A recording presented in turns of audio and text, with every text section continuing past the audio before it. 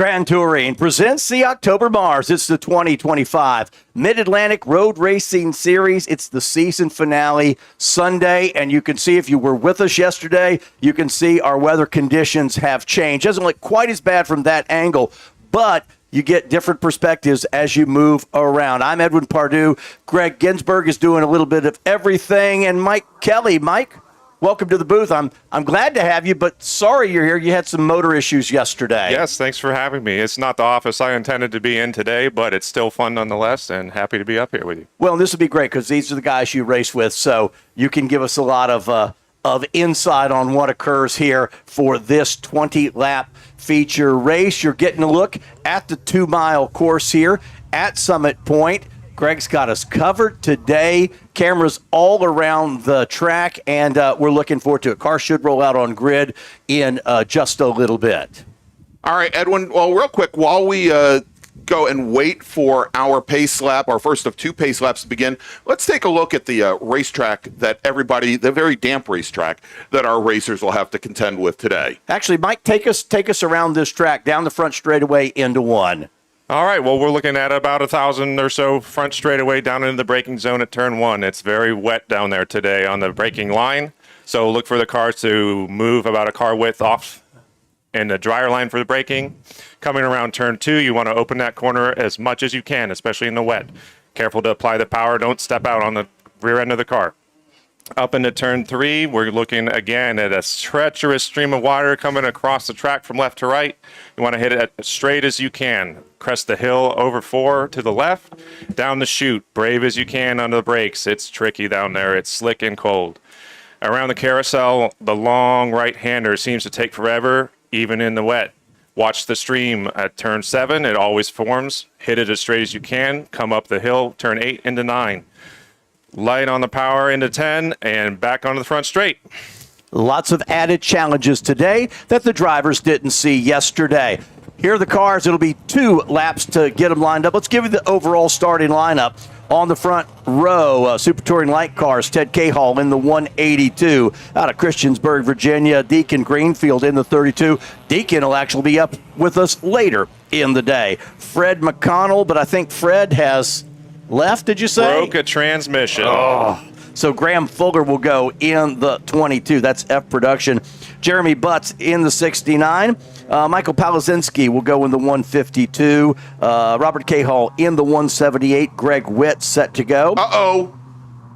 What we had somebody go off on the warm-up I told lap. you, watch for that stream. You can see it. Oh, yeah, you can. Right there is the BMW of, I think, Michael Palazinski and his SPU machine having a little trouble. And that's just as you're putting in some steering input at the same time. We just saw Bob Connor. There he is in the Legends number 9, and Dan Rolfe in the 88. That's your top 10. Scott Witt in the 8. Mike Kelly was supposed to start 12th. He's up here in the booth with us. Brian Price is in the 51, and Bill Gartner in the 07. That'll be row 7. Row 8, Michael Apatow in the 121. The 33 is Michael Arendosh. And then in row number 9, Griffin Witt in the 06. And one of our in-car cameras will be with the 24 of Alex Cumming. And there's Alex. Going to row number 10, Kevin Conlon will roll off in car number 4. Ben Foles is in the 08. And then our very best friend, Mr. Bruce Shelton, car number 11. He got 21st, and Michael McQueen will start in 22nd. Keegan Manning and Jennifer Romes will make up row number 12. And then Kevin Gaiman in the 113. Spike there in the 35 car. All right, real quick, Edwin, we'll have to see as the pace car now going to bring them around for another lap. Just saw our pole sitter, Ted Cahall, drive into the grass coming out of turn 8. And I believe as we take a look, Jeremy Butts, who was starting 4th, may be your pole sitter for today's race as that inside lane moves up an entire row. So you're telling me the starting lineup I'm giving at this point now is completely useless? Yes. Okay, let's do the rest of it. Allard and Drew Erie in row number 14. Miranda Price is in the 108. Alex McBain will have another camera in the 75 car. Adam Witt is in the 84. Hudson Williams. There's McBain's machine. Hudson Williams in the 101. Thomas Hunt in car 106. David Mapes in the 14. Carlos Schooler, Guy Pavigo, Dylan Witt will make up the rest of the field. But as we know, there's 37 on the starting lineup, but some of them will not start. So there's your starting lineup. It's already useless.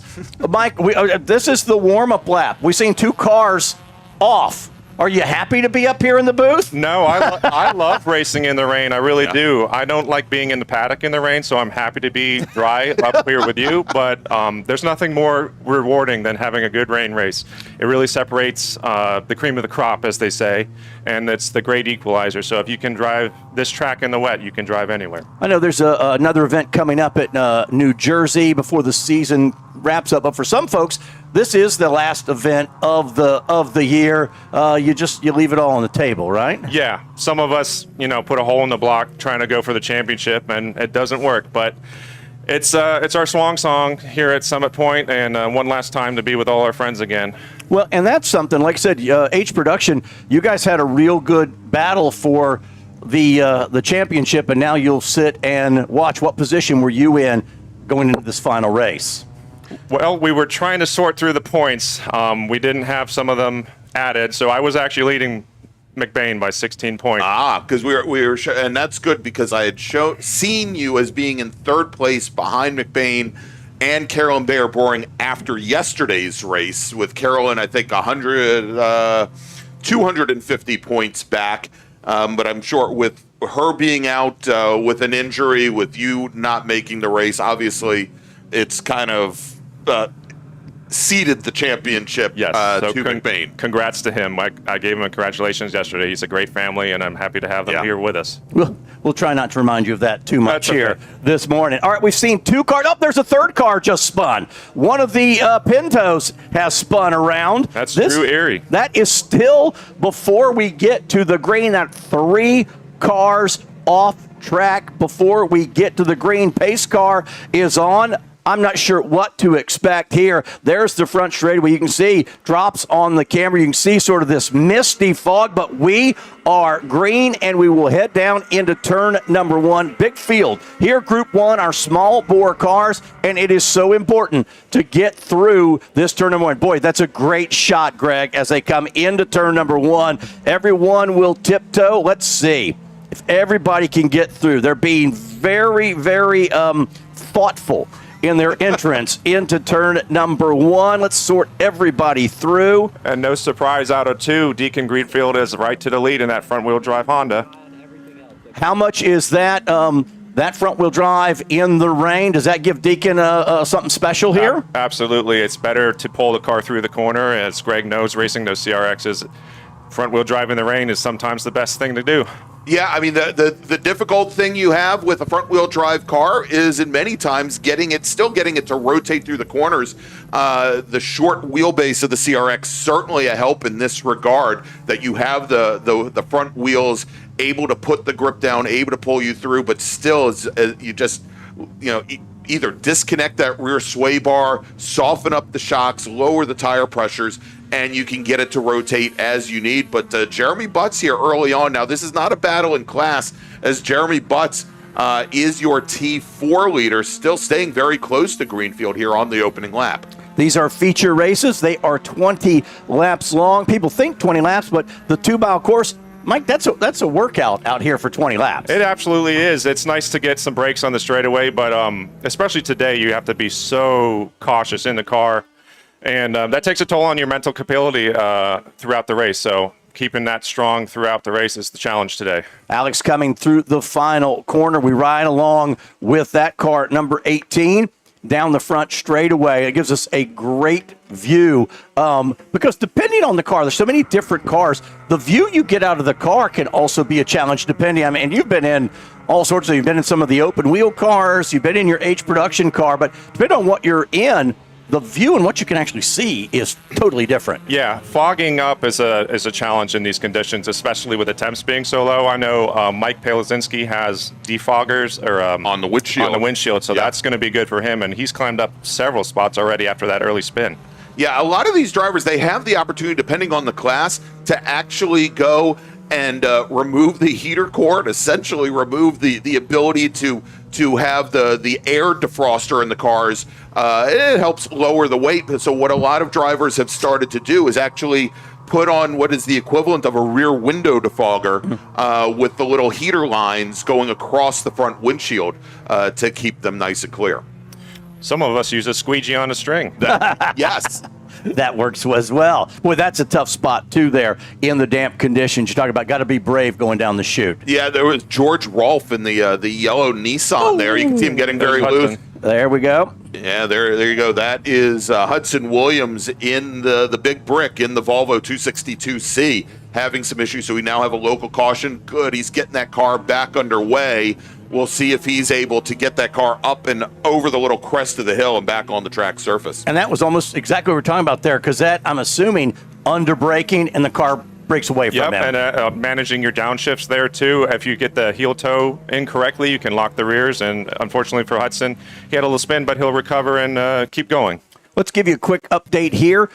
Just early laps, Deacon Greenfield leads STL. And then we mentioned Butts, he's second, but overall T4. Brian Price, Bill Gartner, they're both in STL, and then Jennifer Romes in T4. Let's go back. Mike Palazinski leading in SPU. And let's go back and pick up some of our HP. Michael McQueen leads right now over Allard and McBain. They're all together on track. 27 McQueen, Allard in the 50, McBain in the 75. So there's some of your competitors all racing together on track right now. And Edwin, we got a big change, not a big change, but a little bit of a surprise here as our pole sitter from today, Ted Cahall, who took to the pit lane after the opening pace lap. He is now rejoined the action. We see him now coming into turn 3 with the headlights ablazing. So he comes out a full lap down from Deacon Greenfield and the rest of the STL. And we actually just had Mike McQueen spin in turn 3 and tried to get going again and has buried himself in the gravel. I think he's going to be stuck, so we might see that car need to be pulled out. Yeah. And we had just mentioned McQueen, who was leading in H production, and it's that easy to do. But, Mike, let me ask you this. How do you balance that? Because, all right, so let's say you're out there, you're racing for this championship, but you've also got to balance what the track is giving you. Adrenaline gets flowing, especially when you're running with cars in your class. It's a race. It's a mental game. It is. You have to keep that mental capacity in check. Sometimes the red mist gets in the way, but I always try to run the smartest race as I can and be calm, cool, and collected, but it's sometimes you just go for it. And unfortunately for McQueen, he just looped it and has buried himself. Yeah, he's still over there in the gravel, so we'll keep an eye if that's a car they want to get. We ride with Alex McBain now up the hill and under the tunnel in that 75 car. And, of course, Alex, one of the most unique cars out there on the track in the Honda Fit. Yeah, that Honda Fit was actually built by Ed Weary. It started as a B-Spec car 6 years ago, and then Ed campaigned it in the Northeast in H production, and then Troy and Alex have been running it the last few years. We ride along with Alex McBain through turn number 1. Almost, it's still misty, but I'm seeing, I won't say a dry line, but a less wet line is maybe what I'd call it. But those areas where you've got some flow across the track, those will take a while. That's when it gets really treacherous, is where you have, it's dry, no, it's not. And there we go. You can see off to the right-hand side the MG Midget over there buried in the gravel trap of the Midget of McQueen. Yeah, it's so frustrating just when it happens early and there's nothing that you can do about it. There's McBain into turn number 5. Let's recap here. Greenfield now about a second and a half ahead of Butts, and it looks like they're going to go do a hot pull here, I believe, to go get that car of McQueen. So what they'll do is they'll cover that car, that rescue vehicle, as it goes around. But Mike, that's another big challenge too. So now you're racing, and now you're doing a hot pull. You got to keep your eyes on the flag stand when something like that's occurring. You absolutely do, and we have to respect those workers out there keeping our race going green. It's a privilege that we get to have hot pulls rather than going full course yellow every time. So you got to take that 10 tenths and back it down to 8 or so and give them room to work. And you know, the stewards who watch the race take that really, really seriously. If you're not doing what you're supposed to there, you get to have a little meeting in an office. Absolutely. And before I started racing, I was a flagger, and it's one of the best seats in the house. But you get a good respect for the people you work with, and these people become your friends in the paddock. And we'll be coming up here as I jump on board with Alex Cumming. You'll be able to see how close to the track surface those emergency services workers are trying to get that MG midget out of the gravel. And did I see Alex? Did he give a little wave there in the car, just letting the car behind him know? Yeah. And acknowledging the flag is something the stewards tell us to do, and it lets the workers know that that you see them. You've had a meeting in an office once or twice. All right, here we are. Boy, that shot lets you know sort of how misty it is. What do you have, Greg? Yeah, and those are our leaders on track, the STL Honda CRX of Deacon Greenfield, and also Jeremy Butts in his Mazda Miata, as now they're starting to come up on Thomas Hunt, driving his E-Production Mazda RX-7. So starting to work their way through the rear of the field as some of the drivers having a little bit more trouble with the damp conditions than our front runners here, as they're also now going to be coming up on the GT Pinto of David Mapes. So now that adds, now we've got another chapter in this story, because now we're starting to catch, as Greg was saying, some of that out-of-class traffic. So now we talked about maybe a little dry line is forming, but now as you're catching those cars, somebody's going to have to step out of that dry line to make the pass. Absolutely, and I can tell you these are the worst conditions to have to make a tire call in, because the track is kind of drying, it's not raining, but it's still damp. Do you put the slicks on? Do you not? I can tell you the entirety of Pinto Alley, we put all the reins on this morning. Yeah, and you can still see some spray coming off the tires at the rear of the car. It doesn't look like there's a lot of standing water, but having those sipes to at least help evacuate the water is somewhat helpful. As we see now, Jeremy Butts, it looks like the track is starting to come to him, perhaps a little bit. And he's lucky he has ABS in that T4 car, so that's great on the brakes. Deacon does not, but there's the balance of front-wheel drive, rear-wheel drive, one's with ABS, one's with not. That battle you see there, that is for overall leader. Greenfield in the 32, Butts in the 69, about a half-second gap that time by start-finish. I can tell you it's good to see Jeremy back out. He's visited us on Friday night in the paddock, and he said he was busy working this season, but we all know that he was in Barbados having a good time. Hey, if you call that work, I'll take that any time. All right, let's take a quick run through the field. We said Greenfield in ST Light, Butts leads in T4. Let's go back. Let's see, SPU. Yep, there's Palazinski. And then our next class now, Allard has taken over H Production. E-Production, that's Dan Rolfe.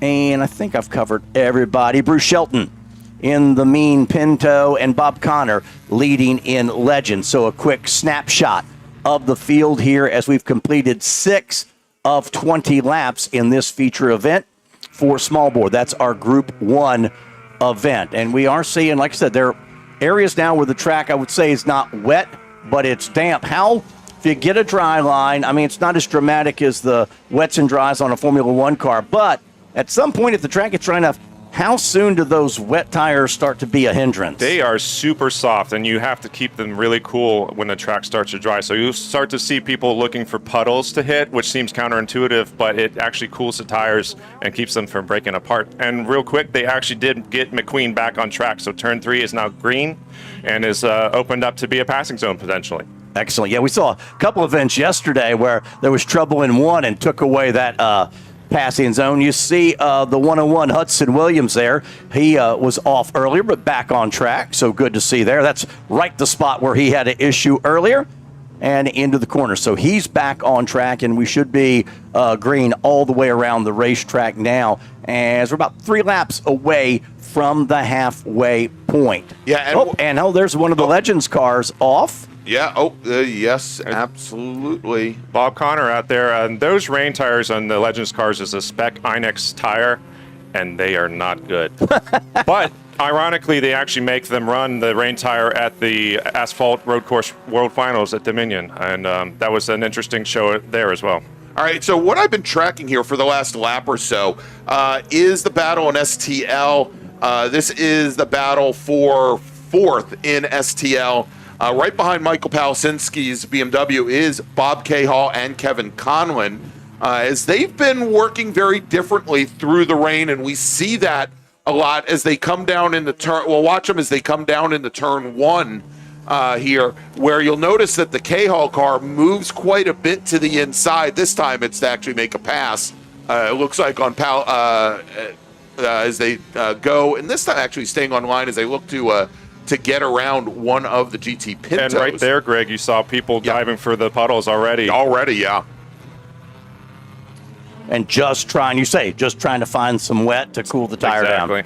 And we see they're moving all the way to the right, actually beyond the white line on driver's right is Bob Cahall trying to find water over there. Boy, if the weather conditions stay like this, you'll have a pretty dry track as we get to the end of this race. Speaking of legends, Mike, you're one of those guys, you've done a little bit of everything. We've seen you H production, seen you in open wheel, and over the last couple of years doing some circle track racing in the Legends car, dirt. Have you done asphalt yet? Did asphalt. Real quick, gentlemen, we've got Alex McBain with trouble and a big hit of the wall by our H production leader and an H production champion to be, and huge impact there. Bumper on cover on the ground, and we'll have emergency services responding, I imagine, as Deacon Greenfield and Jeremy Butts go through the area. Butts, by the way, our new overall leader, that will likely bring out, for at least for the debris there, might bring out more than just that local caution,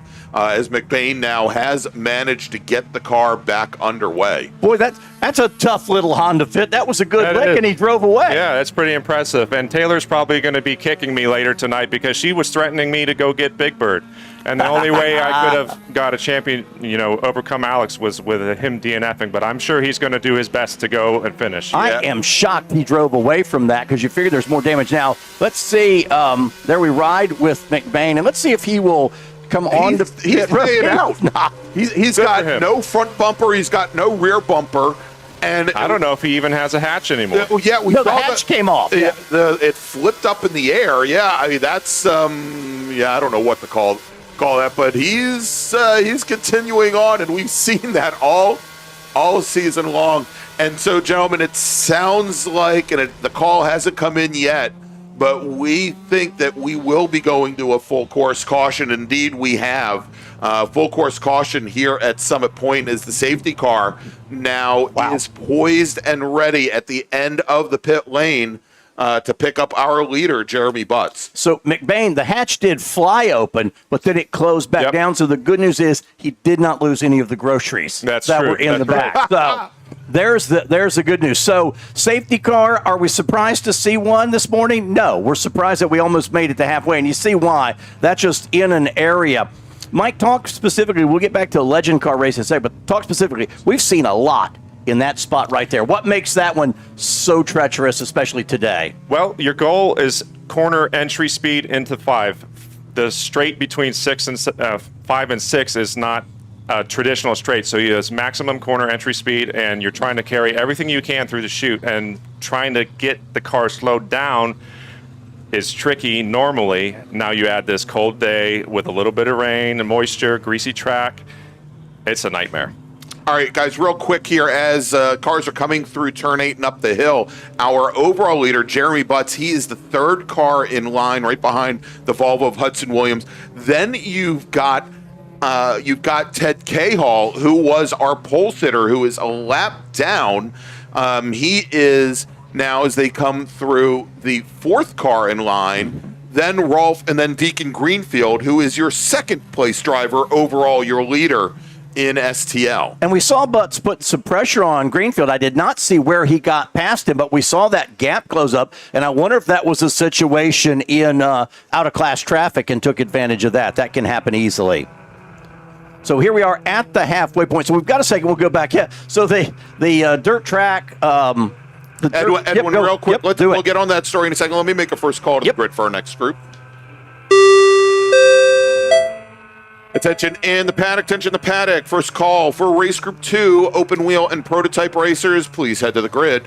Open wheel and prototype racers, please head to the grid. Your race is next. Go ahead, Edwin. Yeah, and if you saw real quick, you saw the safety car wave a couple cars around, and those are the ones where the safety car picked up guys at the tail end of the lap. They'll wave them around, and then before we go back, they'll pick up Jeremy Butts as the leader. We see trucks going out to pick up some of that debris. And I wonder, is that a piece of debris? I wonder there as well, or if I'm just looking at a puddle. Well, I know when McQueen went off and he buried himself, he spat gravel on the track there. Yeah. So I think that's what that is on the curbing at 3. So, and you see the cleanup they'll need to do there. And so this will be a lap or so. And here's the other thing you've got now. It should be offline, but you got a lot of mud there as well, where McBain came back on. But that's slightly offline. It is kind of right where you want to be, so that's going to be fun on the restart. But everyone's avoiding that right now for the bumpers, so that's not going to get run in under this full course Seattle. And there you see the truck there to pick that up. So be a couple laps here. We should go back, get plenty of green in.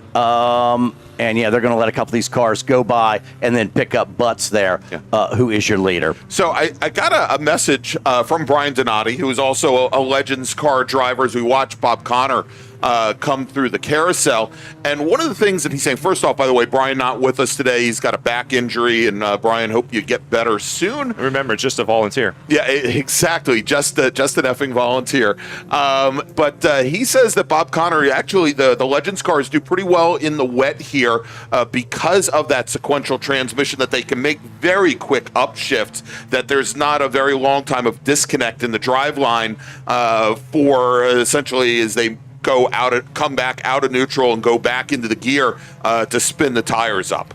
And that leads me right into what we were talking about, are the Legends cars, because the same basic car, road racing, dirt oval, asphalt, you've done each of those. They're probably the most versatile race car on the planet today. They absolutely are. And, INEX stands for inexpensive. So the goal was to create a tube frame chassis with a bike motor that could do all of the above. And they are less inexpensive than they once were, but they're still very affordable. And like you said, you can do everything with just setup changes and a different set of tires. All right, real quick, it appears as though we've had a couple of drivers waved by the pace car.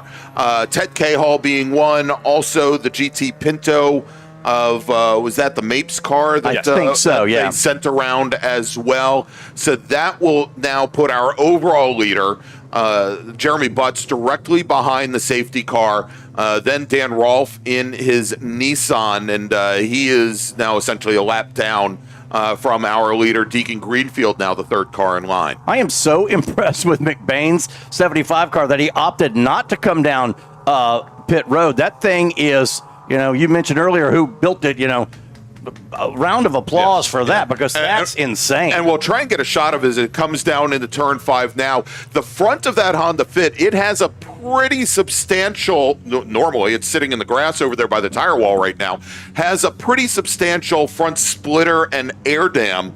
And, Mike, as we were talking about the advantages of front wheel drive in damp conditions like this, and as the track starts to dry out, you need as much front downforce as possible on that car to drive those front tires into the pavement. And that's something that McBain now in that Fit does not have. No, he doesn't. And as we get back to green here, I think that he's just going to try to maintain and finish the race and not try to push it too much. Yeah. And so the lights are out on the safety car. We will be going back to green flag racing this next time by. When they cross the start-finish line, we will have 8 laps remaining in this 20-minute feature race. Boy, we've had plenty to talk about here. The weather's given us an interesting curveball to deal with. Pace car you see on pit road, single file restart. There is not a dry line, but there is a less wet line. You still see some spray coming up, but how will the drivers manage tires here in the second half of this? Jeremy Butts takes the green flag. Deacon Greenfield going to try to dispatch with that out-of-class car as quickly as he can. Now, this has also allowed Brian Price to come back in and get a little bit closer. Price running third overall, but second to Greenfield in the Super Touring Light, and they're going to get interesting into turn number 1.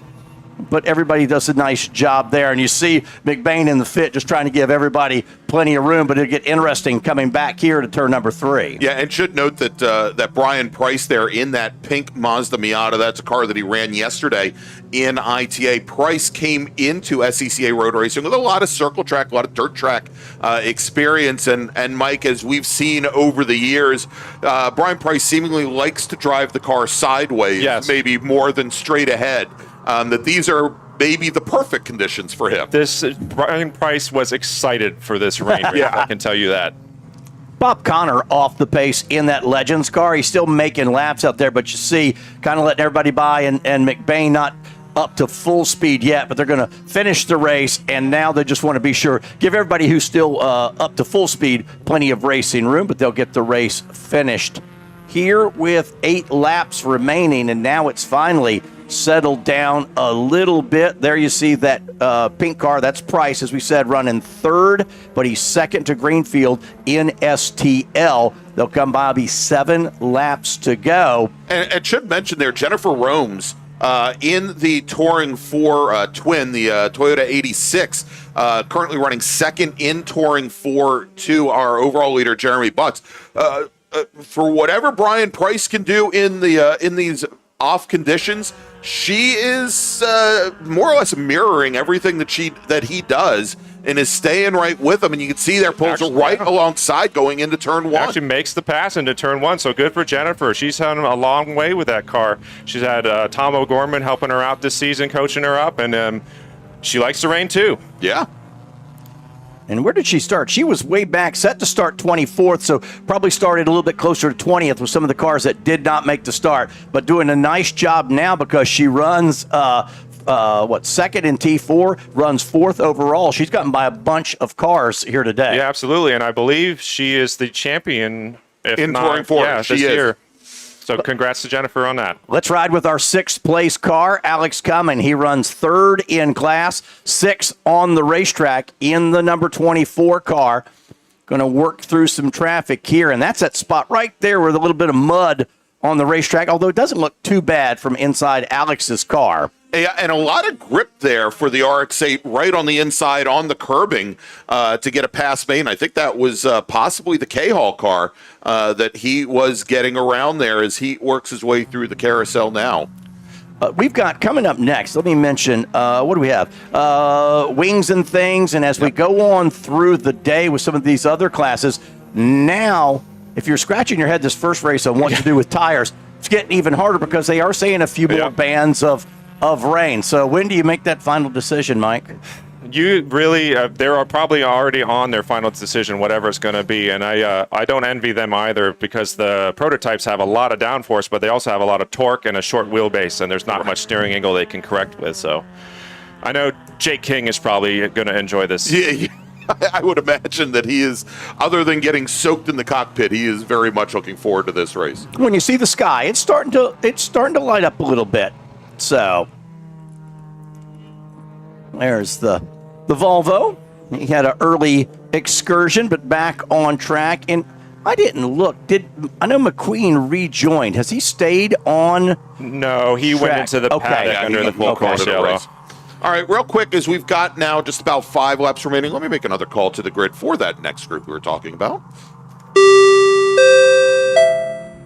Attention in the paddock, attention in the paddock. Second call to the grid for race group 2, open wheel and prototypes. Please head to the grid.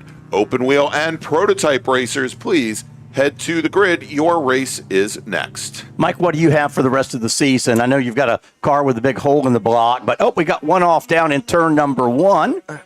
And we've got a waving yellow. That's the one, two of them off. And one of them is the 178 K-Hall car. That is Bob K-Hall. And he gets that car underway, and it looks like another car involved as well. Yeah, it looked like Kevin Conlon went to the grass to avoid hitting Bob there, so that's good that both cars were continue. But back to you, Edwin. We're running at Dominion next week with the Downies and their Golfs. Hopefully I don't blow them up. And the Super 6 Enduro that they were putting on.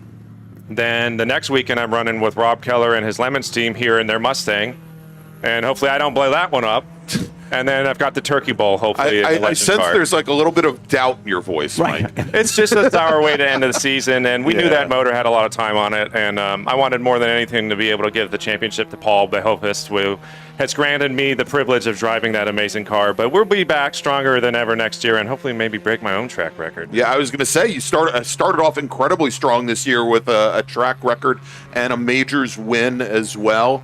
As we're watching now the Honda Fit of McBain, and I think we're seeing now is that it is quite a bit off the pace from where it was even just before the incident there, again, with the lack of front grip on the car. If you look at this time in scoring here real quick, Deacon Greenfield back up front because Butts had a terrible last lap. He was 144, and that gave it back to Greenfield. So don't know if Butts maybe went off track or something, but he lost 7 seconds in one lap. It'll be interesting to see if Butts can close that back down. We got 5 coming to 4 to go now, and he is running faster when he's staying on the track than Deacon, but not by a whole lot. I think he's only got about a second quicker. You know what? Going back, I caught it just quickly, and I believe it was Butts put 2 off. Maybe it was going down into 5 of the carousel. So that was probably the 69 of Butts, and that's what gave Greenfield the lead. But yeah, it'll be interesting. Can he reel him back in? I tell you, it's going to be close because he just ran a lap a second faster than Deacon, and he's got a 4-second gap to close down. So yeah, and you know, as Deacon Greenfield, he's starting to come up on Chuck Allard's Porsche 924, the H production car, and I can tell you from experience, Chuck is very good in the rain, and he's a very difficult pass in the wet, especially when you get down to the carousel here. I actually remember a little being squeezed very tightly by Chuck Allard going into 5 about 10 years ago, but Greenfield makes the move, gets around him to perhaps put the pressure a little bit more on Jeremy Butts, as Butts is going to have to work his way through, coming through the carousel. I tell you, it's a sad swan song for Chuck's Porsche. This will be its last race. He's building a new car for next year, hopefully going to Road America. So we're going to go out with him and help him and crew, and it should be a good time because it's always a party with him. Can you fill us in on what type of car he's building? He is building a 914-4 for H production. Okay. It's going to have the 1.8 flat 4 motor in it. And he's going back to his roots because he was really intrigued by Jack Bana's Cabriolet. Yes. And Chuck actually started racing open-top Porsches 911s in C production and D production. So he's got all the parts and he's got a chassis and he's going back to his roots. Let's check that gap. It's down to 2.5 seconds. Deacon Greenfield over Jeremy Butts with 3 laps to go. That's for overall first place. Jennifer Rome's now second in T4, but she's back. There's a bit of a gap between Butts and Jennifer, so she's 20 seconds off. Yeah, I believe she's actually going to be coming down coming down into 1 now is the lead car here in this group, and she's also, as we were watching, Jennifer and Brian Price opened up now almost 25 car lengths on Brian Price's STL car. Again, not a battle in class. Alex McBain is into the paddock. He finally called it quits. I gave him props to running that as long as he could. Agreed. And that will lock his gentlemen, we got a car down. off it. Just missed it over at turn 5. And we'll track him here as he comes out of 6. That might have been the Butts car, possibly. We'll see here in just a moment. It was either as Deacon Greenfield comes by. No, it's not Jeremy Butts because he's the next one in line here. But another one of our Miata is having some problems there. Actually, this one right here. That's Brian Price's old car. Yeah. Who is driving that now? It's the 33 of Michael Arendosh. So here we go. 2 to go. Next time by, Greenfield leads. Butts has it down to 2.5 seconds. And this is interesting here as Deacon Greenfield, our STL leader, tries to go around the outside of Ted Cahall, who was our pole sitter, was actually started first in STL today and is a lap down. And now Deacon Greenfield, I believe, we'll watch him come down into turn 1. I believe Greenfield has now put Cahall down another lap. And, Mike, you really see guys looking for wet racetrack now. Yeah, I can tell you that full course caution was a blessing to a lot of these people because these rain tires do not like to run in the dry. I know some of them are older rain tires, so you might not care about burning them up, but the fresher ones are very soft. Well, you saw there where Greenfield made the run down towards turn 3, brought the car all the way over to driver's left to a part on the track where nobody has gone today, finding, again, no standing water, but probably the dampest part of at least that run of the racetrack. We have a battle for the overall, and we're going to watch it here.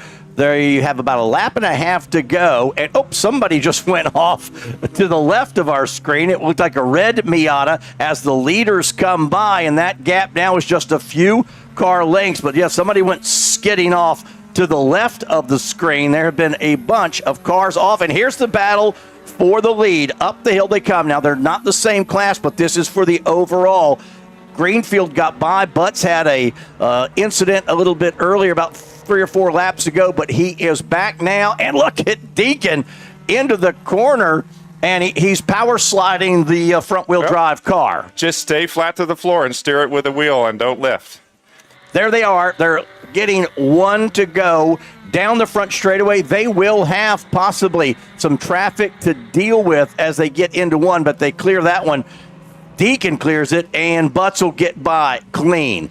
So here we are, final lap. Greenfield in the 32. That's the Honda CRX. Mazda of Jeremy Butts right behind him. Those guys have been up front.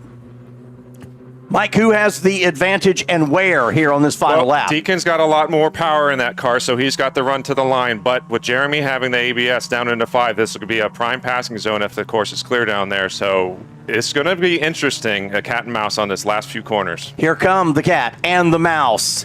Deacon with a little bit of a wobble there. Oh, you see Butts maybe just a little bit of a wiggle under braking. They're through 5 into the carousel for the final time. This has been a good one. These guys have done battle all day. They show these guys, hey, we've got the leaders coming. Oh, and Butts is around. Oh, no. Butts is around coming off the carousel. And Mike, hard to say what happened there, but that's just going for a win. I talk about that red miss. I mean, Jeremy is a very, very good driver. He doesn't make mistakes often, but just a little too excited on the throttle, I guess. He had put 2 off earlier, and that's going to make Deacon Greenfield have a nice, easy run. Now, let's see. Is that going to give... You say it's easy. Yeah, that's right, exactly. There it comes. But let me ask you, is that going to let Jennifer Romes get by Butts? I bet it will, and give Jennifer the T4 win. Let's see if Butts gets back on track. Yeah, let's see if we can pick them up. Let's see. Butts is back and away, and I'm looking to see if we can find Jennifer Romes. She is right on him. But I don't think she's going to have enough. But they're going to finish just a second apart from each other. Yeah, let's go over there to the finish line here as they come to the line. And it looks like Butts is going to hold her off there to take the win in Touring 4. But good call by less than a second. Had Jeremy delayed any more getting out of the grass, Jennifer, who again started back there somewhere outside the top 20, comes back 3rd overall and within a second of getting by Butts at the finish line. Brian Price is 4th, 2nd in STL, and Bill Gartner 5th overall, 3rd in STL. Allard will end up with the H production win, but gosh, give it to Alex McBain for almost finishing the race in a car that was less than ideal. And finished on the podium, I might add, in H production with Carlos Schooler in the orange Toyota MR2, bringing his car home, bringing it home 2nd in H production. Yeah, but McBain, who I guess waited until he had that podium in the books, stayed out there. Great run for him, and good recovery from Hudson Williams, who takes the win in SPU over Michael Palasinski. We saw Williams with that early off. 15-year-old driver in a big Volvo in the wet, can't even drive a street car in the wet. And good recovery for him. Palasinski, who started in the top 10, comes home 2nd in SPU. In STL, it was Greenfield. Price, Bill Gartner and his Mazda Miata comes home in 3rd. Bob Cahall, who we saw had some issues down at turn 1, comes home just off the podium in 4th. Dan Rolfe takes the win in E-Production over Thomas Hunt. and unfortunately F production. None of our racers made the grid today, with McConnell, Fuller, and also Spike Benning choosing dry rather than wet. And that is going to wrap up our first race of the day. Actually, I also want to recognize Bob Connor in the Legends car. Connor brought his car home. Let's see where he finished up overall. Finished up 22nd overall, our sole racer in the Legends cars. So let's make a final call to the grid for our next group. Attention in the paddock, attention in the paddock. Final call for race group 2, open wheel and prototypes. Please head to the grid. Your race starting in a few moments. Open wheel and prototype racers, race group 2, please head to the grid. And as our drivers start their victory laps, Mike, I want to thank you for joining us this morning. Can you stick around for race 2 by any chance? I would love to, but I really want to go see all my friends in Impound. Okay. I appreciate you letting me throw out all of my racing analogies and using all the fun phrases and stuff. So 2026.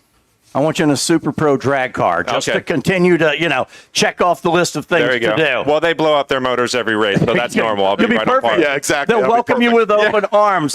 Mike, thank you so much, man. Thank you, gentlemen. Absolutely. Thank you. Everybody, that is Mike Kelly, H Production, and many other cars driver.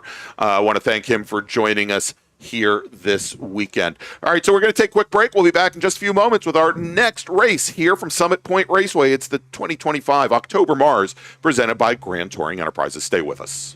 Grand Touring Enterprises is an internationally recognized and awarded full-service classic automotive facility located in Frederick, Maryland. Specializing in classic Italian sports cars from Ferrari, Lamborghini, ISO, and Bizzarini, Grand Touring's extensive experience ranges from pre-war to modern exotics, advising on all aspects of the classic car ownership experience, from service, restoration, and climate-controlled storage to sales and consignment. Grand Touring's focus is not just on preserving the history and prestige of these vehicles, but making sure that the driving experience is equally as spectacular and authentic. For more information, send email to tom@grandtouring.com. Grand Touring, legends in motion. Looking to level up your motorsport game? At Courage Motorsport, we've got everything you need, from high-performance parts and racing equipment to expert driving instruction and even our own Courage racing gear. Whether you're a beginner, a pro, or looking to kickstart your motorsport career with training in both the business of racing and securing sponsorships, we've got you covered. Check out our gear, grab a shirt, and represent your passion. Email us at trackready@couragemotorsport.com or visit couragemotorsport.com and get ready to hit the track.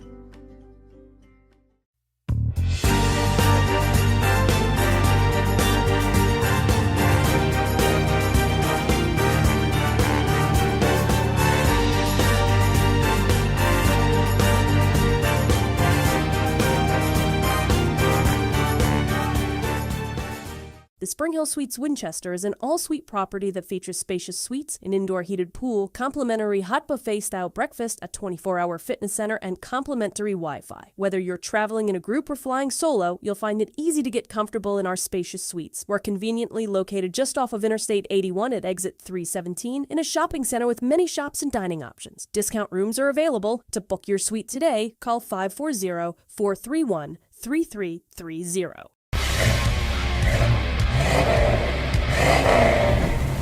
17 Baron AM, bringing you all the classic hits. Need a ride? No. Okay.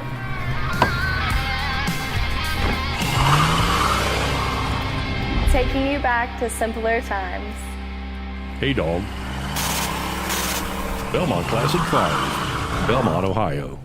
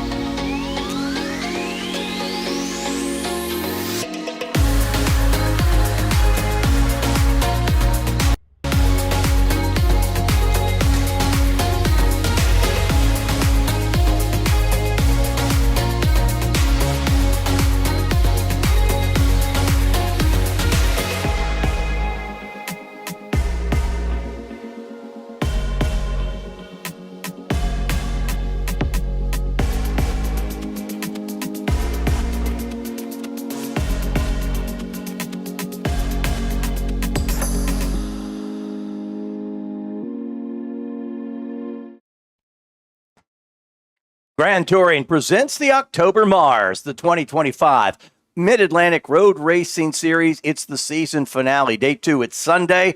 20-lap feature races to wrap up this MARRS series and hand out some championship hardware as well. So this is group number 2.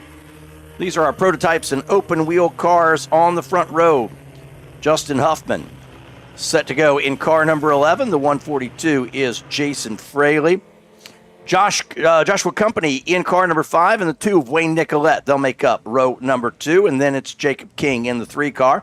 Steve Rue in car number 6. John Vidovich is in row number 4, along with Mark Walthew in the 22. Row 5 set to be Harrison Southworth and Matt Clark in the 52, and Dustin Axerlis in the 16. We'll see how many cars will answer the bell here. All right, well, as we're working the pace lap, let's take a quick look, because I don't think we brought it up this morning, Edwin. Let's take a look at our schedule, so what we have scheduled here for the rest of the day. And it is, again, feature race day here at Summit Point Raceway. And we've already gone through our very first race of the day. This is our second feature race. And from there, we're going to transition to the Sprint Bracket Road Racing Series for their first of 2 10-lap races today. And then we'll have 2 more Mid-Atlantic Road Racing Series races before we break for lunch. And then a full afternoon of racing. We've got our second bracket race and then 3 more MARRS Championship races here this afternoon. So from our first race to this, our weather conditions have stayed the same. You just popped out. I don't even think there's any mist or anything in the air now. So no new precip coming onto the racetrack. So any drying that happened with Group 1, well, Group 2 will have some of the benefits here. And with these cars, a variety, what are your tire choices here for Group 2? You've got for most of these cars either intermediate tires, and sometimes they're hand grooved. You could go with the dries. You could go with a full wet tire as well. I would suspect that if they have an intermediate tire, and I don't think there's an intermediate type tire for the Formula Vs, but I would suspect that if the drivers have an intermediate tire, they're still going to maybe go that route rather than a full dry tire. But as we saw, maybe it would make sense to go full dries, as there were a number of racers in our first group really hunting for wet, hunting for puddles, trying to dry those wet weather tires down. Pace car on pit road, and green now is in the air. Justin Huffman, I think that's Nicolette, who will join him on the front row. As we said, a couple cars not answering the call this morning. King will tuck right in behind Wayne Nicolette. We'll probably talk about those two quite a bit here. And, in fact, they're going to jump out in front of Huffman and actually, turn number 1. No, that's not Huffman. I believe that's actually Josh Company in the P2 store chassis. And then Steve Rue in his Formula F in the Wyvern. There, drivers not taking the green here this morning. Jason Fraley in his prototype West. Also, Justin Huffman did not make the grid. Those are, I believe, the only 2 racers. And I think, once again, much like we saw yesterday, it's going to be a drag-out fight between Jake King and Wayne Nicolette.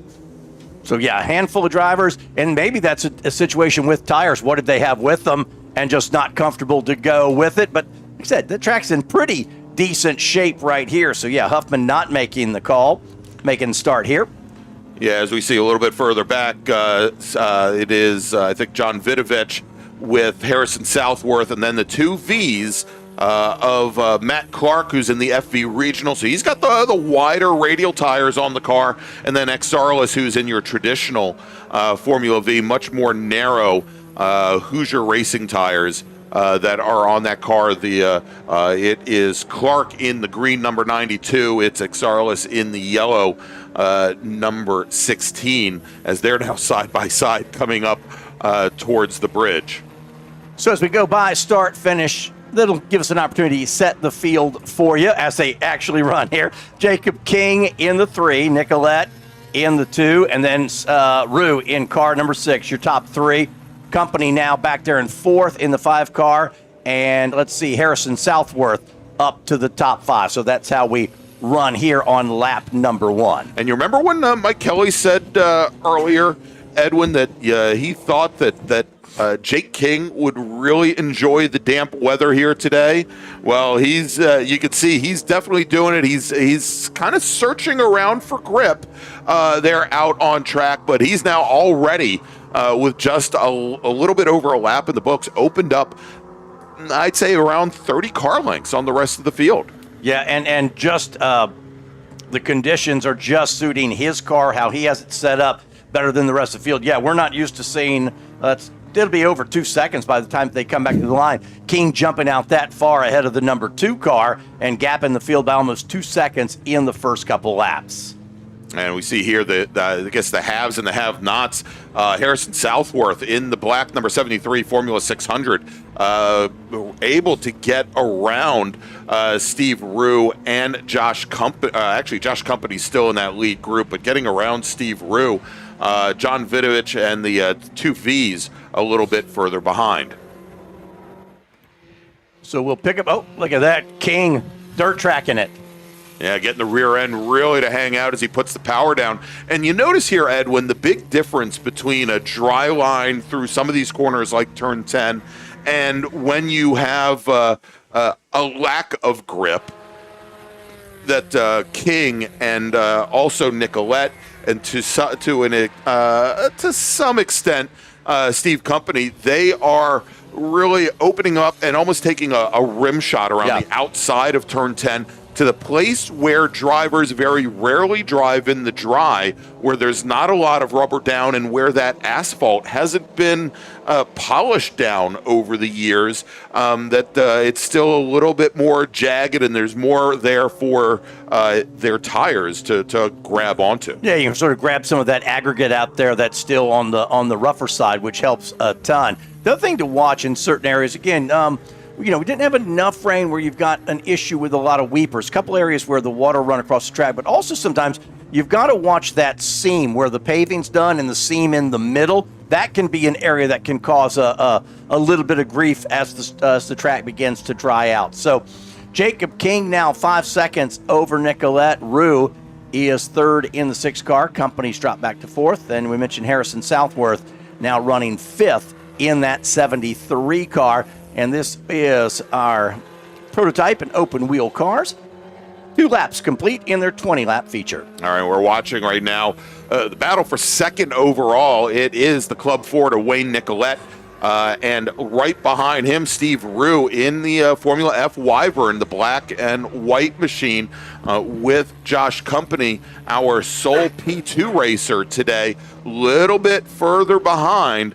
And then it is Southworth, and now Southworth, who had a great opening lap, now leading up the 2 Formula Vs. And let me see if we can check in with them real quick. I'm going to try and find them on track here. And actually, here they come through turn 10 as now, I believe, Exarlis in the yellow Formula V. He did manage to get around Harrison Southworth. And then that is Matt Clark directly behind. I'll try and get them here down as they come in. There they are, coming into turn 1. A little bit easier to pick them up here. And apparently John Vidovich, as Matt Clark spins off down the access road off on the outside of turn number 1 under braking there as the rear end come around. And Edwin, in many cases here, especially with these changing conditions, and we'll see if he comes back out soon, you're constantly trying to adjust your brake bias and maybe move a little bit more in the wet conditions, a little bit more bias towards the rear of the car and get it off the front wheel so that you don't lock up the front wheels. The challenge you run into is you may dial too much bias back to the rear and lock up those rears. And I think that's what we just saw happen with that green FVR machine. And he did not get all the way into the gravel trap, so self-cleaning, able to continue using sort of that access road there to driver's left. So good news, we stay green. Boy, King now 11-second gap over the entire field. That's impressive. Yeah, well, Piccolo, there's Max King right there coming down into turn one. You can see the gap back to the rest of the field now as Wayne Nicolette and Steve Rue now entering turn one. But over 11 seconds after just 2 laps. And here is as King goes into turn 3, you can't even see the other 2 drivers coming out from behind the trees out of turn 2.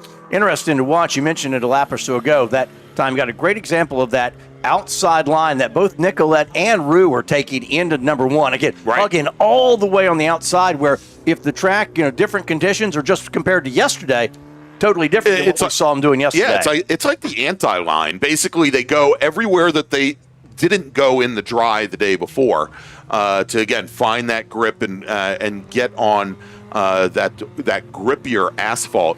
And when we see, for example, here, Jake King, you'll notice coming through turn 8, how far off the apex he is. Still getting a lot of slide out there because that he was on the part of the track where drivers typically exit turn 8 in the dry, but he was staying as far away from the apex as he could to limit the amount of understeer.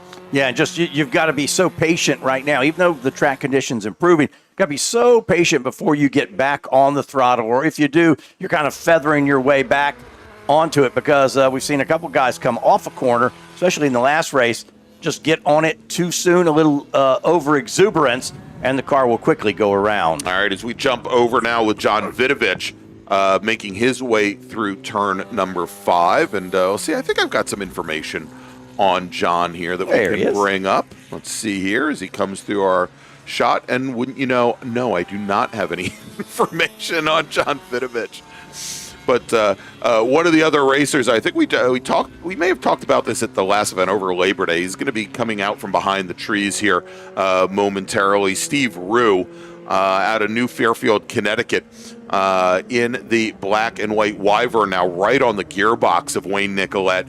Grew up near the Kyalami circuit in South Africa, where they used to hold the South African Formula One Grand Prix.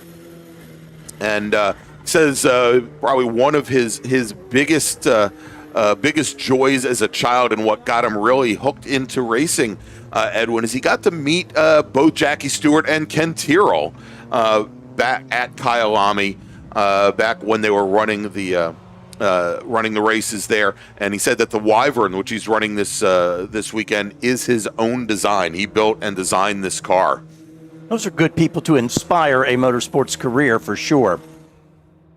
What's the advantage, particularly in this track situation? You see the difference in the wheelbase on those 2 cars? Sure. Who does it favor on this damp track? So the major difference that you have between the Club Ford of Wayne Nicolette and that 1973 Lola chassis and the much newer Wyvern that Steve says he continues to develop to this day, there are a couple of things. One, in the dry, there is aero, and there's a tremendous difference in aero efficiency between those 2 cars.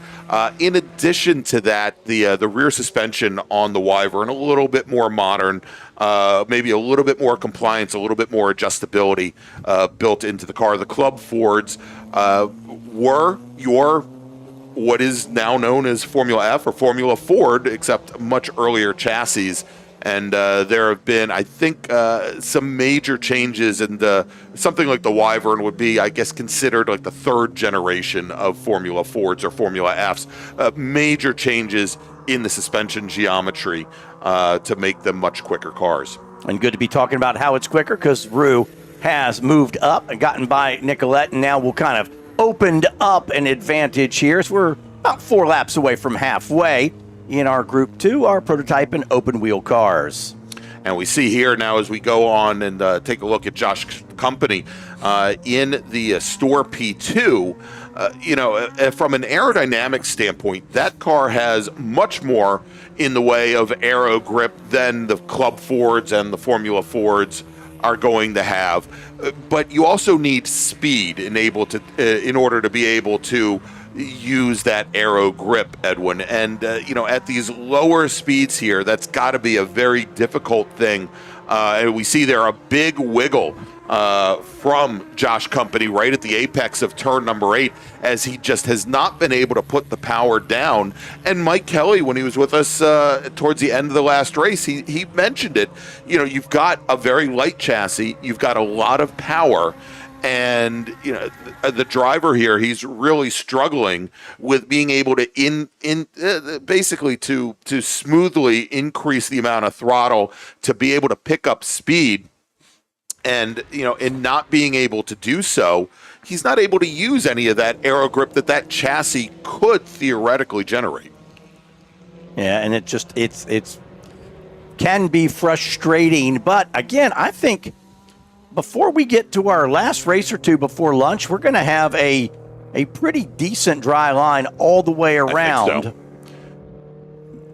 And you can kind of see it starting the form here on the run out of 2 into 3, and even right here, as the drivers, at least in this part of the track, starting to migrate a little bit more towards the dry line.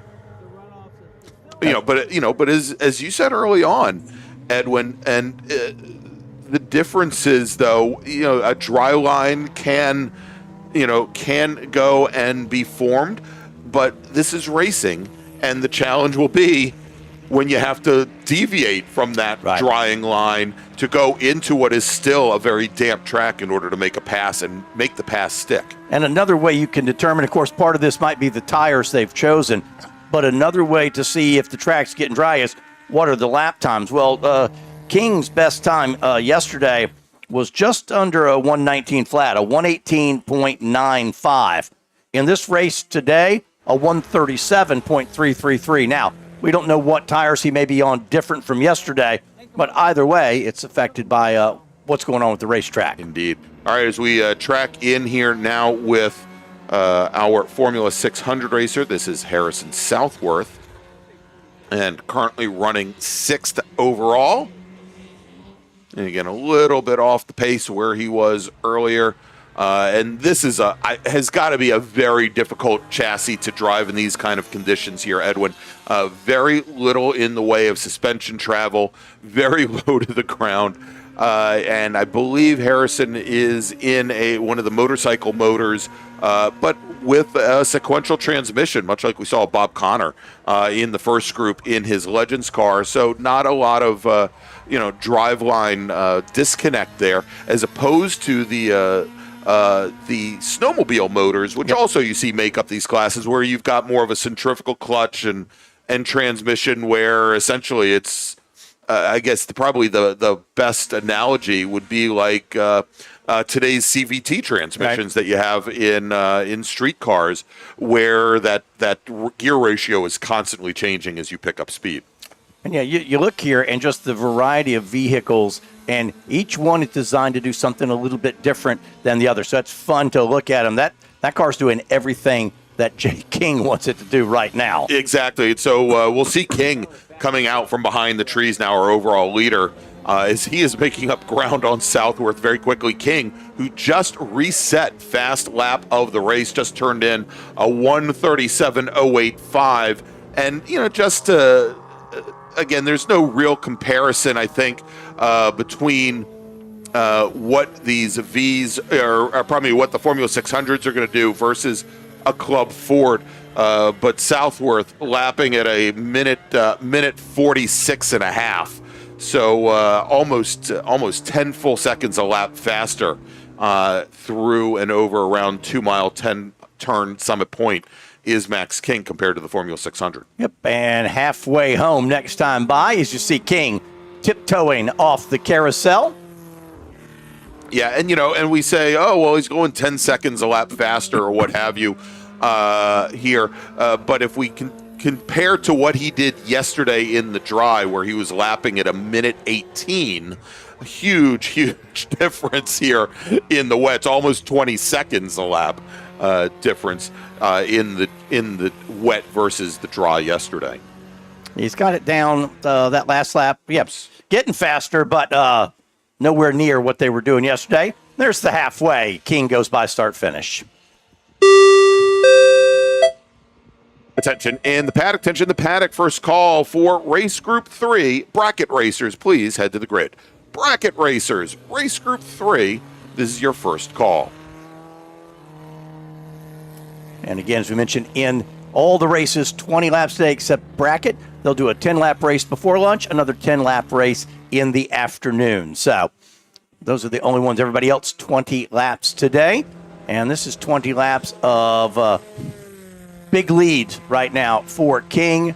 Rue, Nicolette's fallen to 3, and now Nicolette's about 7 seconds behind Steve Rue. Now there is your third-place car into turn number 1. Yeah, and so Wayne Nicolette here in this 1973 Lola that he is racing.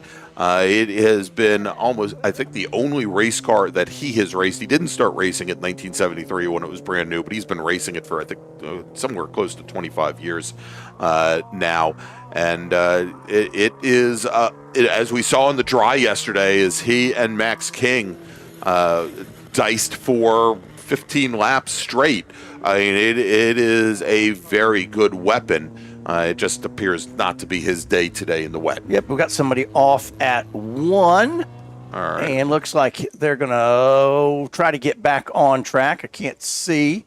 It turned 10. I'm sorry, 10. I said 1. I just forgot to add the 0. There he is. And that is our Formula V of Dustin Exarlis. And so Exarlis, as he rejoins in the number 16 machine, he still, I believe, is going to come across ahead of Harrison Southworth in the Formula 600, although Southworth going to have a great run down the front straight here, much more speed down the front straight. We may see him come up and pick off Exarlis here soon enough. And Exarlis just off track through the gravel, no interaction with the wall at all. Yeah. Was able to get back on. So give him a lap or two to gather it back in. Yeah, and and as Mike mentioned, and very true, as this track is drying up and really in the wet, every single lap here is a bit of an experiment. He may have just locked up those brakes, went straight off, was able to release the brake pedal, so he still had some steering control,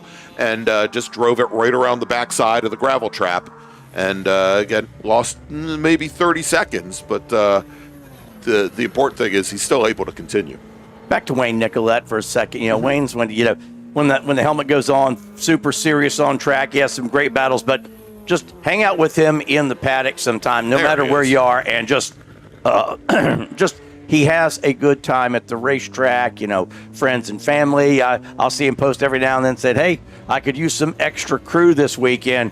Sign up and be extra crew for Wayne sometime, because you'll have a really, really fun time. Serious racing on track, but then also just a good time. You'll learn a lot about the camaraderie of road racing if you hang out with the driver of car number 2. That line getting a little bit drier there. It is. Coming off the carousel. It's still difficult. There's that very quick transition from right back to left. And even in the dry, a lot of drivers they'll go in short shift right as the car flattens out between the two. But in the wet, and we already saw one Miata go off coming out of that section. There's that tendency to just jab the throttle and go, and it can still be incredibly difficult. All right, I want to try and track down, Edwin, let's see here, our FVR racer, Matt Clark. And I'm looking for the green machine. And actually, I think Clark both he and Vidovich brought their cars onto the pit lane. So it looks like I'm going to have a little trouble tracking him down unless I run back to the paddock. Yeah, with a handheld camera. Jacob King's getting a little bit quicker now, down now in the 132nd, just barely, 132nd 0.9, so gets under the 137 mark. So getting a little bit quicker here, and that is as track conditions approve. There's Rue into turn 5, and then back to Nicolette. There's Southworth right now in between those two cars. Max King. He'd be coming across the line right now, and let's see, as King crosses, that time does not improve. So right at a minute 37 flat. But he's been incredibly consistent when we say, oh, he didn't improve. the last time he ran a 136.956, so he was only 0.05 of a second off of what he ran the lap before. Pretty consistent. We'll see. Like I said, that'll let us know about track conditions a little bit if that time comes down more. But he's a big gap back to Rue in second spot. And then Rue's gotten away from Wayne about 5 seconds, the gap between those two. That's second and third place. And we go back there with Joshua Company coming through the penultimate corner before they get to 10. Here he comes under the bridge. And when King comes back by 6 laps to go, Group 2 are open wheel and prototype cars. Yeah, and we see here his Company, and I believe this may be the first time that he's run with us here this season. He's out of Shavertown, Pennsylvania. You see, Edwin, he is definitely starting to get, here, let me come over to this shot here, starting to move a little bit closer to what we would consider to be the dry line. Now, most of the racers, when they're coming down this front straight and they come into the braking zone, they're still maybe a quarter to half a car width off the very left-hand side of the track. A lot of water tends to accumulate there right on the edge, and it can upset the braking. Moving off just a little bit is actually where we've seen that line start to appear that the drivers want to use because as in the dry, the drivers will have their left tires right on that white line. Just moving half a car width over takes them onto a portion of the track that the drivers typically aren't on. King picks up the pace again now, down 136.76. So he continues to get a little bit quicker here, and as just whatever he decided to do to the car for today's conditions, I would say he got it right. Mission accomplished, exactly. He got the setup nailed.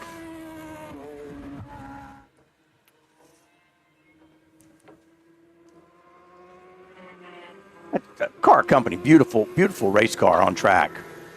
Yeah, those stores, very, very big over the past number of years in the P2 class, traditionally motorcycle-powered machines, and as opposed to what was the P1 class, with usually Mazda MZR motors or other automobile motors behind the driver. This year in national racing, there was a merger made between the Prototype 1 and Prototype 2 classes, and Prototype 2 is just going to be for regional racing going forward, much like the Mid-Atlantic Road Racing Series. The merged class, which is just called Prototype, or P, now running at the national level, and drivers have been making modifications to the traditional P2 chassis, like the stores, and also to the drivetrains for them, so that they can compete with the old P1 class cars. 5 to go for Jacob King. He comes by, and 5 laps to go, and keeps getting a little bit quicker each time. Indeed, King just reset fast lap again. And, we were talking how he was sitting right at like a minute 37 flat. He now turns in a 136.377, so knocks over 0.6 of a second off of his previous fast lap. And if I'm in the next race, which is our bracket race, that's helping me decide what I want to do on track, and I imagine it'd be all dry.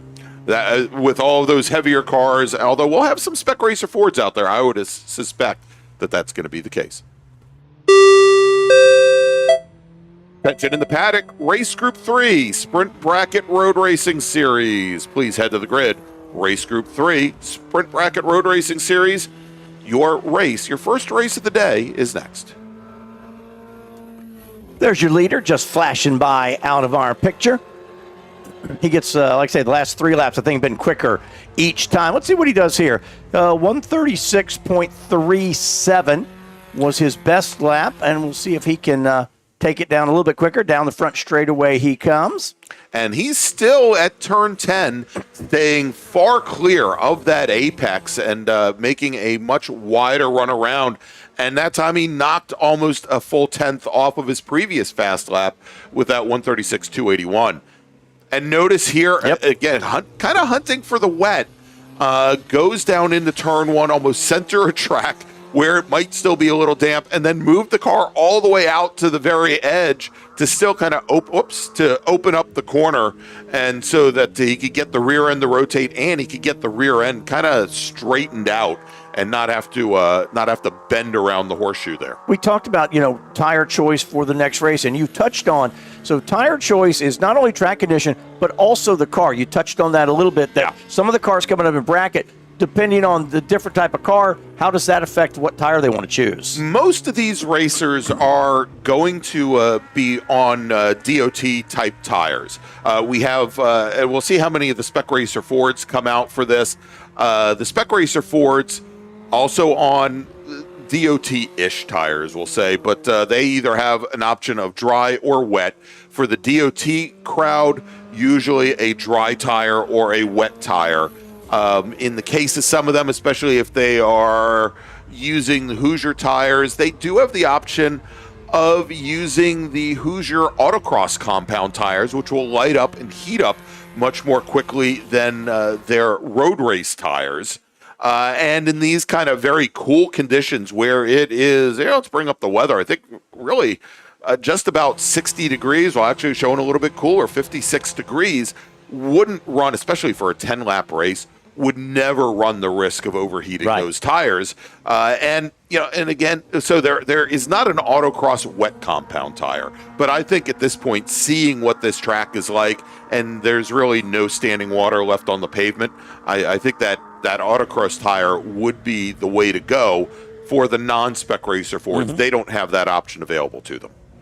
Closing stages here, and you saw on the note there, it showed 0 precipitation. That we just not had a downpour of rain. It's just sort of been these misty conditions. But since we went racing in our first race, there's been nothing really come down. The track's only gotten better since we went green. When we went out we had a couple some warm-up sessions this morning. A couple cars took advantage at that time. Track was really, really wet. And since then, we've continued to improve. Just a handful of laps here left for Jacob King. All right, as we watch Dustin Exarlis in the Minota and Smith, the MS1 machine here. Whoops, and he just left the frame. Sorry about that.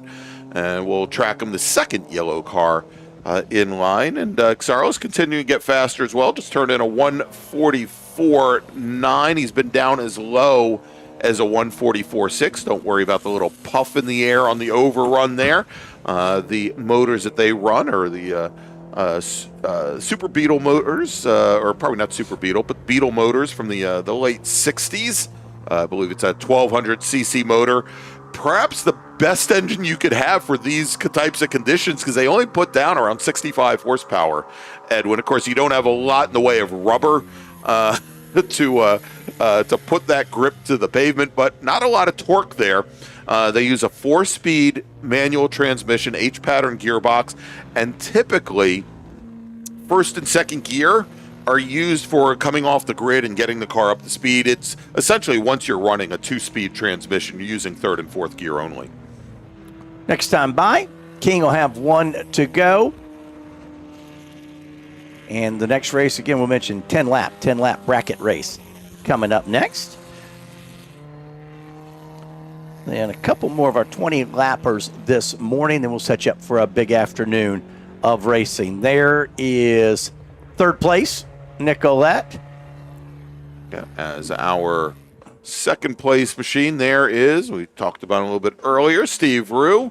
But let's move over to our leader, Jake King, as he's coming up the hill. He's right behind Harrison Southworth's Formula 600, as they're both going to be coming underneath the bridge.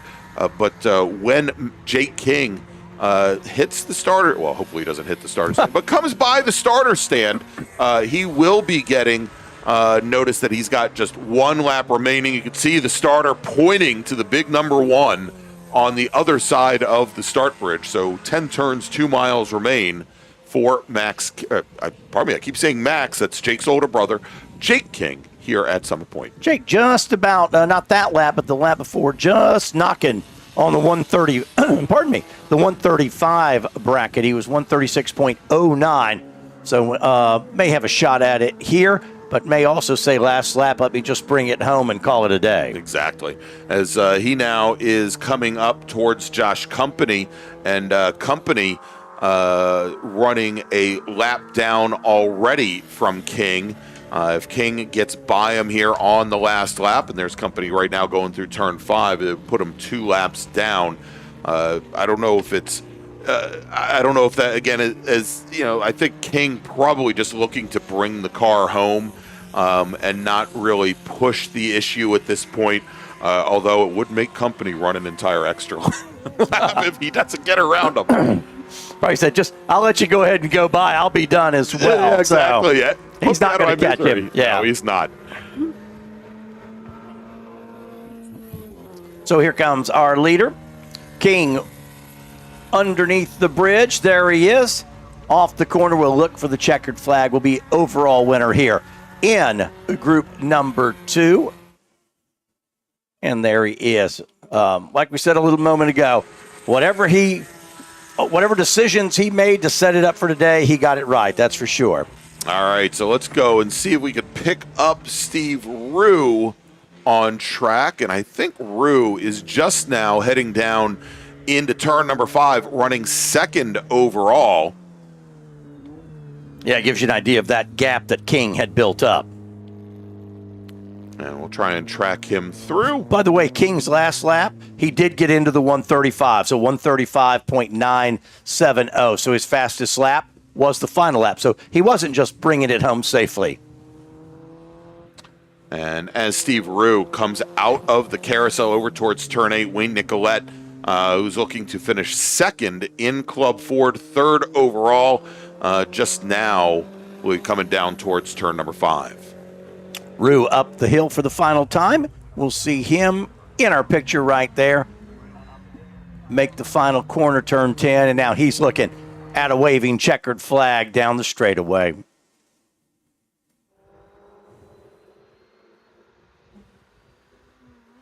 There is Steve. I think the starter is getting his right arm getting a little tired there, waiting for the next racers. Here comes Wayne Nicolette to the line. He is going to finish third overall, finishes second in Club Ford. Josh Company coming out of turn 10 now, but he's going to have Dustin Exarlis come across the line just ahead of him. Exarlis will finish fifth overall. Company crosses the line just behind, finishing fourth overall, and that's going to wrap things up for our feature race for the open wheel and prototypes. So, Edwin, let's make a call to the grid for our next group. Attention in the paddock, final call for race group number 3. That's our bracket racer, Sprint Bracket Road Racing Series. Please head to the grid. Sprint Bracket Racing Series. Road Racing Series, pardon me. Bracket racers, please head to the grid. With that, we're going to take a break. We'll be back in just a few moments with more racing action here from Summit Point. It's the 2025 October MARRS, presented by Grand Touring Enterprises. Please stay with us. Since 1976, Radial Tire Company has been providing the Washington, D.C. area with quality tires, expert knowledge, and the finest service. They have earned a reputation as a premier specialist in hard-to-find performance tire and wheel applications and stock tires from all the top manufacturers for whatever you drive. From performance and race cars to SUVs and trucks to your daily drivers, Radial's mission is to assist you in getting the most out of your tires and car. To get a competitive quote on your next set of tires, now with free shipping, or to schedule online, visit RadialTireCompany.com or call them in Silver Spring at area code 301-585-2740. That's 301-585-2740.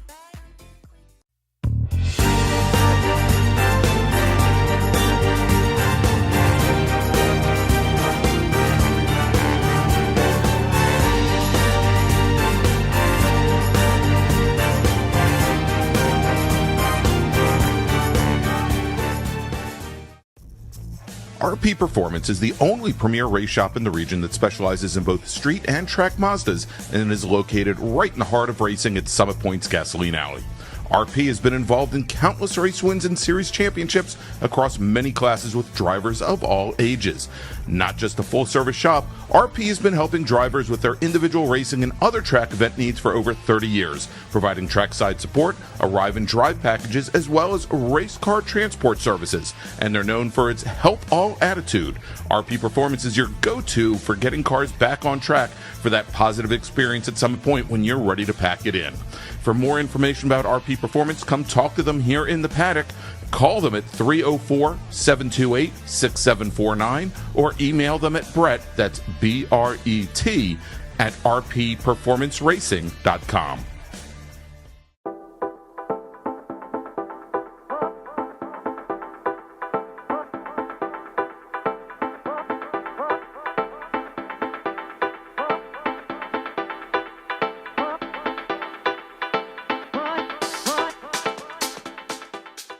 Looking to level up your motorsport game? At Courage Motorsport, we've got everything you need, from high-performance parts and racing equipment to expert driving instruction and even our own Courage racing gear.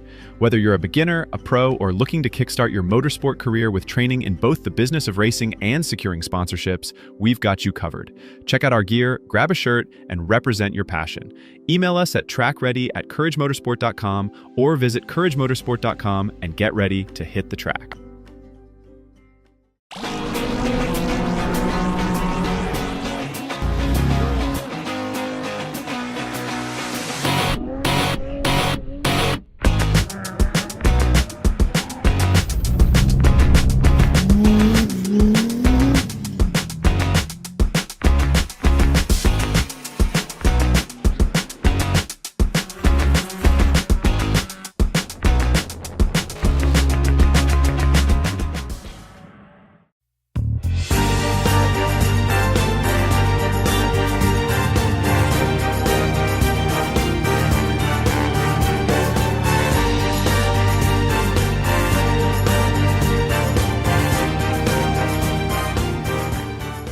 At OG Racing, when you are shopping on our website, when we say in stock, this is what we mean by in stock.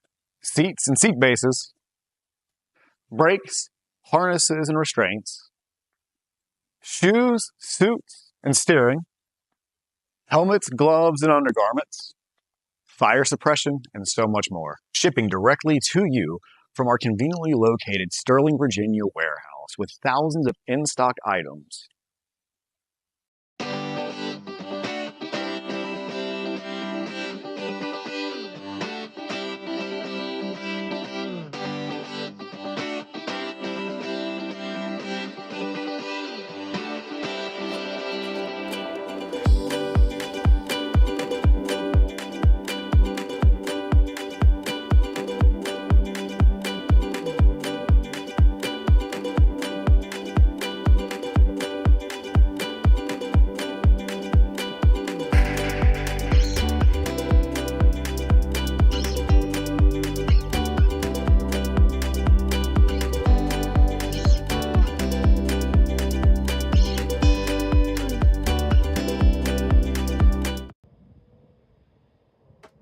Grand Touring presents the October MARRS, the 2025 Mid-Atlantic Road Racing Series. This is the season finale Sunday. 20-lap features for everybody but these guys.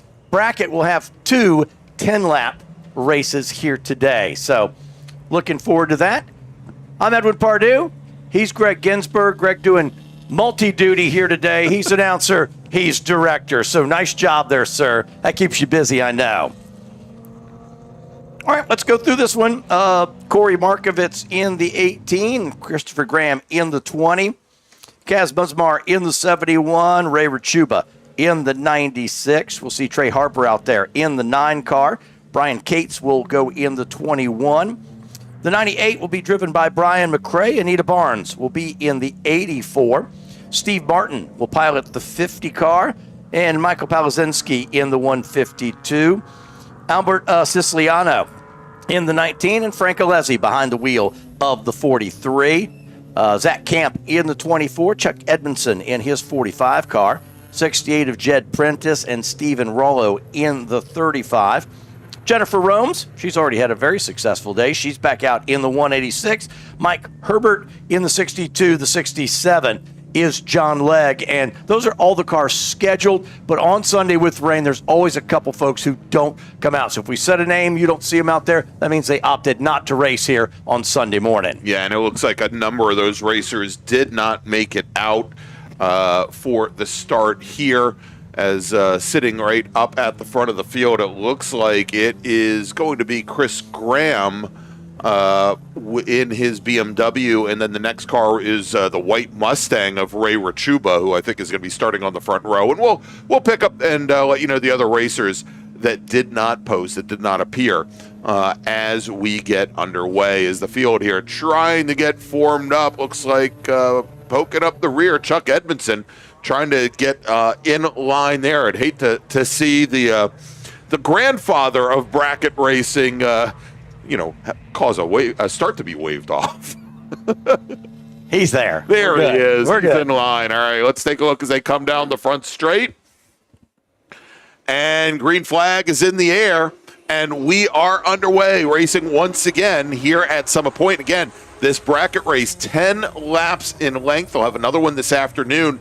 And bracket racing, Edwin, we put all these racers in the little 2-second time slices. I put the timing and scoring specific to bracket racing, pinned it to the chat in our YouTube feed. So if you want to take a look and see exactly what we see and how we're breaking them down here in those different time slices, once the second lap finishes up, we'll be able to go and do that for you. I did have somebody follow up yesterday, and they're like, we kind of came up with a little bit of a different description for this yesterday. I had somebody text me last night and said, oh, okay, now I get it. Yeah, Brian and I have been trying for 3 years, and nobody understands when we're done, and I think you nailed it. So why don't we hear it again? Yeah, so the idea is all the other races you'll see this weekend, we determine which class you're in before the race begins, and that's determined on the type of car and horsepower and weight and all those different things. So the class you're racing in, that's the class. You know it before you get on track. Here, as the race develops, you'll put yourself in your own class. Now, that class is simply by track time. So, and your class may change as you go through the race. As you go faster, you'll move up into a faster class, but it's, what did we say yesterday? Ratchet bracket. Ratchet bracket. Exactly. Once you move up, you can't move back down. So just think about it as you'll determine which class you're running in as you go through the race. And if you can follow that timing and scored, we'll share that.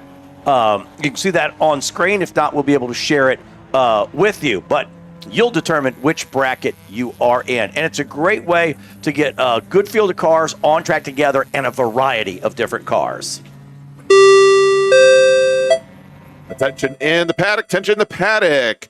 Race group number 4, Spec Miata, please start heading to the grid. Spec Miata racers, please head to the grid. Your race is next. All right, so as we're watching here, some big changes up at the front as Michael Palasinski has started to fall back.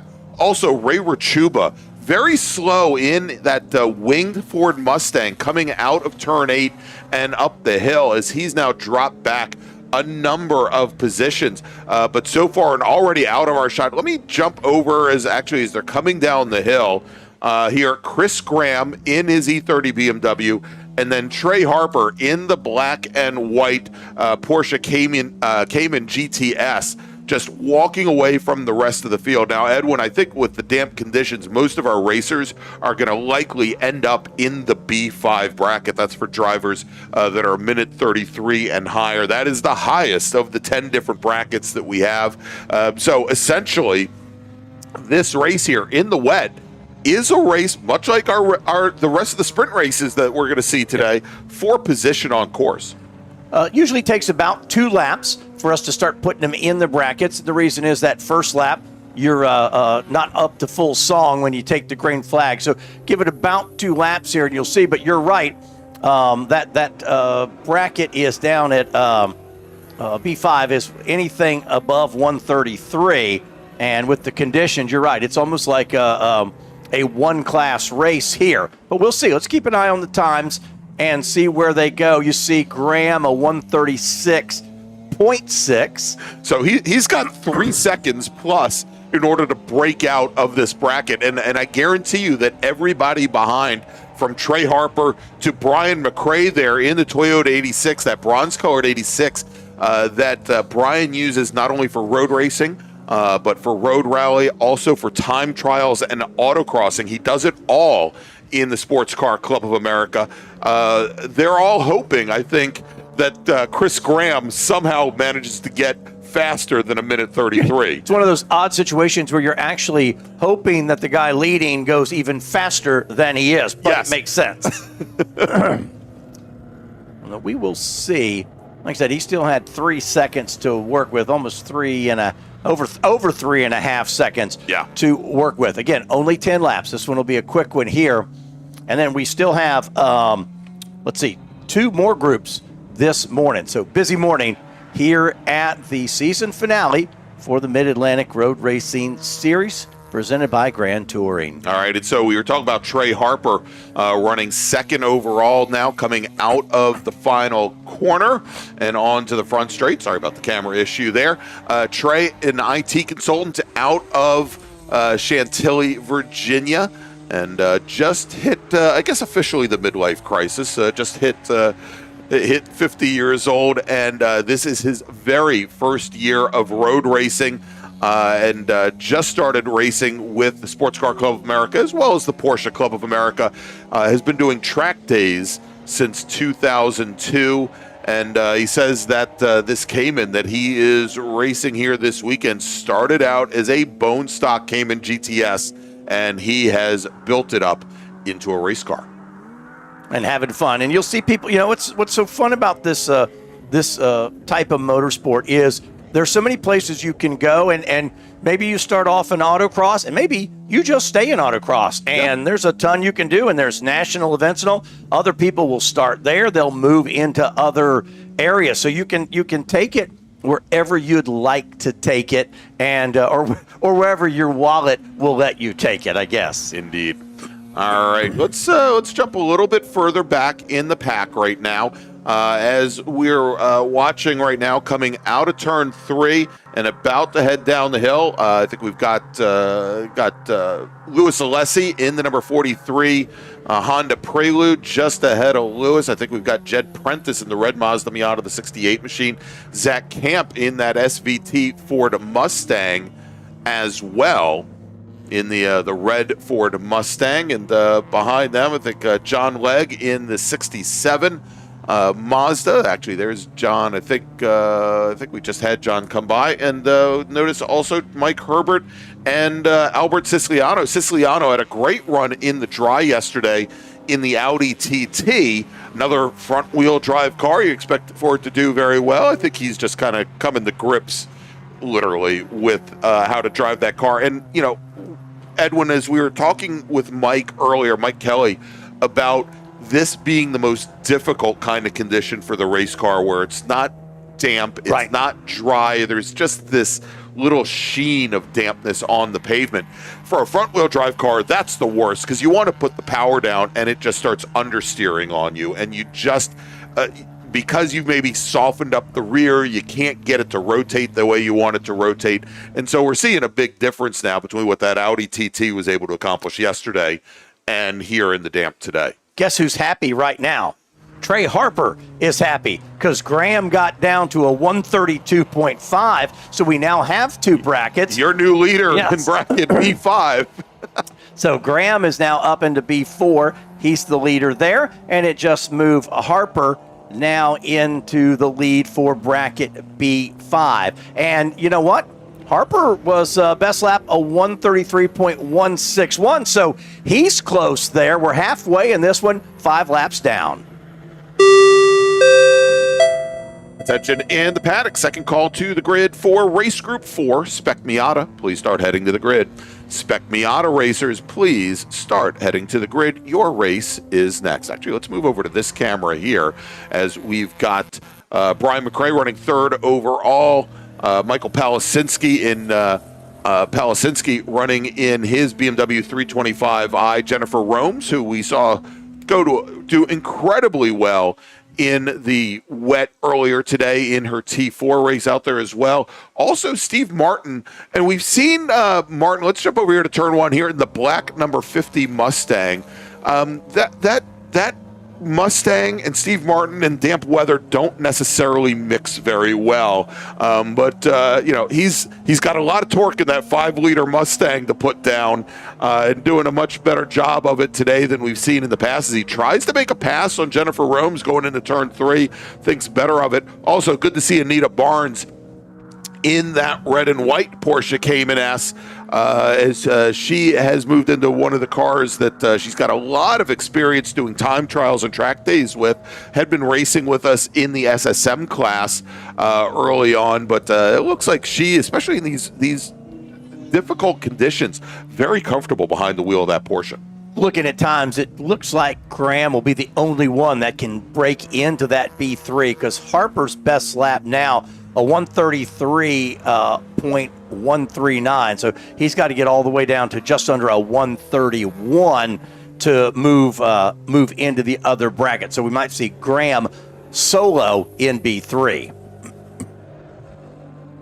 That Porsche, just actually both the Barnes Porsche as well as the Harper Porsche look so stable coming through some of these corners, for example, through turn 8, where they're just, because they've got all the weight on the rear of the car. The Porsche, technically, they came in a mid-engine car, not a rear-engine car like a 911, but they just kind of hunker down coming through some of these slower corners and drive those rear wheels into the pavement as you get on the throttle and the weight transfers back to the rear of the car, really developing very good grip.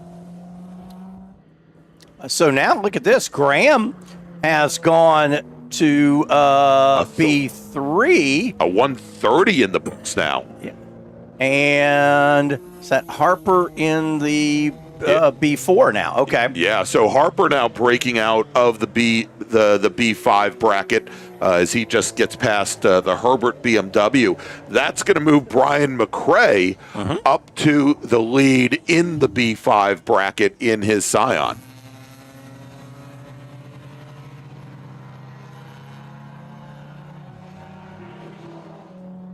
Yeah, so that B4 is a 131 up to just under the 133, the 132.9999999.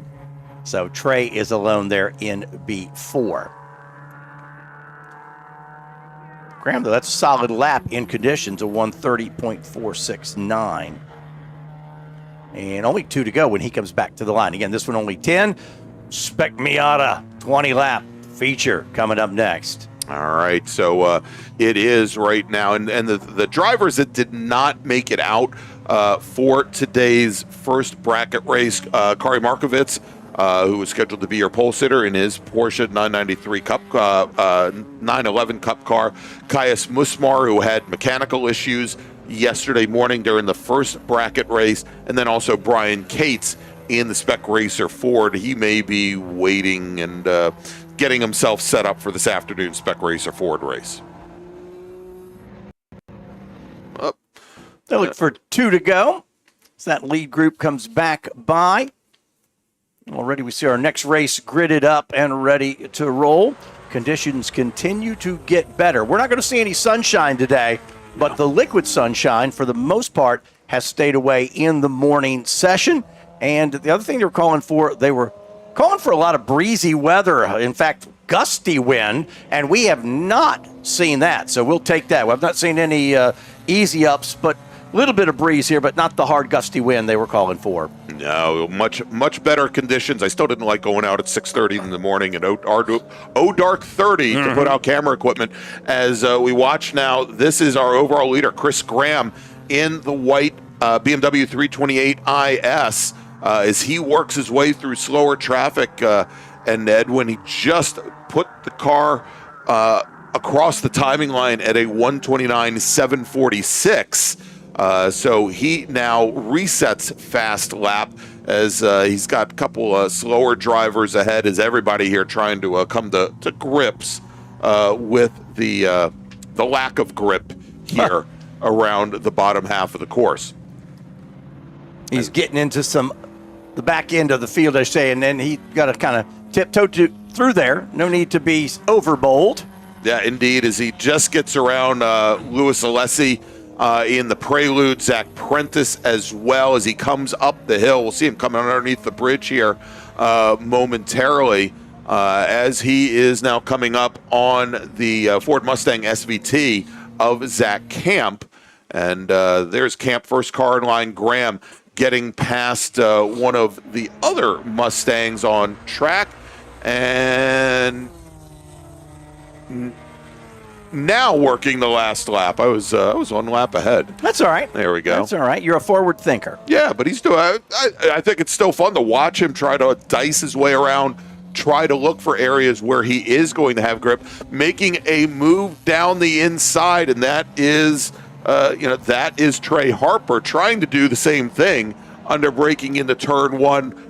Kind of cautious there, and I think rightfully so, not to lock up into one. I was going to say, and Harper now just bumped his way into B3. Yeah. So Harper getting quicker now. He turns a 130.633. So Harper quicker. So that now moves Brian McRae. So there is no B4 now. McRae still leads in B5, so it doesn't change that. Just no one in the B4 bracket right now. And Harper now up into B3 with when this thing first started, I thought Graham would be the only one with a chance of getting there. Yeah. Nice job by Trey Harper laying down some fast laps here on the final laps.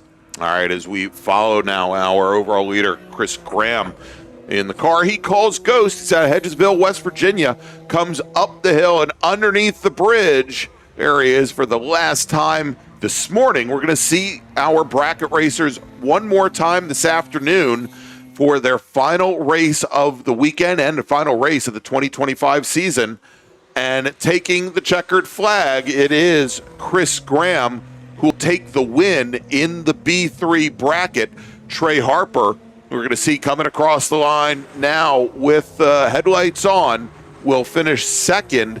And he comes in, and so Harper's second fast time, or pardon me, let's try that again. Harper, who ran a 130.633, ends up in that same B3 bracket as Chris Graham.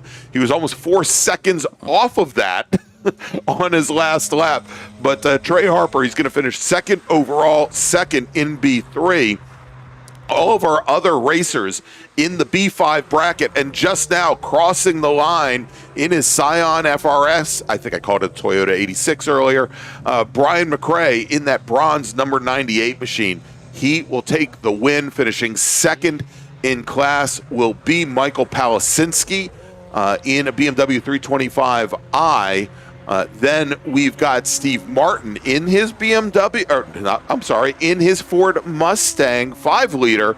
Steve Martin will finish third, with Jennifer Romes finishing fourth. Anita Barnes fifth, Chuck Edmondson fifth. And actually, let's change that. There you go. It just happened. Look at that. On the very last lap, Michael Palasinski thanking his lucky stars because Brian McRae, we got the final times in.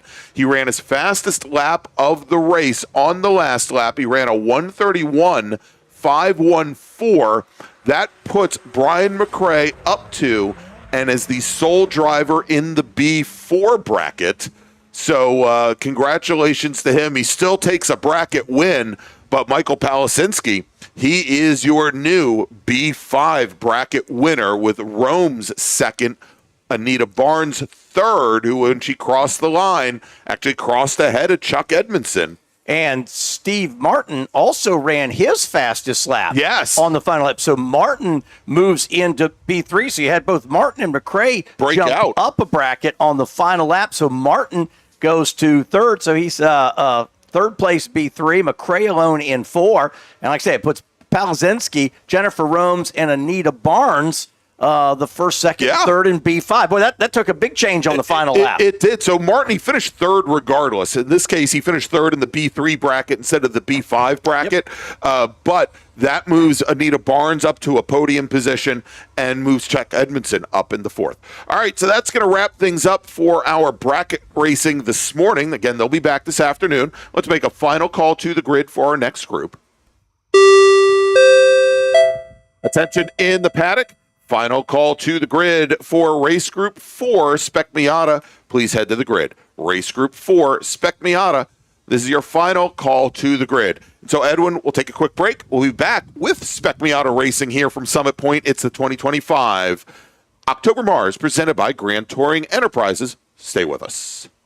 Grand Touring Enterprises is an internationally recognized and awarded full-service classic automotive facility located in Frederick, Maryland. Specializing in classic Italian sports cars from Ferrari, Lamborghini, ISO, and Bizzarini, Grand Touring's extensive experience ranges from pre-war to modern exotics, advising on all aspects of the classic car ownership experience, from service, restoration, and climate-controlled storage to sales and consignment. Grand Touring's focus is not just on preserving the history and prestige of these vehicles, but making sure that the driving experience is equally as spectacular and authentic. For more information, send email to tom@grandtouring.com. Grand Touring, legends in motion.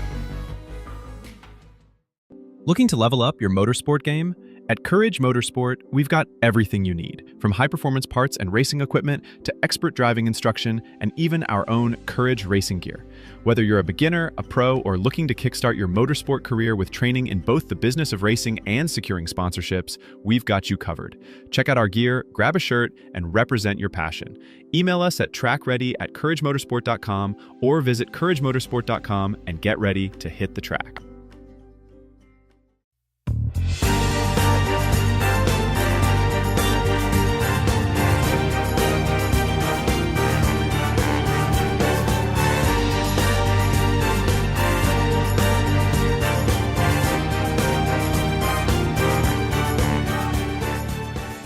The Spring Hill Suites Winchester is an all-suite property that features spacious suites, an indoor heated pool, complimentary hot buffet-style breakfast, a 24-hour fitness center, and complimentary Wi-Fi. Whether you're traveling in a group or flying solo, you'll find it easy to get comfortable in our spacious suites. We're conveniently located just off of Interstate 81 at exit 317 in a shopping center with many shops and dining options. Discount rooms are available. To book your suite today, call 540-431-3330.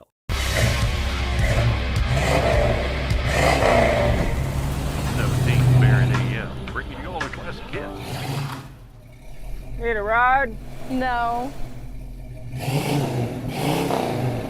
Okay.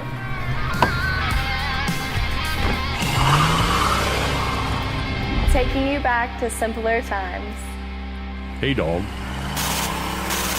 Belmont Classic Cars, Belmont, Ohio.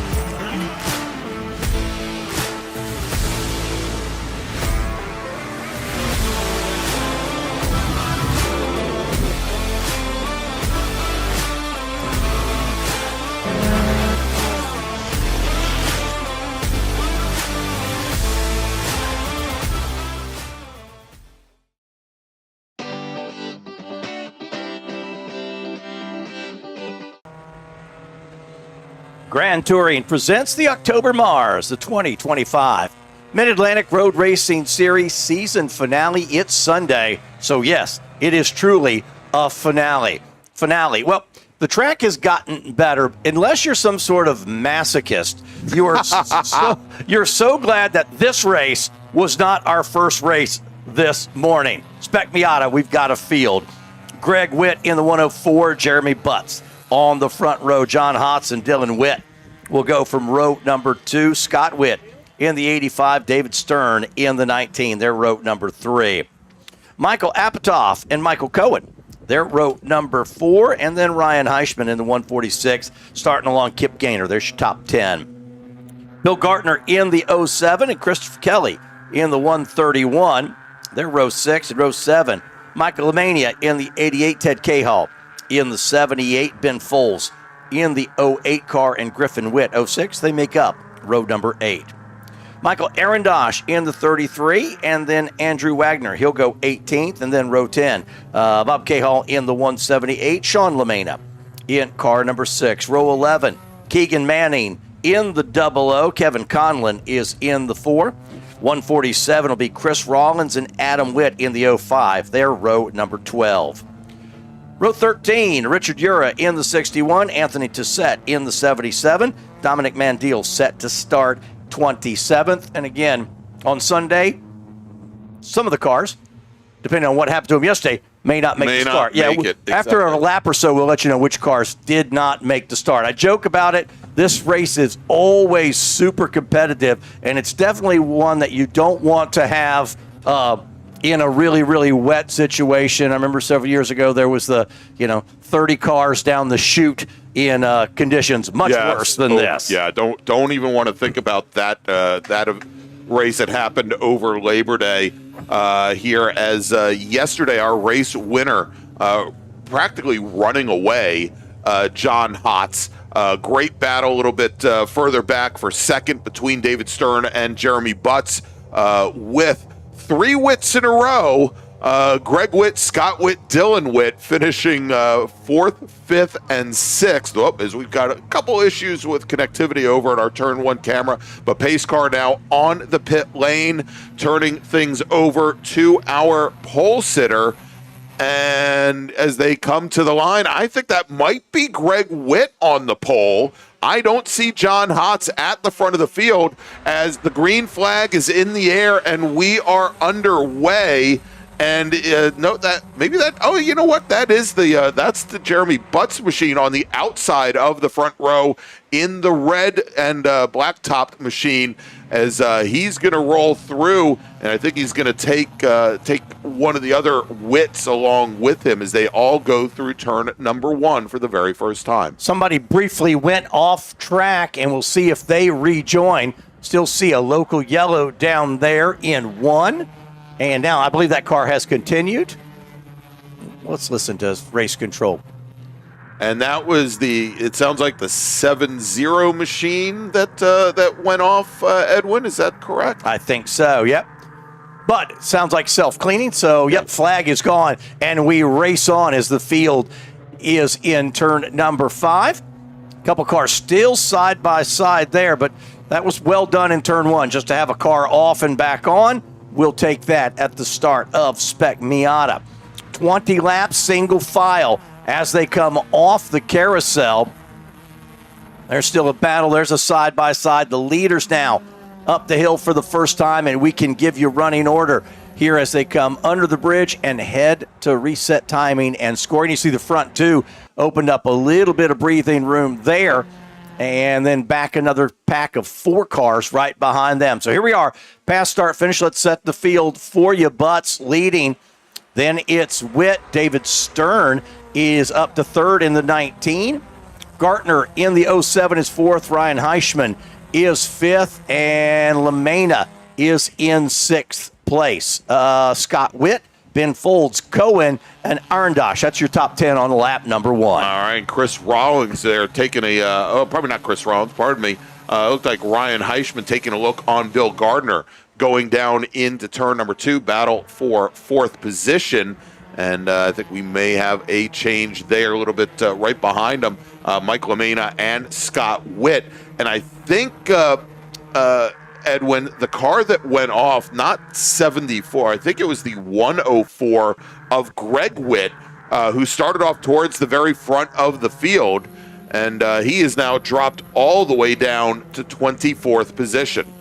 We talked about John Hotz, so Hotz was set to start there in 3rd. Hotz did make the start, but he's back there in 20th place. So not sure what the situation was on the 63 car for the start of this feature event. The 3 cars that didn't start, it looks like the 05 of Witt, Ura in the 61, Anthony Toussaint in the 77. So starting field of 24, and 3 of those cars not making the start. We had 27 listed to go today. There's Butts completing lap number 2, about a second out in front of Witt and Gardner. And then there's a gap back. So you got Butts kind of by himself, then a group of 3, and then another pack of 2. And there's a battle back about 7th spot. 7th spot. Yep, side by side. Oh, little brake lock up. That's right, and gets that car back underway there with that lockup going into turn number 1. And Edwin, I think that is a testament to how much the track is drying out. One, that we're actually seeing white smoke come off the tires right now, but as that car even pitched a little bit to the side as he rolled off the brake pedal a little bit, was able to get the car rotated and get back on the throttle. Yeah, and somebody put a couple tires off in one, but they've continued. So a quick local yellow, but we're good to go. Yeah, it sounds like that was the 08 machine of Ben Foltz.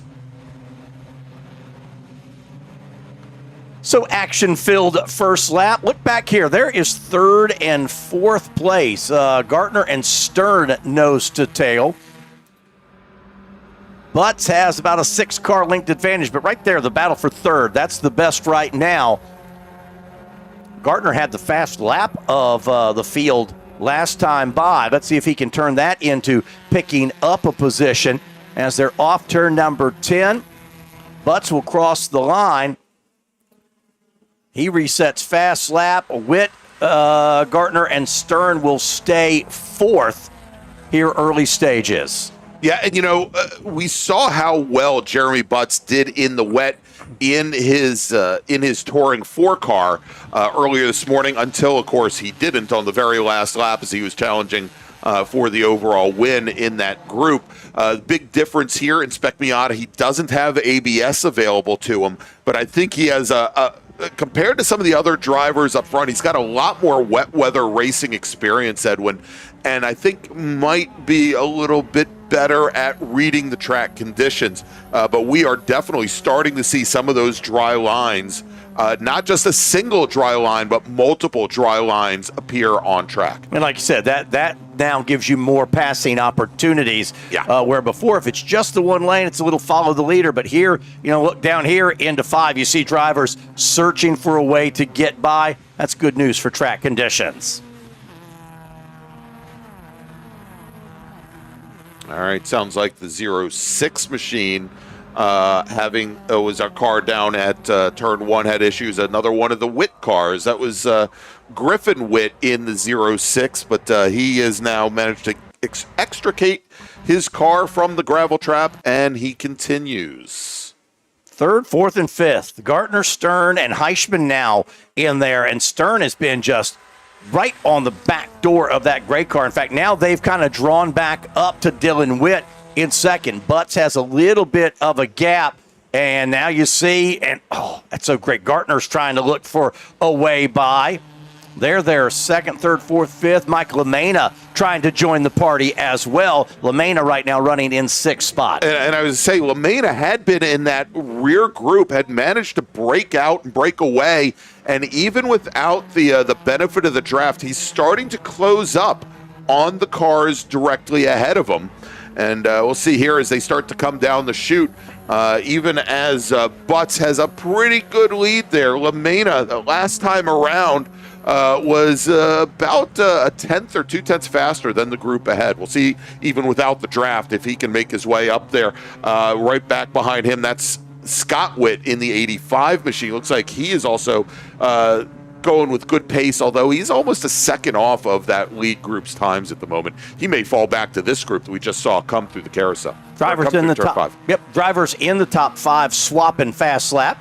Ryan Heischman now takes that. As you see that group coming off the carousel, so Heischman now sets fast lap, and it's been held by a couple drivers in the top 5, but Butts trying to get away from these guys a little bit, about a 1.5 seconds. The more they battle behind him, the better.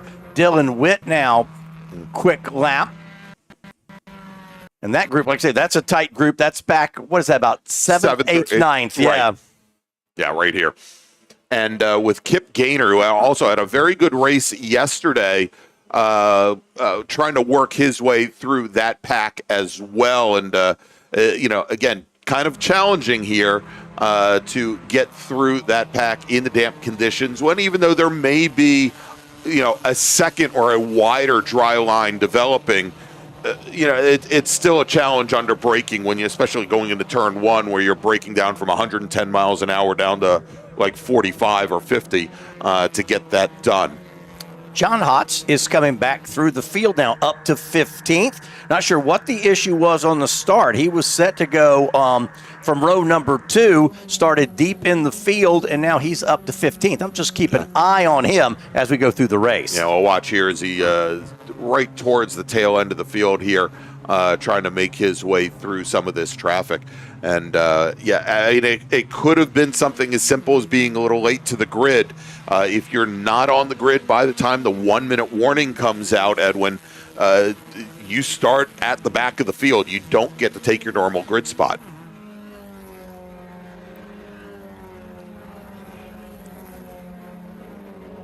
All right, so let's jump now over to we'll come here down onto the front straight where our leaders now have completed lap number 6, now working lap 7, and Jeremy Butts just resets fast lap, that time by Edwin, almost 9/10 of a second faster than all drivers following, and it appears as though Mike LaMena now starting to fall off the pace of that group of cars ahead. We could see now is he's kind of sitting out in no man's land, almost lost a full second to the drivers 5th and forward.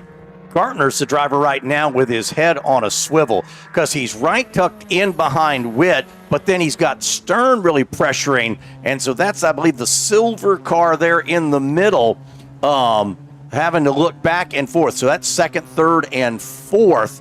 Heischmann's backed off just a little bit. There's the leader off the corner, and 2nd, 3rd, and 4th. You see maybe 3 car lengths back to Heischmann in 5th.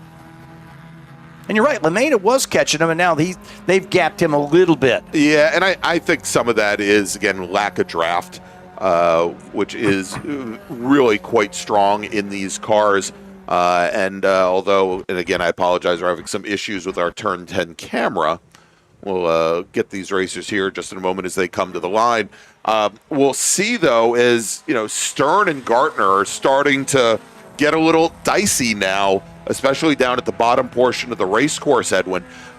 That might bring both LaMena and maybe Scott Witt a little bit closer. Yeah, Ted Cahall then sets fast lap. So, yeah, all you need is Witt, Gartner, or Stern, and one of those guys to get side by side, and you're going to pull 4 cars back into this race. You see now, side by side, going to try to make a move here. Can't do it. Yeah, and like I said, there you go. That was David Stern taking a look to the inside on Bill Gardner in the 07 machine. And every time you do that and then try to set up for the next corner, that allows the drivers behind to catch up. But still, LaMena, it appears even with that, falling considerably off their pace. Yeah, and it's not only where they're not getting side by side, but also where on the track are they side by side to really affect their fast lap here. Oh, we're not quite. I started to say halfway. We're not quite halfway. No. Yeah, we've got 7 laps in the books, working lap 8, 20-lap race. Here for Spec Miata. Now, John Hotz comes into the day as your championship leader in Spec Miata, 2,370 points, including drops. Mike LaMena running 2nd in the championship, but over 900 points back. So, unfortunately for Michael, no matter what he does, he could win the race, and John Hotz could tap out, and LaMena would not be able to make enough points up in order to take the championship. Update on Hotz. He continues to move through the field now. He's up to 12th. So he's passing a bunch of race cars here up to 12th and still has some time to make some moves up into the top 10. There's a side-by-side into 1. Yeah, and that is just ahead of Kip Gaynor. Matter of fact, that was, I think, John Hotz making the move on his teammate, Kip Gaynor, going into turn number 1. Let's track them here as they come out of 2. Indeed, that was John Hotz. He's got that little bit of green at the bottom of the car. Next in line for him is going to be Michael Cohen. Another white machine there, Cohen, driving the number 54 car. And Hott's going to try and go around the outside, as they come in out of turn 5, going into the carousel. Impressive job coming through the field. Let's see what he can do. Did he pick up that spot? Not yet. No. I'm looking for the little bottom of the car. Which one's green? Yes. Exactly. Impressive run. So what you're looking at there, like I say, that's Cohen. He's trying to get by. Then there's Hotz, and then Gaynor's behind him, and then there's going to be a little bit of a gap that they're going to have to make up here. And now Hotz pops to the inside. Should also point out right back behind Kip Gaynor, that is Ted Cahall. Cahall currently running third in the championship. He's only about 200 points behind Mike LaMena. So if he were to pick up a number of positions, he would be, it might possibly move up one position in the championship. But it looks like Cahall just got passed by Chris Rawlings going into turn one. Just looking at time and scoring back up front. Dylan Witt now is trying to reel Butts in. Butts was a second and a half out. That gap now is under 1 second. Under 1 second, and should pick him up right about here. Yep. Here they are. The second car in line, the first red car. That is your leader, Jeremy Butts. And then it appears Dylan Witt and David Stern working together up the hill. And we'll see here as they come underneath the bridge. They've got some slower traffic that they're going to have to contend with as they come out of turn 10 onto the front straight. They draft by. And they are definitely making up some ground here on our leader. That last time by, almost a quarter of a second faster than Jeremy Butts, our leader. Yeah, if they can work together, look at them now. They've just closed it to nothing. They were able to get by that lap car pretty easily, and they are right there. It was 7/10 at the start finish. It's about 7 inches into turn number 1, the gap from first to second. All right, as we've got now 10 laps down, 10 laps remaining. Let me make a call to the grid for our next group. Tension in the paddock. Race Group 5, our last race group before lunch. That's Improved Touring and B-Spec. Please head to the grid. Race Group 5, Improved Touring and B-Spec racers. Please head to the grid. Your race is next. Boy, this one's giving us a little bit of everything. Butts out front. There you go. There's first, second, third, fourth place is Heischman all in the screen together. And, somebody had a little wiggle there. And I believe that was the car that they were all passing earlier. I think that was Dominic Mandil. Gotcha. In the 68 machine that they had just put a lap down, having some challenges there at the bottom of the course. Nice save by Dominic. Well done. Well done. Hotz now into the top 10, but he's a big gap back to to try to catch that lead group. He'll need a little bit of help. He needs him to run 3 wide for a couple laps. In fact, they're going to try to do that right here. Yeah, here they go as Dylan Witt and David Stern both pop out. Stern, as they came through, had Dylan Witt pop right ahead of him, tried to hold him off, and did not have the opportunity to go through. But great run there. All 3 cars making it through safely. Let's see if Witt can hang on to that preferred line. He got next to Butts. Stern was there going into one, just trying to decide, which line do I take? And, there's a change up front. I think Stern now to second place. Yep, and there you go. As the darker car with the green numbers, David Stern now gets around Dylan Witt to move into second position. And I was going to say the one thing here, Edwin, is we watch them come through the bottom part of the course here. Jeremy Butts seems to be much stronger in this section of the course in the damp here. He's able to open up space to the drivers behind where David Stern, Dylan Witt, Ryan Heischman to an extent have been able to make up the ground is right here coming out of turn 10 onto the front straight by using the draft. But, I thought for a moment maybe Butts had enough of a gap this time through, and perhaps perhaps with Stern and Witt not lock nose to tail, they might not be able to draft up, but let's watch them as they come into one. Well, it seemed last lap there, Witt made a move to the inside, had to bind the car up, and you saw Stern say, all right, well, I'm going to take the outside, and got that pass done on the outside. So he moves up to second, but Butt still there in the lead. Heischman in fourth, and you see the gap back to fifth is pretty good there. So the blue car fourth, and the next car in your screen comes into fifth. Your John Hotz update, he's made it up to ninth place. Ninth place, yeah.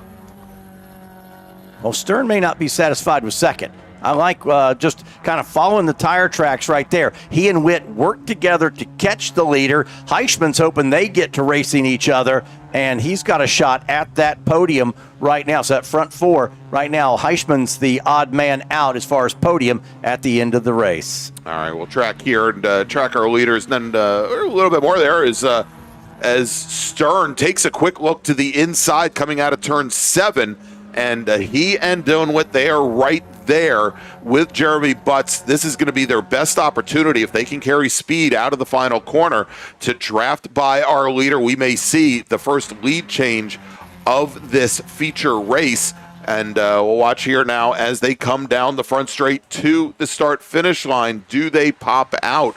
And I want to see this before we go back and watch some of the other action here, Edwin. Now as they make the run down so far, they have not decided, and I don't think, even though they were close enough, decided not to pop out. And I think that might be perhaps a little concerned with Ryan Heischman there in the 146 machine running in fourth. I think the top three are maybe trying to drop that fourth place runner. And Heischman, at least for the moment, not going anywhere. All right, let's look a little bit further back in the field if we can. Coming across the start finish line right now. And I believe that is, I think that's Witt, Cahall, and was that Hotz along with them? I think so, yeah. And Hotz just reset fast lap. No, that isn't John Hotz in there with them. But we'll try and catch up with John Hotz, who's now still in ninth position.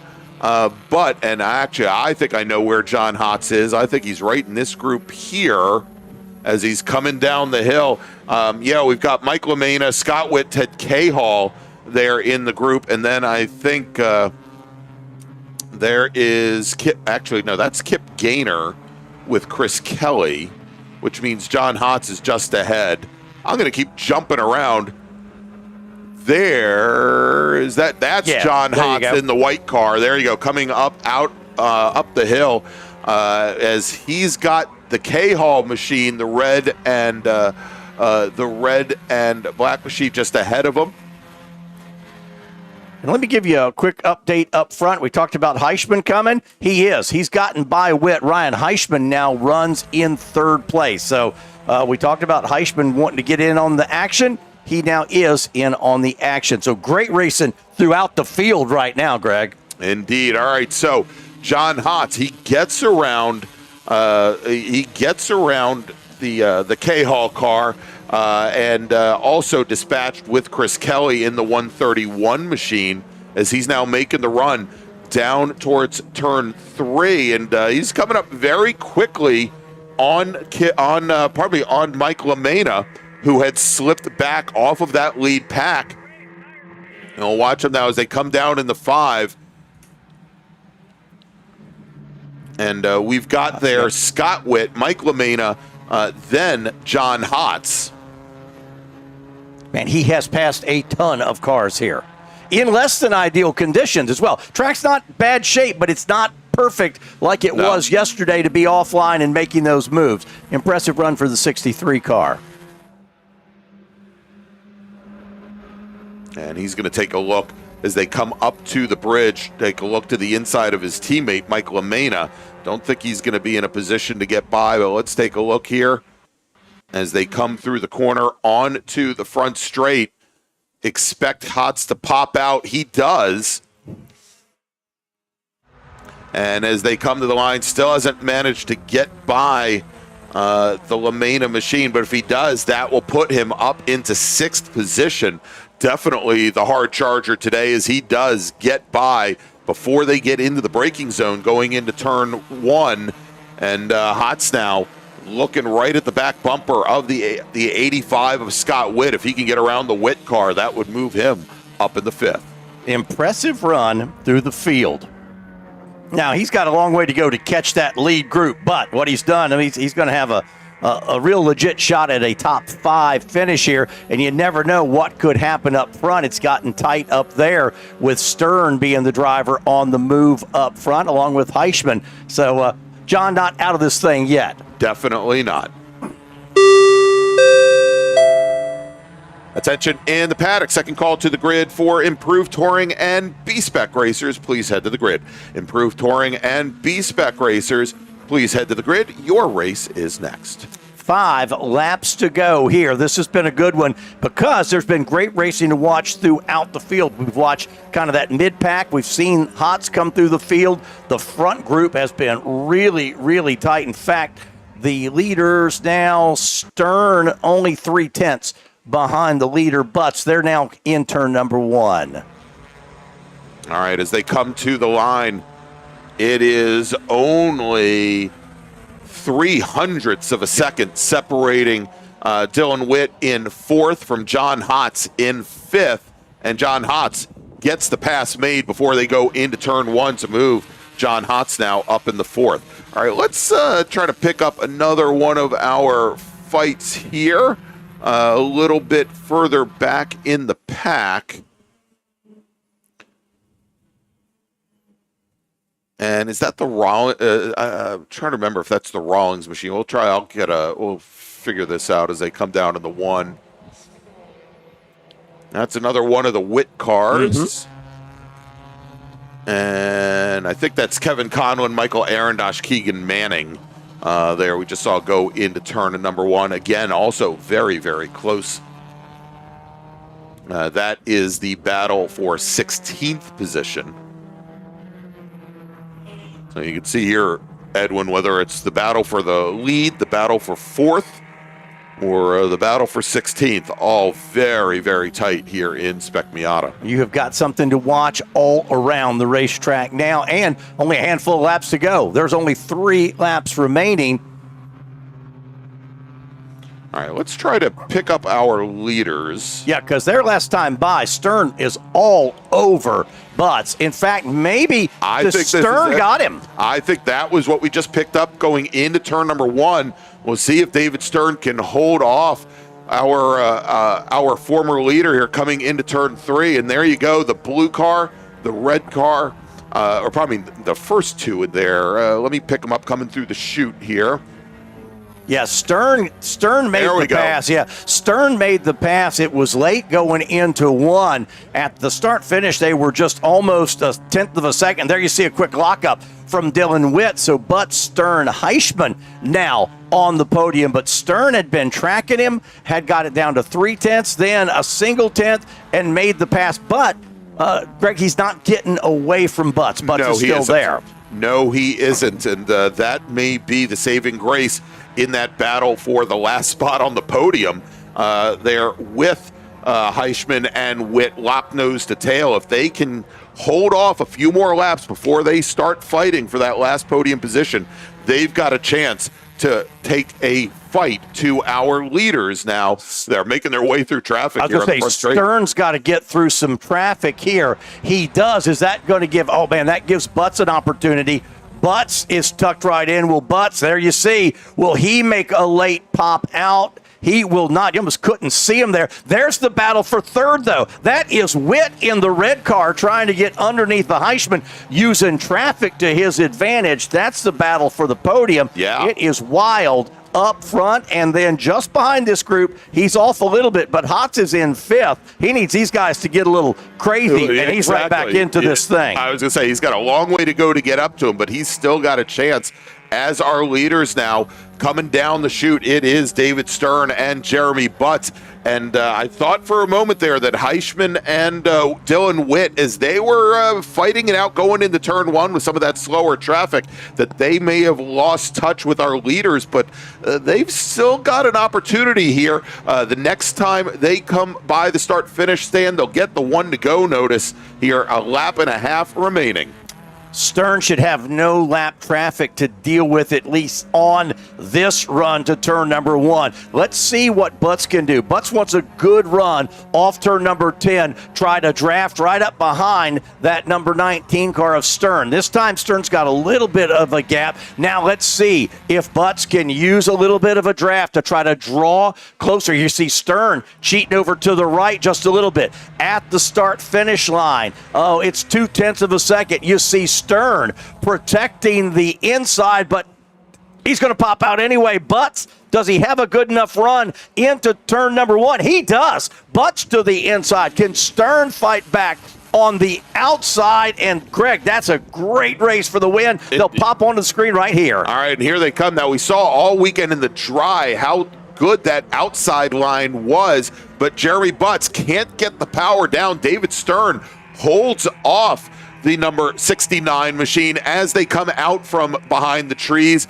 and now making their way with just a little bit more than a half lap to go. David Stern, your leader. That battle for the last spot on the podium between Heischman and Witt hasn't really subsided yet. I think those two racers were really thinking that they could fight for the lead as well. They just haven't been able to get up there as our leaders come through the exit of the carousel. And Stern, with his largest lead in 2 laps, now 2.5 car lengths as they start to make their way up. It is going to be a very, very difficult decision for Jeremy Butts to make if he's going to try to make a lunge here coming into turn 10. He's nowhere near close to do it. So David Stern's going to lead him onto the front straight. And look at third. Witt took it from Heischman that time. So move Witt back up in front of Heischman on the final lap. Yep, Dylan Witt then will take the final step on the podium. So congratulations, David Stern, your Spec Miata winner. Jeremy Butts finishing in second. Then Dylan Witt, Ryan Heischman rounding out the top 4. John Hotz will come home in 5th with Scott Witt 6th, Ted Cahill 7th, Mike LaMena, Chris Kelly, Kip Gaynor rounding out your top 10. How many cars did John Hotz pass? Lots. About 20. Gosh. In the damp. Great run for him and a great race to wrap up the MARRS Series for 2025 for Spec Miata, but we are not done yet. We've got more racing coming up. Let's tell you who our next group is. Attention in the paddock, attention in the paddock. Improved Touring and B-Spec. This is your final call to the grid. Race Group 5. Improved Touring and B-Spec racers, please head to the grid. Your race is next. And with that, we're going to take a quick break. We'll be back here in just a few moments with more racing action from Summit Point Raceway. It's a 2025 October MARRS presented by Grand Touring Enterprises. We'll be right back. Since 1976, Radial Tire Company has been providing the Washington, D.C. area with quality tires, expert knowledge, and the finest service. They have earned a reputation as a premier specialist in hard-to-find performance tire and wheel applications and stock tires from all the top manufacturers for whatever you drive. From performance and race cars to SUVs and trucks to your daily drivers, Radial's mission is to assist you in getting the most out of your tires and car. To get a competitive quote on your next set of tires, now with free shipping, or to schedule online, visit RadialTireCompany.com or call them in Silver Spring at area code 301-585-2740. That's 301-585-2740.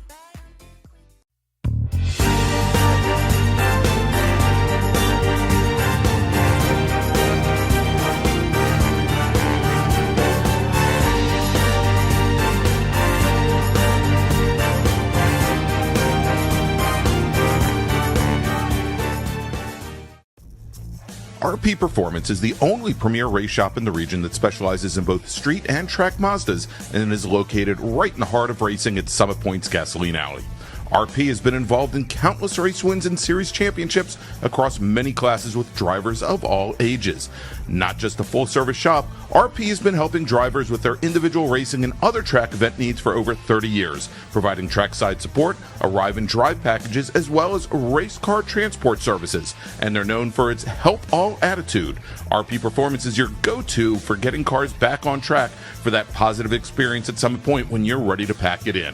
For more information about RP Performance, come talk to them here in the paddock Call them at 304-728-6749 or email them at Brett, that's B-R-E-T, at rpperformanceracing.com.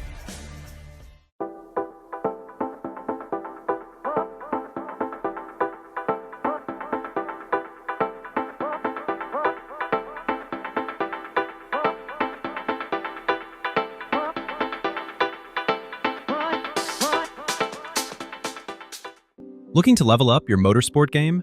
At Courage Motorsport, we've got everything you need, from high-performance parts and racing equipment to expert driving instruction and even our own Courage racing gear. Whether you're a beginner, a pro, or looking to kickstart your motorsport career with training in both the business of racing and securing sponsorships, we've got you covered. Check out our gear, grab a shirt, and represent your passion. Email us at trackready@couragemotorsport.com or visit couragemotorsport.com and get ready to hit the track.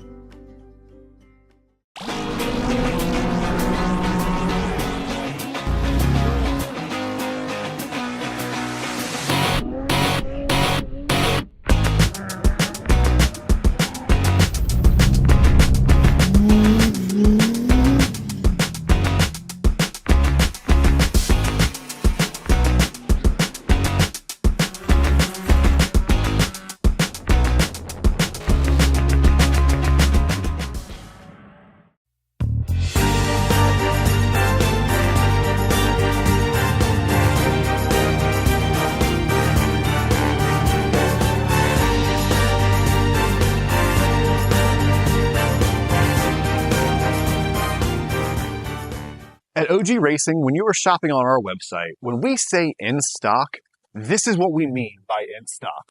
Seats and seat bases, brakes, harnesses and restraints, shoes, suits, and steering, helmets, gloves, and undergarments, fire suppression, and so much more. Shipping directly to you from our conveniently located Sterling, Virginia warehouse with thousands of in-stock items.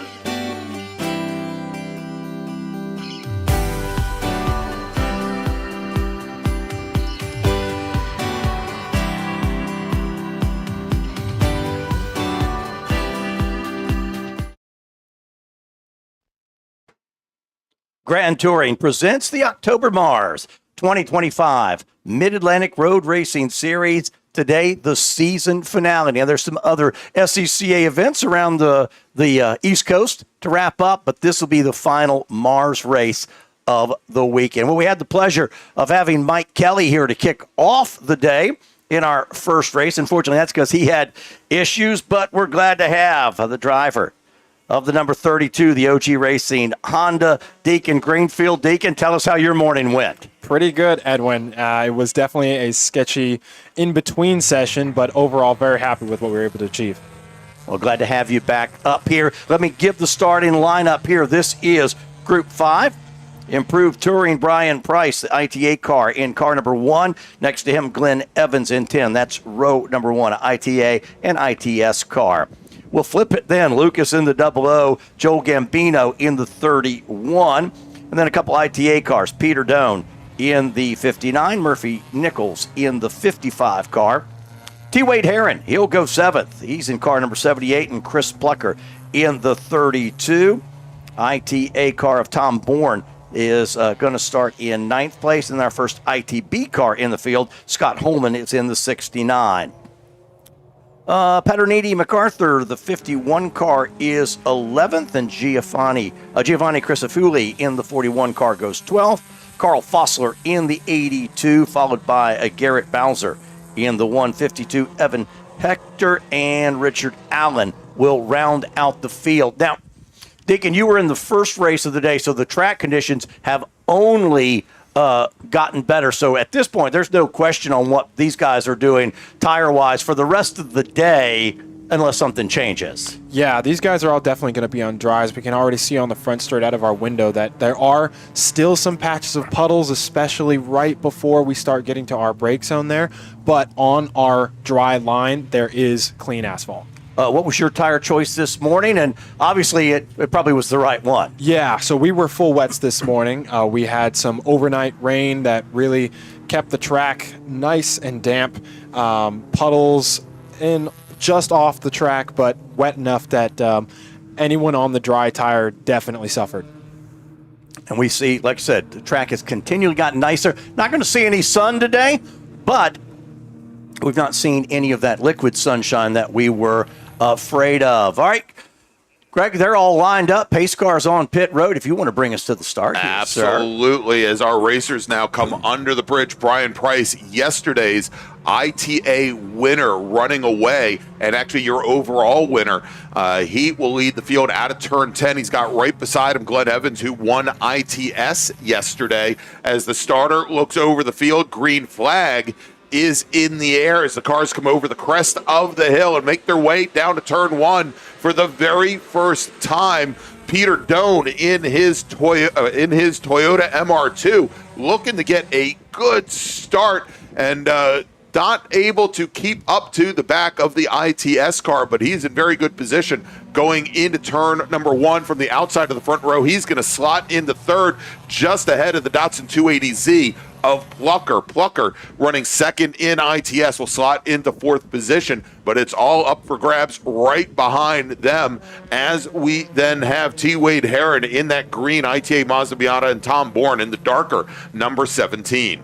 Everybody away, single file for the most part down the chute. They were pretty patient in turn number 1. Deacon, we talked about it this morning during your race, just that combination of being patient, but also being in a competitive race, and you just got to let instincts and feel take over. Absolutely, yeah. And Peter Doan, like we saw in that start, definitely trying to use his car strength to the advantage. I believe has the largest on-track engine in ITA, so getting a good jump with all that torque immediately. And definitely fighting now for second place in class, as we're missing 2 of our key ITA cars, Joel Gambino and Murphy Nichols, who were both front-runner contenders in ITA today. Yes, Gambino had some engine issues, and we knew yesterday afternoon he would not retire. And you had a little information on Murphy Nichols' Nissan, which would have been the largest displacement ITA car here today had he made the field. Yeah, so it sounds as though Nichols had a fluid leak of some sort yesterday, and they wanted to make sure that Murphy, who had raced primarily in bracket racing and ITS last year in a Nissan 300ZX, the season did not end well for that car. And I think a very good decision to try and preserve the engine and preserve the car for next season here this weekend. So Nichols won't be joining us here for this last race of the morning. Brian Price with a solid opening lap. In fact, has gapped the field a little bit. Evans in the 10 car, the Peter Doan, the green machine right there, not letting him get away. Plucker in the 32 and Heron, your top 5. Second through 5th are close together. Brian Price trying to get away from the field a little bit. Now we talk about a dry race line, but now we've gotten to where you can go offline to make a pass. There's enough places offline you can get a little more aggressive now than you could this morning. Yeah, and you can definitely still see, even on our screen here, coming out of turn 9, it is still very patchy, so it's possible, but risky. So we'll see here coming under the bridge in ITB. That is the Mazda protege of Scotty Holman.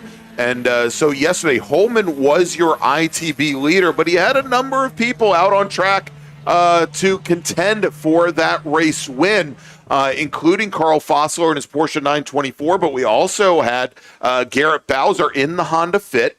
Not the same fit that we saw this morning in H Production, by the way, and also Rich Allen in an ITB Golf. Neither Bowser nor Allen made today's race, making things much easier for that yellow Mazda protege, which I'm sure Scotty probably was hoping for some rain as well.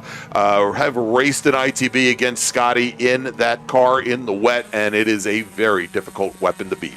Yes, the Honda Fit this morning, the toughest built Fit. I mean, that was amazing. Well, if you didn't see it, go back and watch the YouTube video later and watch that from this morning. Doan, you talked a little bit about some of the horsepower there that he can use to his advantage. He's probably super glad that the track is dry now, because that's not the advantage if it's wet, but helps him out on a dry track. Absolutely, and we see them going through the most technical section on the track where Herron will most likely have the best advantage, but as we're quickly becoming to the straight, it'll quickly go back to Doan advantage. Yeah, that Toyota MR2 has been very good getting off of the slower corners. He's had some rotation on issues. The inside. And there you go. Good move by T. Wade Herron to come underneath Peter Doan's Toyota MR2.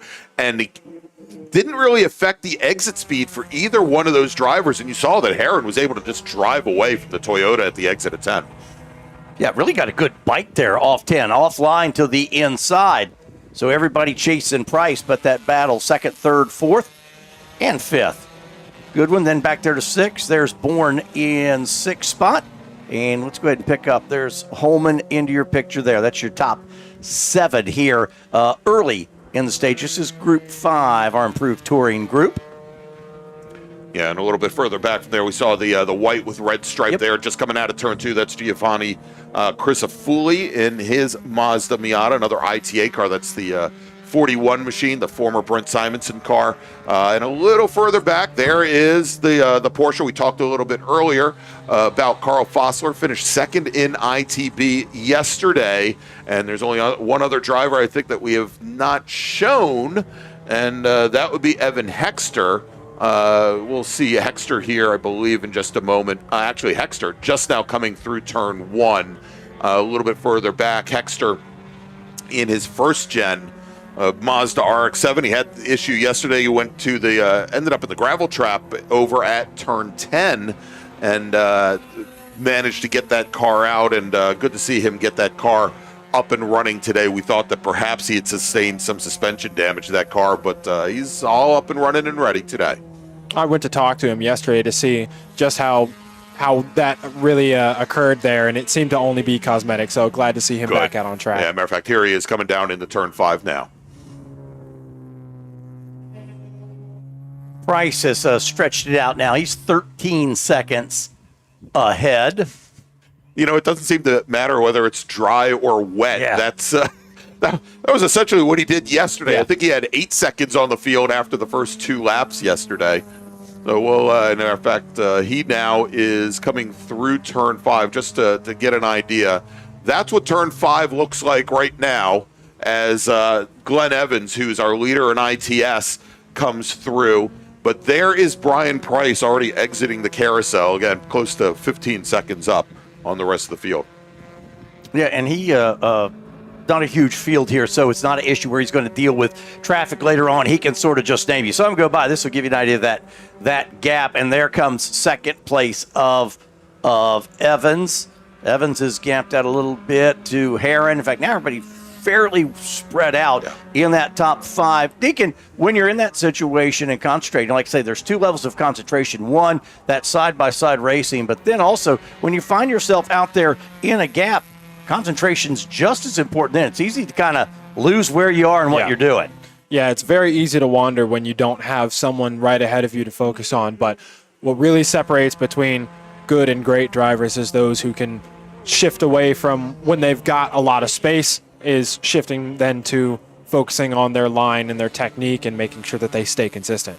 You bring up a good point. I'll ask you, put you on the spot a little bit. What's the one area you think you need to work on the most to take your driving to that next level? I would definitely say making sure that you're consistent on your points, like your brake points, you're consistent on, when you turn in, making sure that you are staying on the line that you think that you can take the best will definitely lead towards a faster and overall better race. Well, and the more you can make each lap repeatable, the more also info you can give to the race car, because you're doing the same thing every lap, and if it's the same result, you know where you need to work on stuff. We're already 5 laps into this one. Again, scheduling for the afternoon, a little lunch break coming up, then we come back with our second 10-lap bracket race, and then our final 3 groups. There you go. Look at that. And we've ordered these in a very interesting order. Our final 3 groups will be Group 6, then we're going to do Group 7,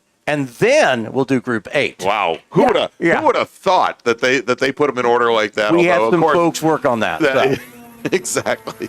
We all know how much trouble we have, or I have at least, with simple math. So it's very good that we had somebody else figure that out for us. And of course, looped in there in the afternoon, we're going to start things off with that last bracket race of the 2025 season. Doan and Plucker still having a good battle down into 1. That's let's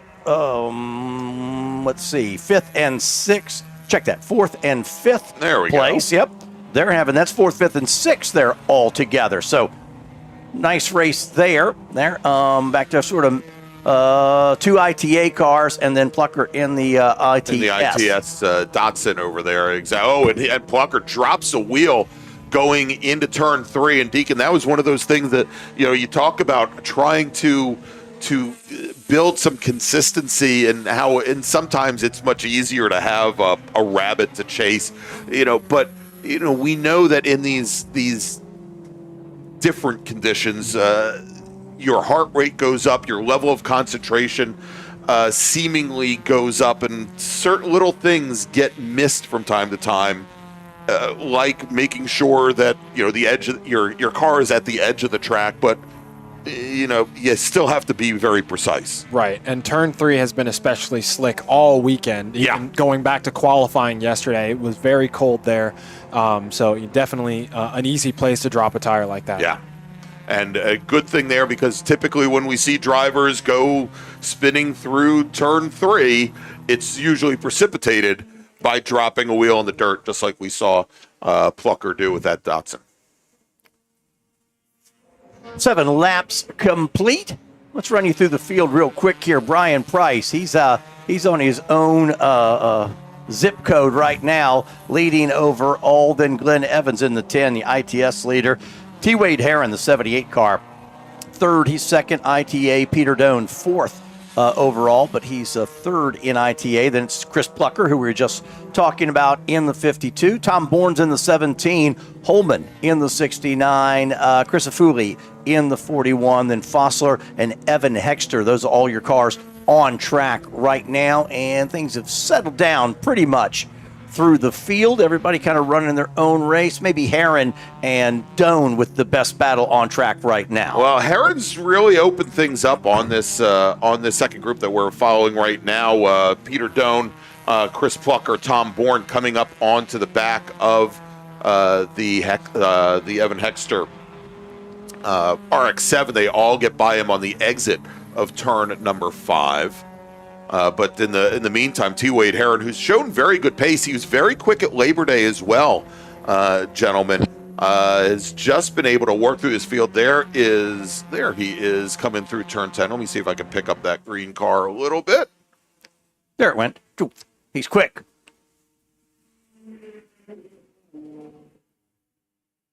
I'll pick him up coming down. Here he is. Yeah. Hard to miss him. That is a very bright green car. Driver out of Manassas, Virginia. Currently running 3rd overall, 2nd in ITA. We're not going to see a ton of it here, but we'll see it specifically in your large group earlier today. But Deacon, in a 20-lap race, different than a 15 because you've got the extra laps, you have to deal with a lot of out-of-class traffic. Yeah. And that can be nerve-wracking because they're having their own race. You're in a race, and sometimes you don't catch them in the spot that you want, but you've got to be aggressive. That's, again, another driver's feel. What's your mindset as you're coming up on some out-of-class cars they're racing with each other.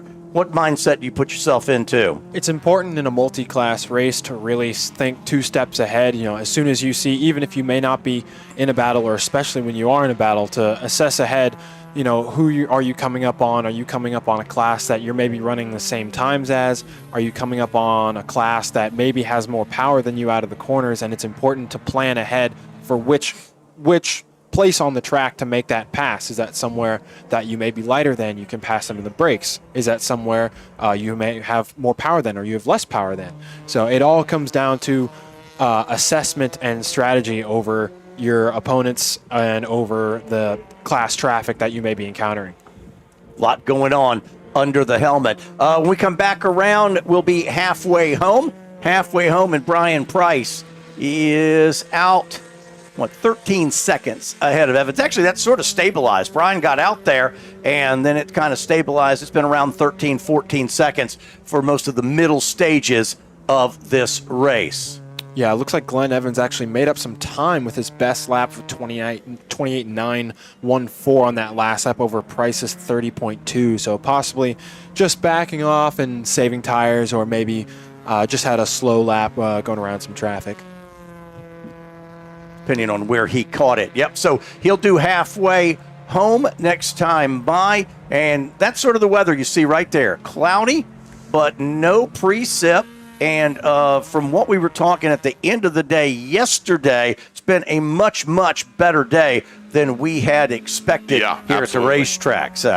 So, Deacon, you were talking or mentioned that you had spoken to Evan Hexter last night. I'm sure that you two have a shared history of how you got into racing. I know you and your father did a lot of remote control cars for years, and Evan had been doing RC cars since, I think, 2018, and said he actually designed and developed the RC racing tires for Jetco Power as well. So very interesting there, and made the move into the bigger cars, the scale model cars this past year. Said he finished up this RX-7 just the day before attending his driver's school down at Roebling Road this spring.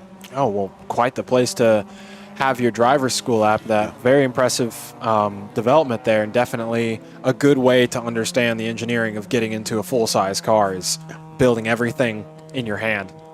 Doan and Plucker have a race going on right there on your screen. That is 4th and 5th, and then the 6th place car still there as well. That's Tom Bourne. So Bourne and let's see, you've got Doan and Bourne are both ITA cars. You've got Plucker, the ITS car, kind of sitting in the middle of them. But those two guys have been pretty much nose to tail. Heron's gotten away from them a bit, but Doan in the 59, Plucker in the 32. They've got a good race going on. There's Heron. And then you'll see the gap back. There they are. There is 3rd, 4th, 5th, and 6th. Yeah, and so, we talked early on about the great start that Peter Doan got and how he was using that torque to his advantage through some of the slower corners, and certainly the first time through turn 1 is much slower. But it has been a very long development cycle for this Toyota.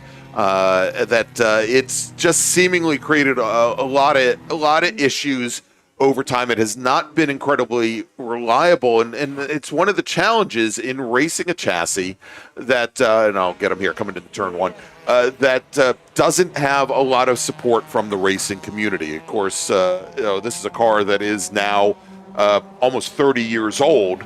But seemingly, at least in SCCA road racing, that first generation Toyota MR2 seemed to get much more development. And Peter's really been on his own with this second gen car for, I think, almost the last 10 years. Well, there's something kind of fun about doing it your own way. I can go this way, or I want to do something on my own, create my own stuff. You talk about guys who build their own car from the ground up, and that's another great question for Deacon. Deacon, there's all sorts of different ways to be a driver. How involved are you with actually car prep and those things? How hands-on are you in that area? With SCCA, it's great because everything is really out of your own garage. It's everything that you bring to the table is everything that you have done yourself. So, we don't always have big teams that come here. This is really just people coming to race for fun that are building a car that they enjoy out of their own garage. So it's always great to see Peter Doan's MR2 out here. I think it's an absolutely awesome machine to see, and it's a shame really that there's not more of them racing, because I think that could potentially be a great platform, even with its age, to still perform well. But yeah, building a car from scratch is another level of relationship with race car, and what makes racing out here with the SCCA family so much more special. Do you feel the more hands-on you are with the car, the more you kind of know the car, you understand it, you have a relationship with it? Yeah. I mean, you come to just know everything it does, its habits, just like you would if you were meeting a person. So it's a very special thing to do. I love it, because that's such a huge part of it. You see on some levels of racing, it's the lots and lots of arrive and drives. Here, yeah, you arrive and drive, but it arrives on the back of the family trailer. So absolutely. I just want to point out, I don't know if there's an ongoing condition here, but Brian Price's gap is beginning to fall now. Yeah, I noticed now that. At 10.8, he doesn't seem to have an issue as he comes past here on the straight off camera, but Glenn Evans has made up about almost 3 seconds now on Price. Yeah, and there wasn't any traffic he was dealing with, and you wonder if is he just he's got the gap right now and just trying to be careful with where he puts the race car. Only 7 laps to go. And we see his Price is the second car in the line here. Glenn Evans just now coming into turn 1, so he still has I think over 10 seconds, I think close to 12 seconds on the black number 10 machine of Evans. And Price still making his way through some of the slower traffic. It may just be one of those things. And Deacon, this being the probably the most dangerous time for a racer is when they do have this big lead and they just kind of, their mind wanders. They become a little bit complacent.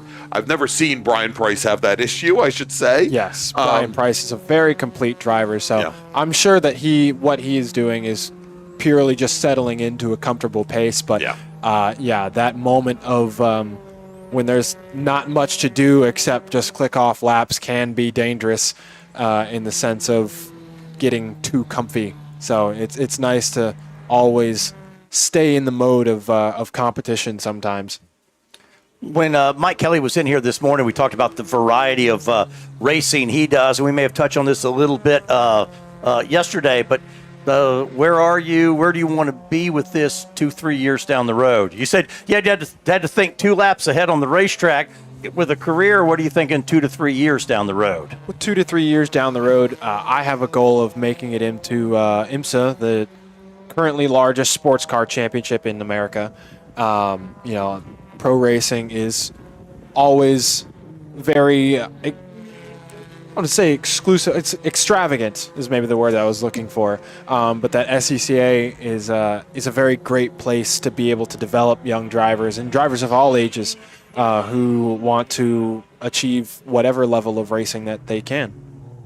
And once you're up there doing the big stuff, Greg and I can come when the trailer comes in. We could put like the chalk blocks under the wheels or, something highly technical like that. I think we're able to do that type of something work. More our speed. Much more our speed. So, speaking about speed, Price did get that gap back up to almost 13 seconds. Evans had cut into it, got it down to 10, and Price now has bumped it back up to 13. He'll have 5 to go when he comes back by. Yeah, and meanwhile, you see here, as we followed Brian for almost an entire lap, he's not really pushing the issue. He followed Carl Fossler through the bottom portion of the course, down through the carousel, really looking to make sure that if he's going to pass this out-of-class car, he's going to do it in a place that's safe for both of them, and also will allow Brian to preserve his race lead. Again, not to risk equipment or car. Yeah, sometimes when you're the car that's getting, out of class car and you're about to get lapped, sometimes it's important for you to be courteous to the faster the car that's coming to lap you. But there's also, you bring up a great point, Greg, in this multi-class racing. Also, there's a time as the faster car to be courteous to the car you're lapping, and that was a great example there. Don't want to mess up his lap, but there's a time for, depending on what's going on, which driver needs to be the more courteous driver in that situation. And you come up on a guy, you're putting a lap on him, but maybe they're in a big battle, and you're like, okay, I don't want to mess that up. I've got time. I'm going to wait for the front straightaway if I can. I'll make it then and let those two people continue to do battle. In fact, speaking of battle, we might have a battle on there for third and fourth place. Let's see, should be right here in our picture coming up. But that was Heron and Doan. Actually, that was Plucker and a bit of an out of class pass, but that moves Tom Bourne up now to attack for in class third in ITA. Yeah, and and you can see now where Bourne closes right up to the back of the Toyota, and this is probably the worst case scenario for Peter Doan because the Toyota has shown to be faster. Essentially, anytime you turn left or right, than the Datsun with the much older suspension directly ahead. But the Datsun has the legs on the Toyota in a straight line. And so what that is essentially doing is it's bottling the two ITA cars up behind. It's something that Bourne has had to contend with for this entire race. But now it's going to allow him to come up and really challenge Peter Doan for that last step on the ITA podium. Yeah, Doan's about 6-car gap, definitely shortened down to more of a 3-car gap going into turn 5 after Plucker looked to be, definitely like you said, older suspension design. Going into turn 3 looked to be a little bit of slower minimum speed than what Doan was usually running. Yeah. But those extra 2 pistons that the Z's got is definitely going to help in the straight line. Price, Evans, Heron, Plucker, Doan. Top 5 here overall, with 4 laps to go in this race. So again, that's your top 5 overall. A mix of ITA and ITS cars. ITB, where is that? Scott Holman, the 69, leading in ITB and 7th overall. So quick recap with 4 laps to go.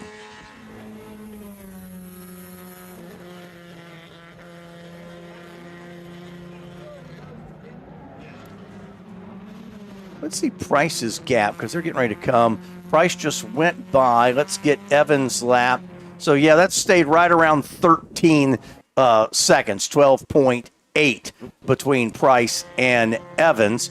Price might have some more. Is that some out-of-class traffic that Price needs to deal with? That's actually in-class traffic that he has to deal with as he's going around Chris Afuli, coming into 3, putting Chris Afuli, who is currently running 5th in ITA, another lap down. So there is your overall leader. Let's watch here for a second. The gap to second spot. We'll look for Evans right. He'll be coming into our view right about now. There you go. He is. So that gives you an idea of what 13 seconds on track looks like. Part of you thinks 13 seconds is just a split, snap of the fingers. It's a big gap. Is that battle? What's that one there? That is a swap in position for Plucker and Doan. We missed it off camera somewhere, but going into turn 3 now. Yep. There we go. Doan now retakes the fourth place overall lead over the line. So that'll move Doan up. 3rd overall, I believe. And look how far back Bourne has fallen from this pair as well. So I don't know if maybe there was a little wiggle, something that happened with the Plucker car to cause maybe Bourne to back off and for Doan to make a move around. But again, that battle for the last step on the podium that we thought was coming up in ITA has appeared to dissipate with now only 2 laps remaining as Brian Price now making his way through. And again, next time he comes around, he'll get the 1 to go. So Price has extended it now over Evans. Again, that's the overall. That's back up to about 14.6. So your top 3 ITA, Price, Heron, and Doan. ITS will be Evans, Plucker, 1 and 2. So give you an idea. There's the Chris Afuli car into turn number 5. Deacon, do we ask you what else you're doing to wrap up the year? We're getting towards the closing stages. Well, this is going to be our last race of the season, but we've got some exciting plans for next year. So, as you probably know, we have acquired a new car to our stable, the 2010 Mazda MX-5, and we are looking at running the National Super Tour schedule and going for the Mazda SMX row. In SMX, Yes. got it. That is that, and that's how big is that? Give us an idea. How big do you think that's a jump from what you've done up to there? Sounds like a pretty good jump in the level of competition and the commitment. Yeah, so it's definitely a big step different from what I previously ran in STL. It's the other way around in terms of the drive wheels. It's a lot heavier, a lot different feel with power steering and ABS. The competition in SMX, very exciting, very close and competitive. So we're really looking forward to working with everybody and like our partners, RP Performance, and getting close to the top there. Getting close to the top is Brian Price. Now he's back down to the bottom. This is his final lap. He's had a couple days that have just gone absolutely flawless here today. Price down into turn 5 for the final time. Got a nice gap over Glenn Evans in second place. And so Price just needs to bide his time. There he is, off the carousel. Back to that kink to the left, and now start pouring on the coal, and he'll have a nice run to the lead. So Brian Price, solid weekend. Off turn at number 9. Edwin, we've still got a battle going on between Plucker and Doan going down into the chute there. There you go. Looked like Doan might have been defending the inside. Yeah, tell you what, we'll jump back to a second. Let's check as our leader, Brian Price, now coming to the line, and he is going to take the ITA and overall win. Let's move back over to that battle for third overall, as they are now coming out of the carousel, and Peter Doan having gotten back around the Datsun, and Bourne closing things back up as T. Wade Heron's going to come across the line. He's going to finish second in ITA. Taking the win in ITS is Glenn Evans. Yeah, that Doan and Plucker battle has been good through the whole race. We'll see them come down. It's a drag race. It sure is. He's not going to be able to do it, I don't think. Nope. And the gap, how close was the gap less at than a tenth end? of a second. Yeah, less than a tenth. So 2 cars out of class, but for 4th place overall. Yeah, it was at the line. Oh, yeah, less than a tenth, 9/100ths of a second, something like that. Yeah, and there you go, as Scotty Holman takes the win in ITB, crossing the line, and I believe the final racer to see the checkered flag is going to be Evan Hexter. So in ITA, it's Price, Heron, Doan, your top 3. Tom Bourne will finish 4th. In ITB, Scotty Holman with Carl Fossler are only 2 racers in class. And in ITS, Glenn Evans, your winner, Chris Plucker in second. And we've just gotten word from race control that, gentlemen, when we return from lunch, we're going to be going back to racing at 1:10 this afternoon. So in just a little bit over an hour, more racing action here at Summit Point. We've got our final bracket race of the day, and then we have 3 Mid-Atlantic Road Racing Series races to wrap up the 2025 season. So I want to thank you all for joining us here this morning. Check back with us in just about an hour, and we'll have more racing action for you here from Summit Point. We'll see you in just a little bit.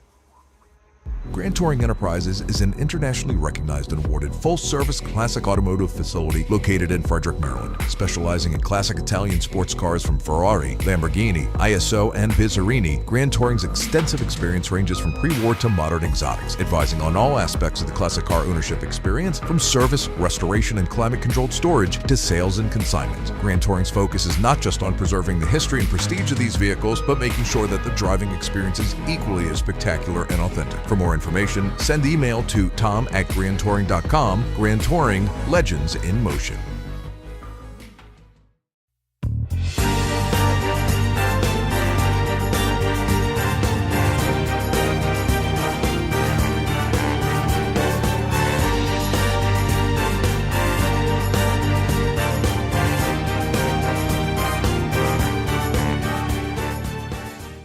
Looking to level up your motorsport game? At Courage Motorsport, we've got everything you need, from high-performance parts and racing equipment to expert driving instruction and even our own Courage racing gear. Whether you're a beginner, a pro, or looking to kickstart your motorsport career with training in both the business of racing and securing sponsorships, we've got you covered. Check out our gear, grab a shirt, and represent your passion. Email us at trackready@couragemotorsport.com or visit couragemotorsport.com and get ready to hit the track. The Spring Hill Suites Winchester is an all-suite property that features spacious suites, an indoor heated pool, complimentary hot buffet-style breakfast, a 24-hour fitness center, and complimentary Wi-Fi. Whether you're traveling in a group or flying solo, you'll find it easy to get comfortable in our spacious suites. We're conveniently located just off of Interstate 81 at exit 317 in a shopping center with many shops and dining options. Discount rooms are available. To book your suite today, call 540-431-3330.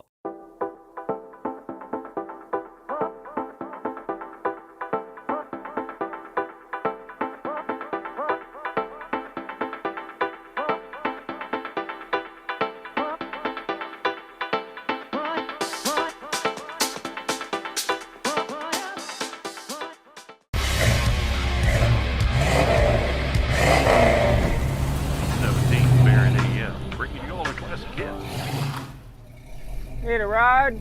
No. Okay.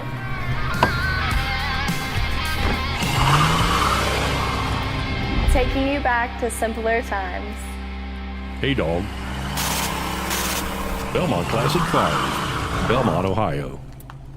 Since 1976, Radial Tire Company has been providing the Washington, D.C. area with quality tires, expert knowledge, and the finest service. They have earned a reputation as a premier specialist in hard-to-find performance tire and wheel applications and stock tires from all the top manufacturers for whatever you drive. From performance and race cars to SUVs and trucks to your daily drivers, Radial's mission is to assist you in getting the most out of your tires and car. To get a competitive quote on your next set of tires, now with free shipping, or to schedule online, visit RadialTireCompany.com or call them in Silver Spring at area code 301-585-2740. That's 301-585-2740.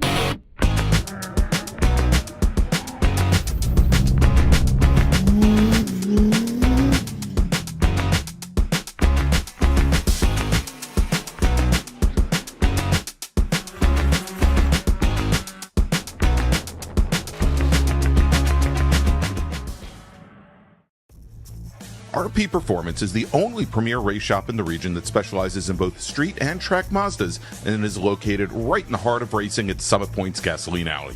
RP has been involved in countless race wins and series championships across many classes with drivers of all ages. Not just a full-service shop, RP has been helping drivers with their individual racing and other track event needs for over 30 years, providing trackside support, arrive and drive packages, as well as race car transport services. And they're known for its help all attitude. RP Performance is your go-to for getting cars back on track for that positive experience at Summit Point when you're ready to pack it in. For more information about RP Performance, come talk to them here in the paddock.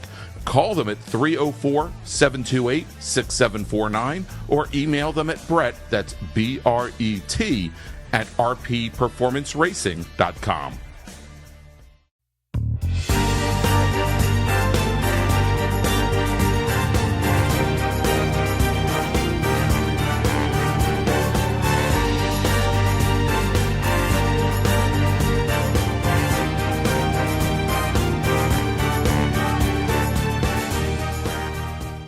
At OG Racing, when you are shopping on our website, when we say in stock, this is what we mean by in stock.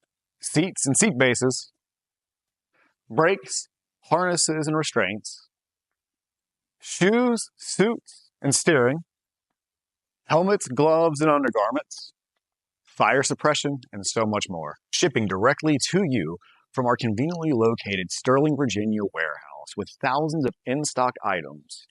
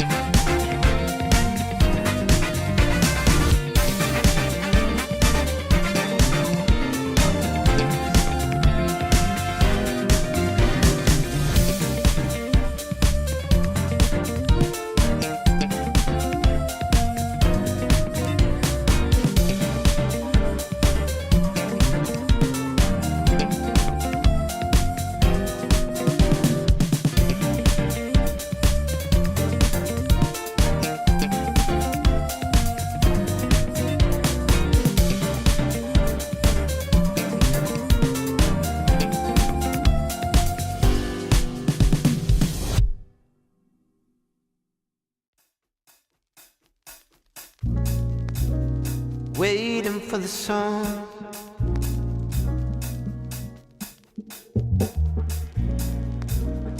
Waiting for the sun.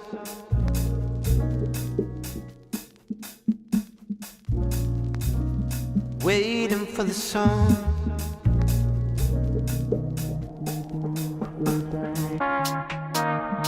Waiting for the sun.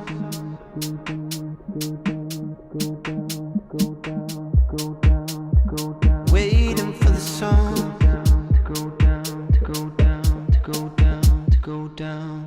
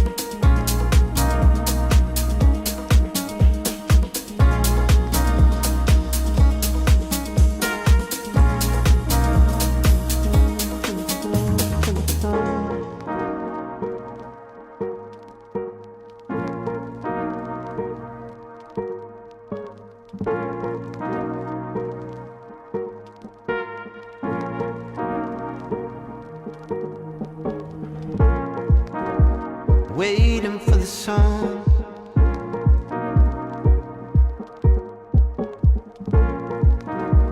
Waiting for the sun.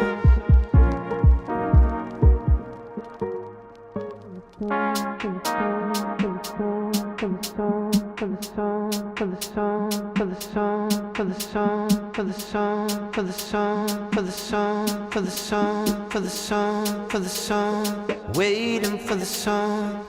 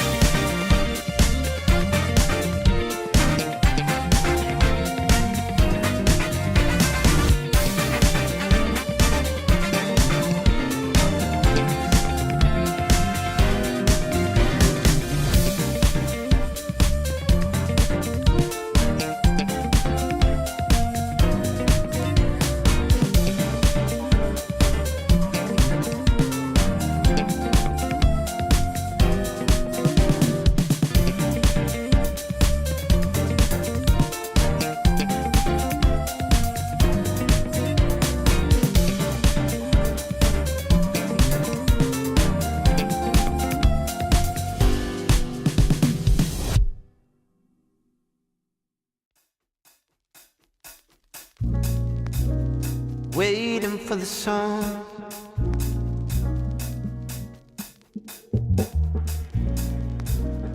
Waiting for the sun.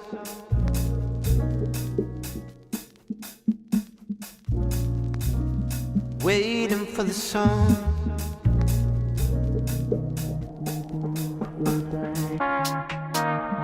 Waiting for the sun.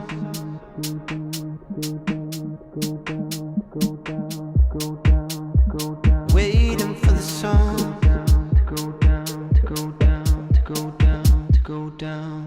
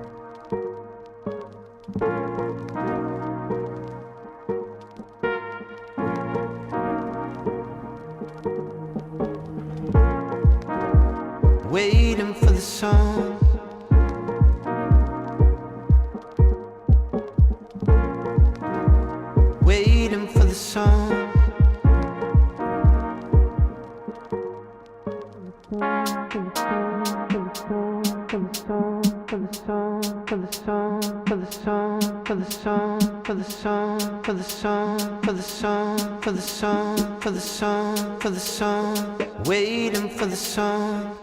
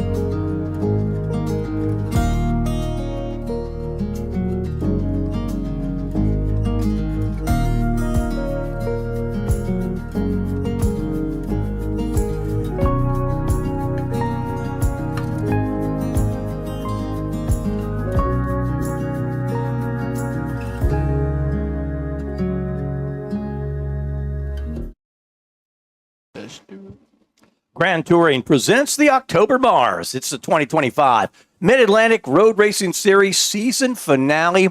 It is Sunday, so championship day.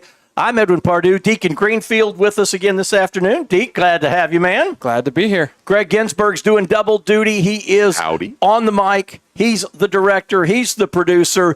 And you see our bracket field. This is a 10-lap, so everybody else today, 20 laps. Bracket split up, a 10-lap race this morning, and this is their third race of the weekend, a 10-lapper this afternoon. So we'll let those cars get out. They'll do one lap, and we go racing. Deacon will talk track condition, because that's everything we were talking about yesterday. It's been really, really good from what we thought it would be. Yeah, those track patches that we saw earlier from just leftover rain now becoming a lot more scarce, as we've got some sun peeking through the clouds, but not directly. So should be about to an all-around dry track now. What we'll do is we'll let you know who's on track once they've gone out and completed a lap. When you get to Sunday afternoon, and Greg, you know this from being behind the wheel, not all of the cars that are thought they were going to make it to this part of the weekend will make it to this part of the weekend. No, things are looking a lot more sparse here as we have the pace car driven by Graham Taylor taking the field around for the final bracket racing pace lap of the 2025 season. Real quick, Edwin, because time's a little short, let me make a first call to the grid for our next race group. Attention in the paddock, attention in the paddock. Race group number 6, that's SSM, please start heading to the grid. Race group 6, SSM racers, this is your first call to the grid. That'll be the next race coming up, and that's always ultra competitive. And again, just like our Spec Miata this morning, we're always glad to be sure that one is on a nice, clean, dry, and race-ready surface. So, and this one does look to be in good shape.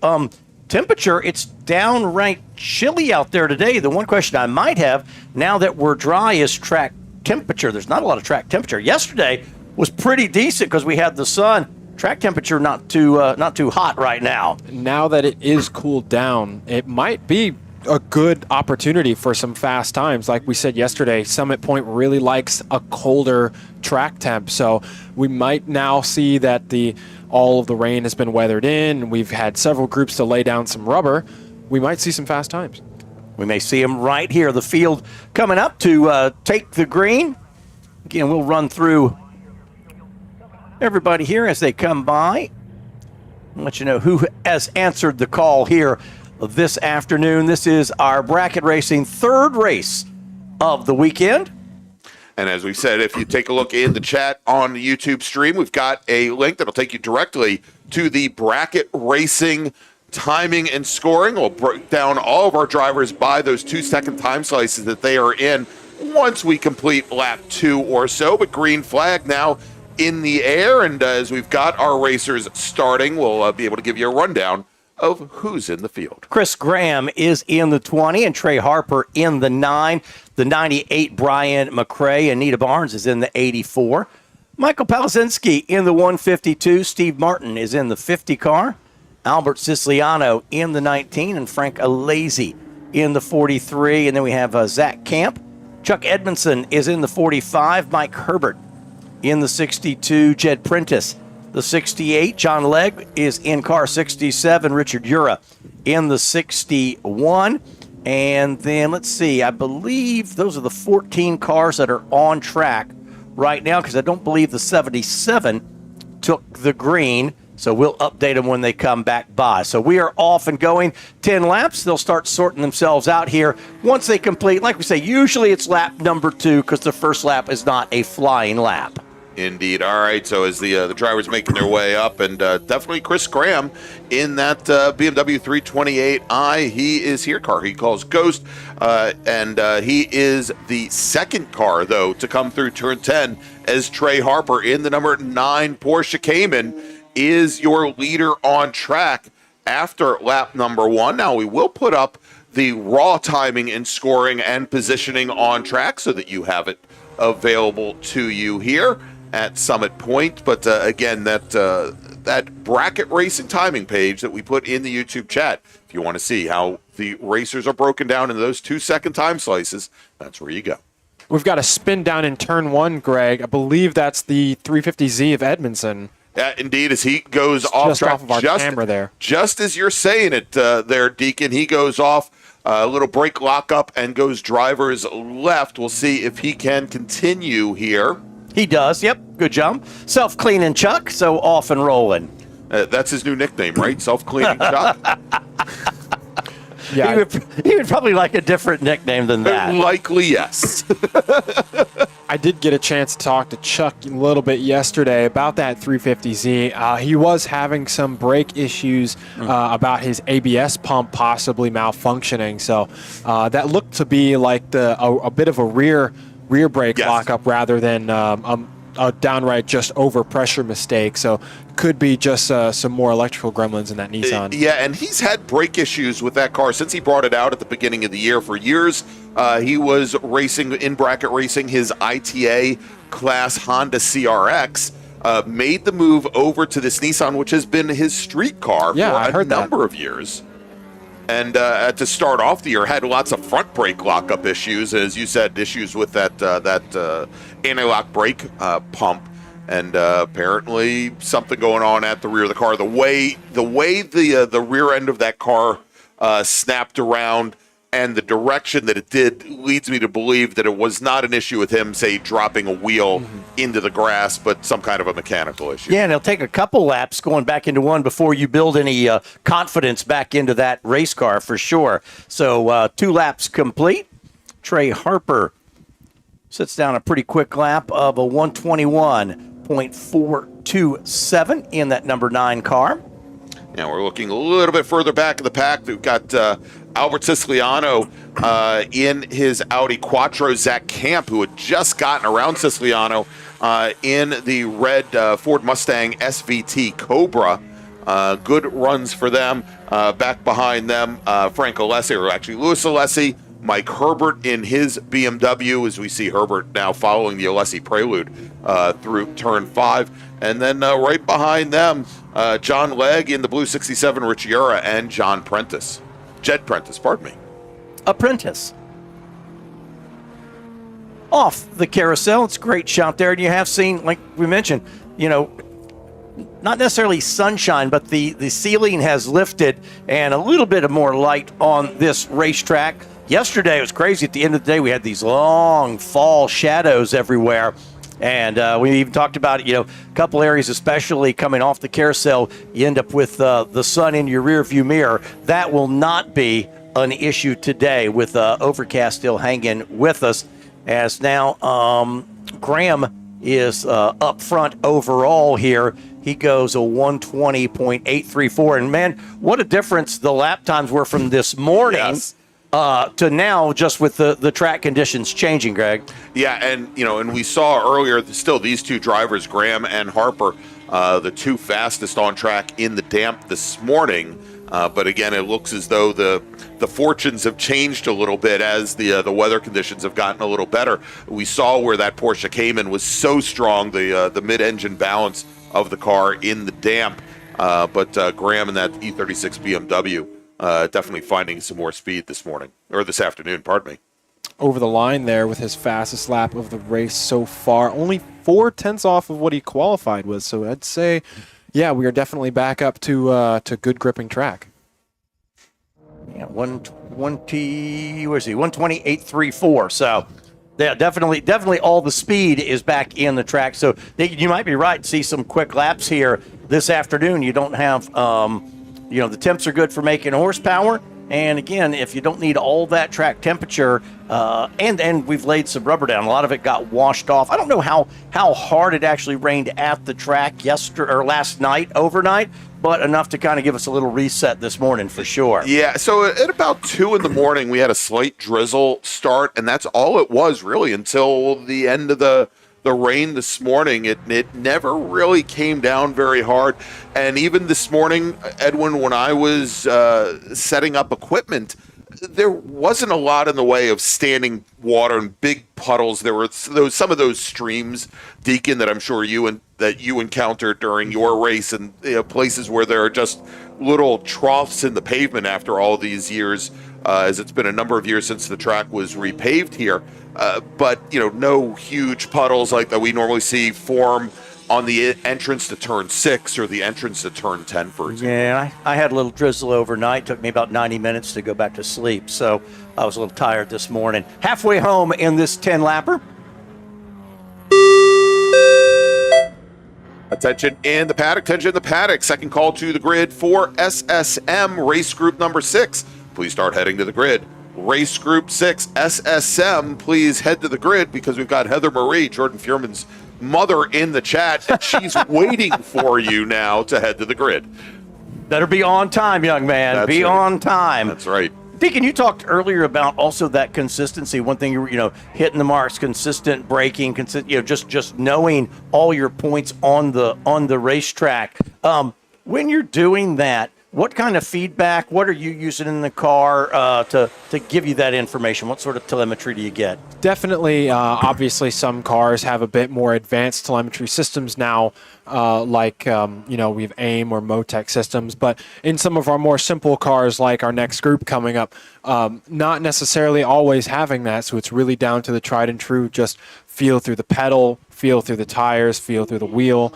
And, once you really get enough laps to know every single feedback that you should be expecting and wanting to get out of it, really makes the difference.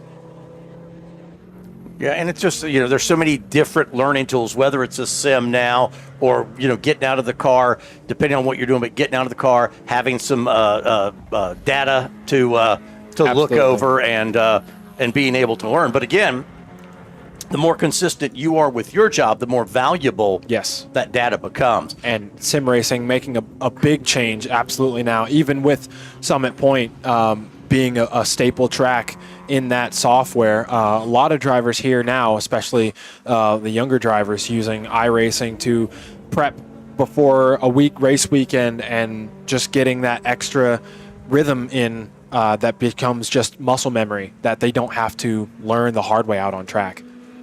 Just a handful of laps left here, so we'll have our SSM cars coming up here. In fact, they're already starting to grid up. That will be a good one. That one's coming up next. Little side-by-side racing. Boy, that's leaning on the car into the corner. Yes, it is. That's Steve Martin in the Mustang up against the E30 of Palazinski.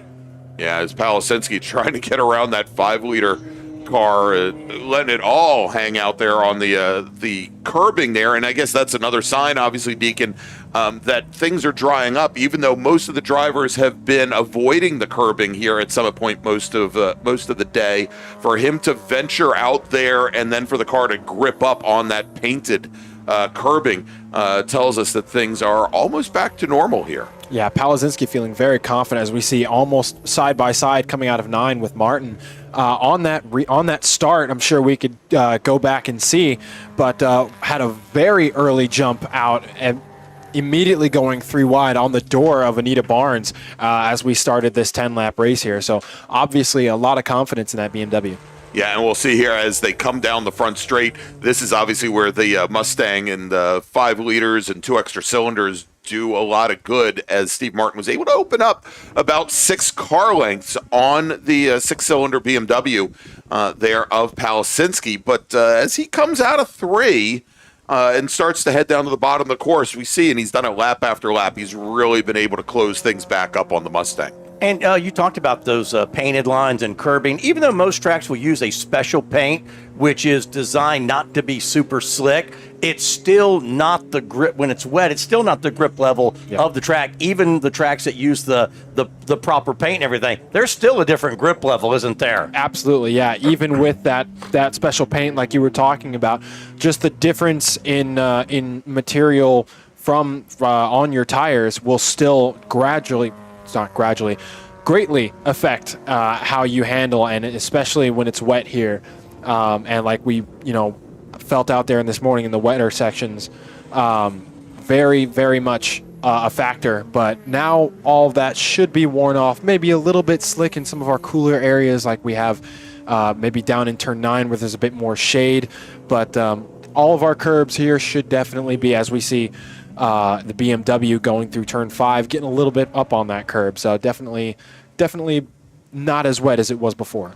All right, and here we've been watching this go on for the majority of the day here as we've got the Audi TT of Siciliani, Louis Alessi, and then Jed Prentice. And our overall leader, Chris Graham, coming through that fight now. When he crosses the start-finish line, he will get the 1-to-go board. Let's see if we can keep this camera running for a couple seconds for them to come through. Almost able to. As Graham coming up on the side of the Audi is Siciliano now. Good to see the red prelude of Alessi back out here today. I believe he had some issues in yesterday's bracket race. Yes. I was worried that maybe we wouldn't see him today, but good to see him back out. All right, as Chris Graham and that pack head down into turn 1. Having a few troubles with that camera right now, so we'll pick up Graham coming out of turn 2, out of the horseshoe, and into turn 3. Final lap. Overall, you see the overall running order on the left there, Graham, Harper, and McRae. Of course, they'll be broken out into their individual brackets. But that's your overall running here with the final lap to go.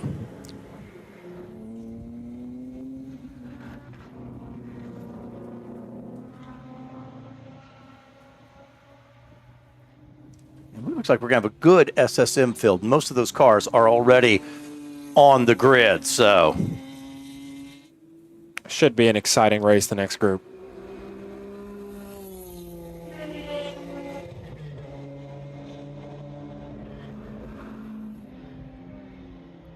Look for the checkered flag. Christopher Graham going to lead them across. And checkered flag, there it is, in the air. Christopher Graham, Trey Harper, Brian McRae will be the first 3 by. And that is our third and final bracket race of the weekend. And that sets us up. We have 3 20-lap feature races to take us to the finish. All right, so Graham finishes up in the A3 bracket for drivers a minute 19 to a minute 21, where we saw him a little bit earlier in the weekend. Trey Harper in bracket A4 for drivers a minute 21 to a minute 23.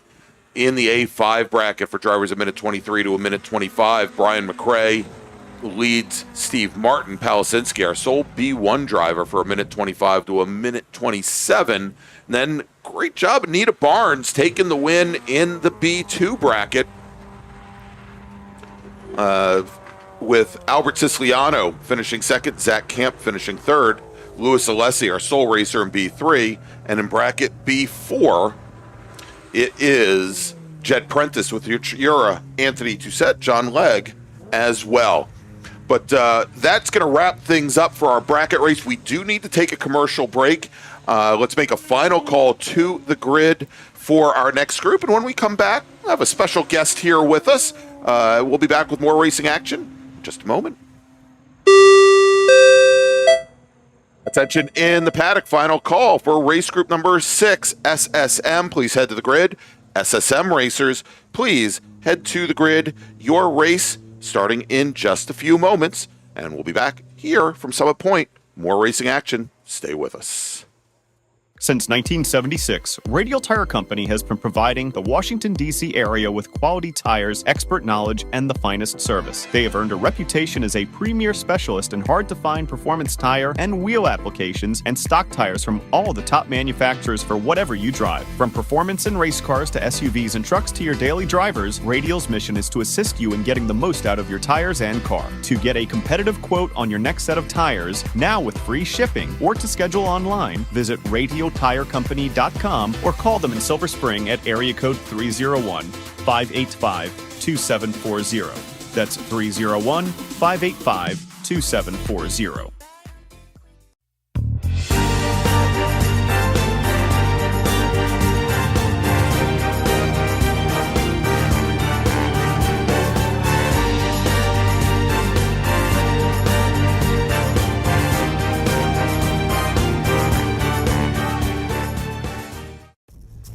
RP Performance is the only premier race shop in the region that specializes in both street and track Mazdas and is located right in the heart of racing at Summit Point's Gasoline Alley. RP has been involved in countless race wins and series championships across many classes with drivers of all ages.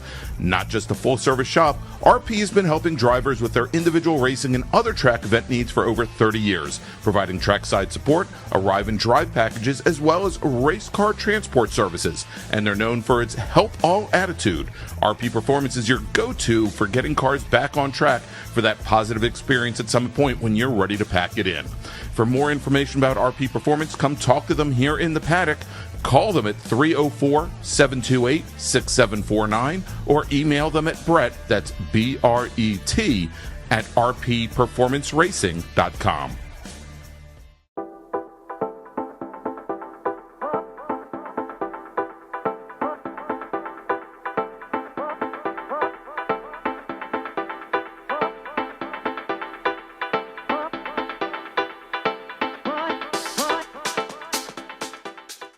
Looking to level up your motorsport game?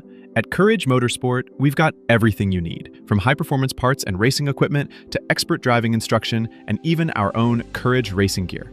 Whether you're a beginner, a pro, or looking to kickstart your motorsport career with training in both the business of racing and securing sponsorships, we've got you covered. Check out our gear, grab a shirt, and represent your passion. Email us at trackready@couragemotorsport.com or visit couragemotorsport.com and get ready to hit the track.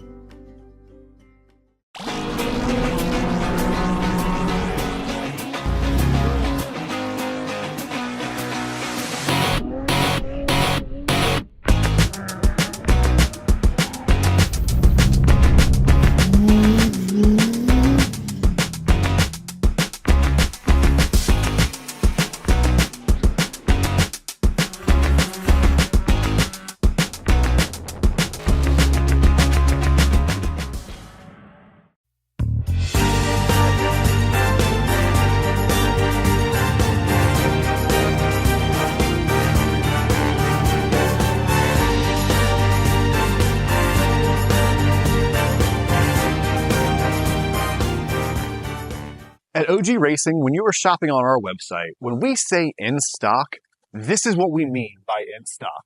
Seats and seat bases, brakes, harnesses and restraints, shoes, suits and steering, helmets, gloves and undergarments, fire suppression, and so much more. Shipping directly to you from our conveniently located Sterling, Virginia warehouse with thousands of in-stock items.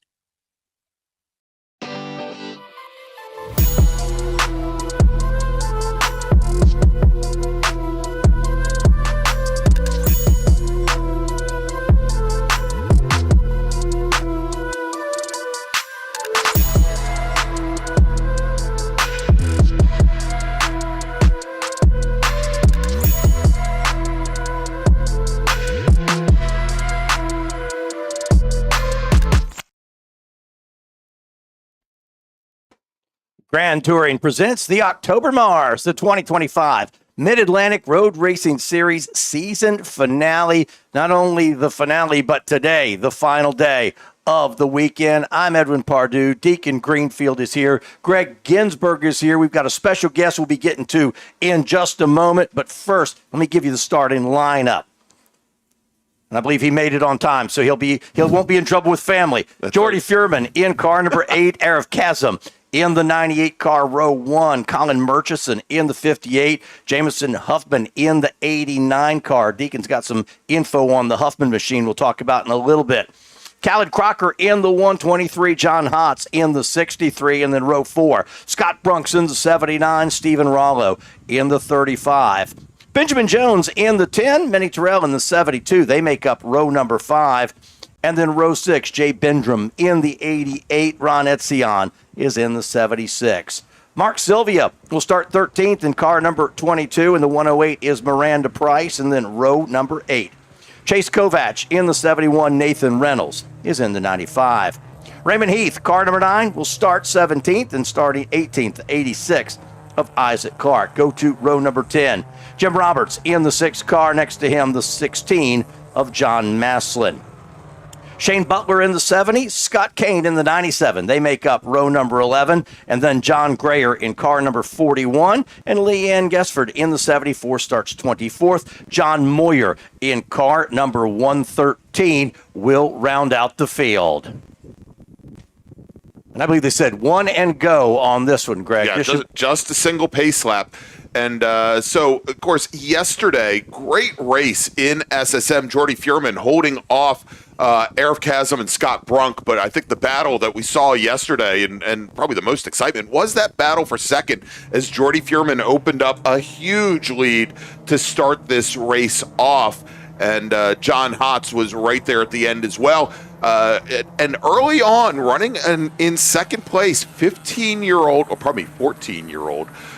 Colin Murchison, rookie racer. As we were talking about, how iRacing has brought new folks into SCCA club racing and even pro racing. Colin Murchison, never having raced in a go-kart before, comes to Summit Point Raceway, gets his competition license, and Colin on Friday, this coming Friday, will turn 15 years old. Amazing. So congratulations to him. And as we've seen with his older brother Jack, who this year had his very first pro race in the MX5 Cup, well, there's another Murchison coming along. Wanted to wish a happy birthday to the youngest of the Murchison clan. That's Callum Murchison, who today turns 10 years old. And so I'm expecting in 4 years, we'll see him behind the wheel of an Be in a FSM race car at any moment. Back of the field still a little strung out, but they look good up front. Pace car is on pit road. Buckle up. Get ready to go. This will be a good one. SSM Group 6. And we will look for the green flag. The starter likes them. They are side by side. Oh, front of the pack looks great. Starter loves it. There's a green flag, and let's drag race down to turn number 1, 2 by 2. Nobody breaking out of form yet, although sometimes we'll see them go 3 wide pretty early as they head for turn number 1. The full field is green. They're still side by side. There's 2 cars, 3 cars with brake lockups going into turn number 1. Does everybody get through? Indeed, they do. Yeah, that was Arif Kazim. Got on the brakes hard from the outside lane, locks him up, but manages to get that car rotated. But I think here, as he comes down into, and he's still trying to hold on to positions as he sticks to the inside going into turn 3, but he's going to lose, I think, 5 positions, Deacon. I think it was a little more than that, Greg. We're going to see him slot back. Looks like, maybe 5-6 positions there. Definitely hurt his momentum going into 3. Here comes the field into turn number 5 for the first time. Oh, a couple cars were 2 by 2.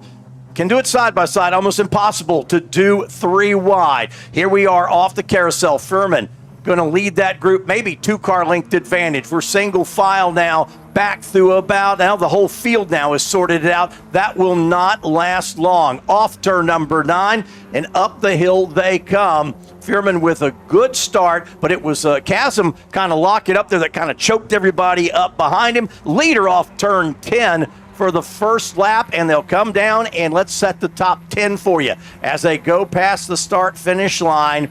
Here, Fuhrman, Murchison, Callan Crocker is to 3rd, Huffman 4th, Brunk 5th, Arif Kazim had fallen to 6th, John Hott 7th, Stephen Rollo, Minnie Terrell, Benjamin Jones, top 10 on lap number 1. And that, Deacon, that could have gotten worse. And another lock up there. Oh, no. Somebody's going to go straight off.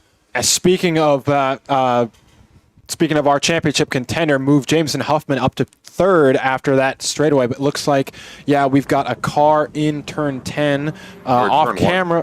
Turn 1. Off camera, it looks like he's managed to back out from the deep gravel. It's very impressive. That might be Minnie Terrell. It looks like that Mariner blue SSM car. It might just be. Yeah, for a moment there, I thought it was maybe Scott Brunk, and Brunk in the much lighter colored blue with the Gulf livery, the Gulf stripe down the center of the car. Not him, another blue car there. We'll get the call from the folks at turn 1 here in just a moment and let you know the number. Yeah, Greg, that is the 72. Good job. So a lot of brake lockup in 1, but now Fuhrman there. And quickly, you had an update on Huffman's car. Yes, yeah. So Huffman apparently yesterday had an experience with a little bit of loss of power, which is why we may have seen him finish where he did. But thanks to the hardship that we have here this morning, he was able to replace a couple things, figure that out, and now he's running strong third right up behind Colin Murchison. So runs third right now. Early stages, 20 laps, SSM. And somebody put two wheels off, a little cloud of dust there. Oh, in fact, nope, car's still sitting there across and self-cleaner. Yeah, and we'll get the number here in just a second as he comes by us here at the top of the front straight. That is the number 95 machine that had issues there at the at turn 10. That was Nathan Reynolds out of Stafford, Virginia. Whew. All right, so as we're getting underway and starting to go deep into this 20-lap feature race, the last SSM race of the season, want to welcome a special guest into the booth with us. He is the Washington, D.C. Region's Race Chair and Director of Club Racing, or is it Director of Club Racing or Road Racing? I forgot what term SCCA wants us to use now, but it is Greg McDermott. Welcome, Greg. Thank you, everyone. Thanks for having me. Greg, it's been a great season finale here. You look back over the 2025 season, these things don't happen by themselves. A lot of people put all this together, both in the cars and behind the scenes.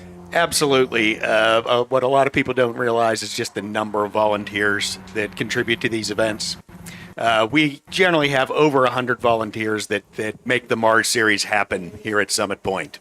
And then there's also not only the people in the car, but there's so many people in the background that get the cars out here, because the volunteers are half of it, but then the racers and all their support, the other half of it. There's no racer out here that doesn't have their own support. It takes a lot to get a car out here and a car running to participate in this series. We'll get right back in a second. Greg, give us an update because it's getting crazy on track. Yeah, we had Jamison Huffman, a championship contender, going off at turn 10. He loses a number of positions. We continue to have drivers that, as they're trying to determine the grip levels, the track just hasn't come completely back. It is not the same track that these gentlemen raced on, and ladies raced on yesterday. And so we are seeing a lot of brake lockup still going into turn 1, where these drivers just are having too much trouble getting their cars woed down. Going back to the, Greg, the DCR region's one of the strongest regions in the SCCA. Looking forward, where do you see particularly this Mid-Atlantic Road Racing Series going as we look ahead? Well, I'm very excited about it. I think we're in good shape looking into 2026. We already have our tentative date set here at Summit Point. The MARRS series as a whole, we're kind of looking at our neighboring regions as they get their calendars together so that we can lay out the whole series calendar for 2026. And I think most folks are getting those dates put together, and we should have a calendar ready here before the end of the calendar year. Our home series here, our home races here at Summit Point, we'll have those published well before then. And people get excited about, what's coming up, and then those abilities to work with the other regions so people can get out, travel, a little bit of experience, and then other people can travel and come into your regions. Super important. Absolutely. We want it to be, we call it the Mid-Atlantic Road Racing Series. It's more than just Summit Point. We've raced at New Jersey Motorsports Park, Watkins Glen, Mid-Ohio, Pit Race, which is unfortunately going away. But there are other options, and we're always looking for the places we can take the series that our racers want to go race. And people can get involved, as you said, in a variety of ways. Doesn't have to be driving a race car. There's a bunch of ways you can be a participant. There are. We have 10 different worker specialties where we're always looking for volunteers. You can come out and crew for racers, for friends. You can come out and spectate. We love it when people come out just to spectate and watch the product that we have. And it's a great product this weekend, showing it well. But Greg, thank you so much. Thanks for all you do to put this series on, and we just we appreciate the hard work that you're putting into it. Thank you. Thank you. And you can hang out up here with us as long as you would like. So sure, I do want to just add one commercial, if I may. Please. Yeah, and that is, if you are a Washington, D.C. region member, the annual membership meeting for Washington, D.C. region is this Tuesday, 2 days from now at 8 p.m. It's at the Holiday Inn, College Park, Maryland. But it is also be broadcast virtually, so you can watch virtually. You can visit the Washington, D.C. region SCCA website to find information on that. But join in. I will be giving a state of the program presentation there and learn more about it. All right, so to get more information, you can go to wdcr-scca.org. And again, that is Tuesday night at what time, Greg? 8 p.m.? 8 p.m. There you go. All right, want to thank so much Greg McDermott, Director of Club Racing for the Washington, D.C. region of the SCCA, bringing you the Mid-Atlantic Road Racing Series and other road racing events here up and down the East Coast. Thanks so much for joining us, Greg.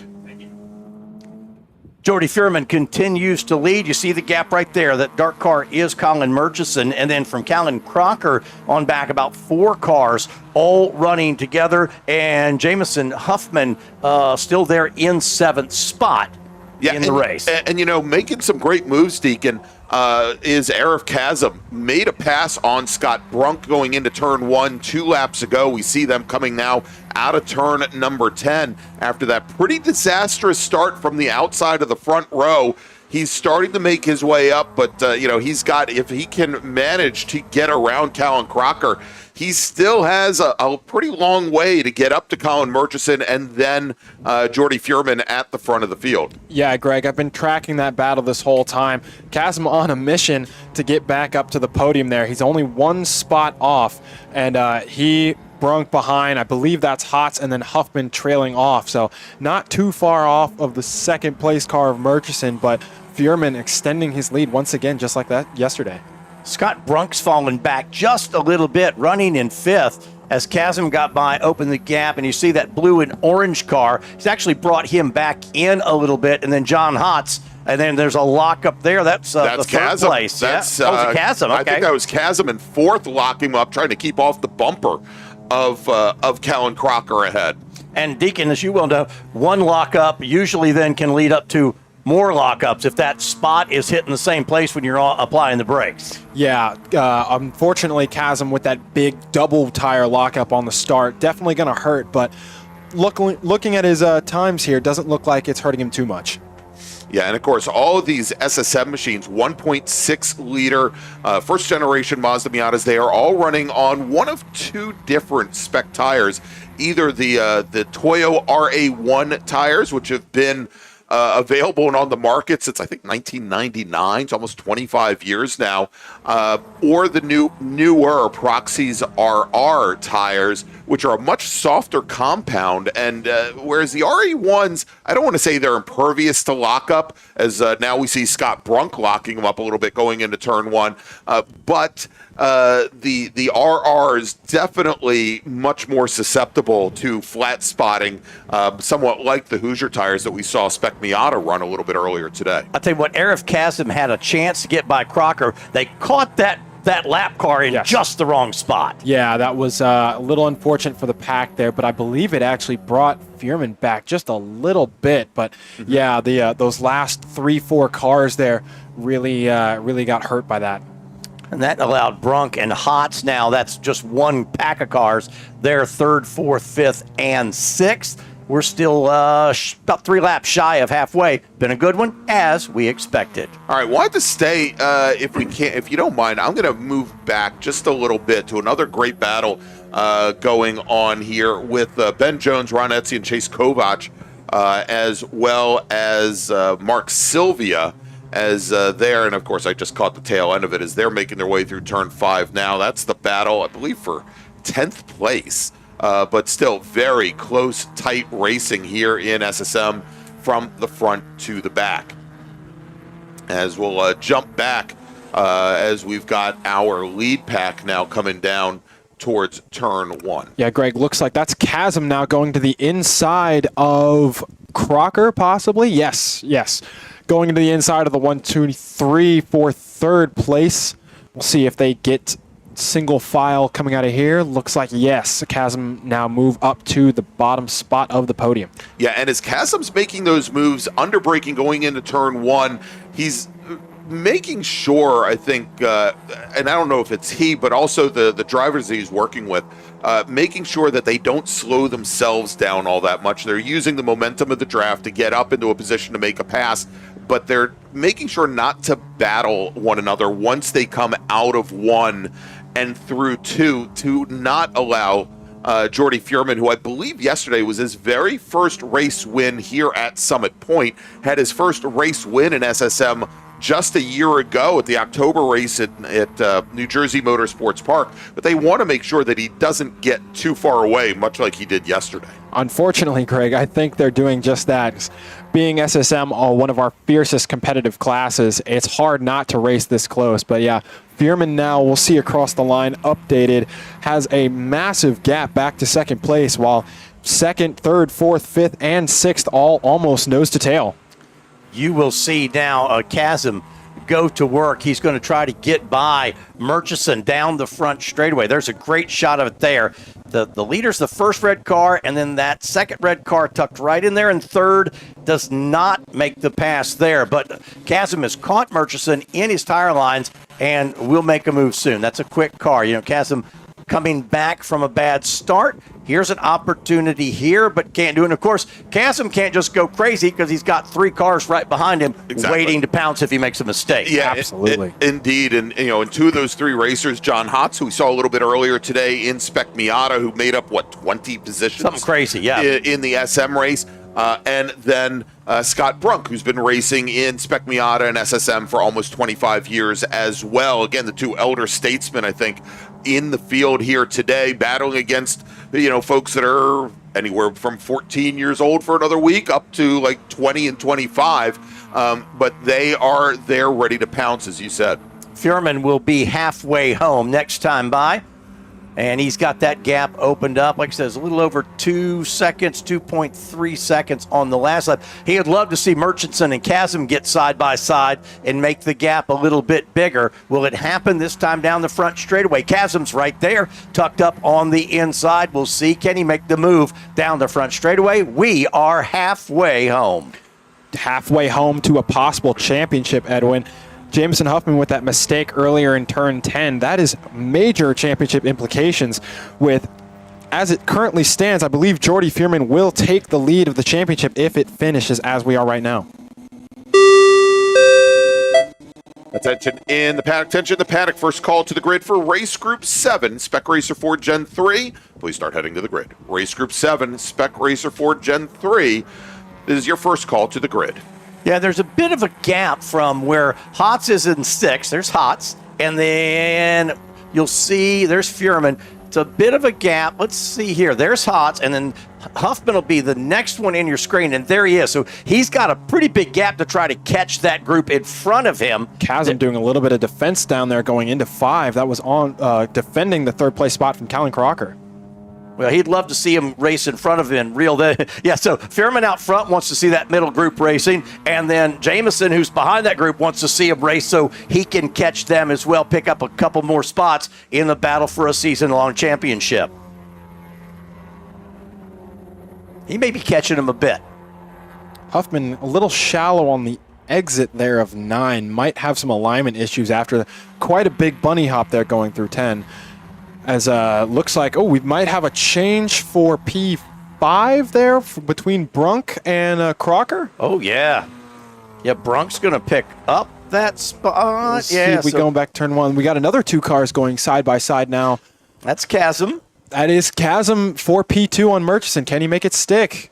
And he's been able to do it twice so far, make it 3 times that Arif Chasm's been able to come down deep into turn number 1. He now takes over second place from Colin Murchison. That was textbook there with Chasm, because what he did not turn in early. He stayed, he waited, he turned in a little bit later, which then puts Murchison in the unenviable position further outside than he wanted to. That was well done by Chasm to not try to cut it too quickly and change the, you want to change the whole radius of the corner. That was well done for the driver in car number 98. Yeah, and he made his intentions known very, very early. Murchison knew it was coming. If he was going to defend, he had an opportunity, decided to let it go and attempt to get that pass back. Again, I think the ongoing goal here is not to let Fuhrman continue to expand that lead, but that last time by Murchison and Chasm were almost 0.2 of a second faster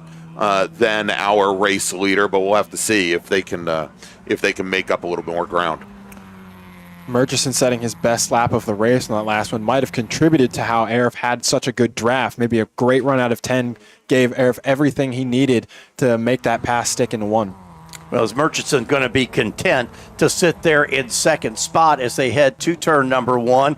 We'll take a look right now. For now, yep, he'll stay there in third spot, at least for now, with 8 laps to go. Huffman not making any progress catching that group. Here's the leader. Fuhrman, that gap's a little bit smaller than it was, but still about 2.5 seconds back to second place. And this is going to come down to whether Chasm and Murchison work together or if they're going to battle for second place. Absolutely, and Murchison pushing it there, dropping just 2 wheels off in the gravel of turn 3, what we call the Herbert line, made very famous in SSM by a previous Tristan Herbert driver who would love to dip 2 and possibly sometimes 4 wheels off, and as we have a yellow in turn 5. Yeah, local caution car on the pavement, and let's take a look at this group, see if we're missing somebody, or perhaps it was a slower car trying to avoid this big group, and I think that's what it may have been. Yeah, because everybody seems, that top group seems the same. Let's listen real quick to race control.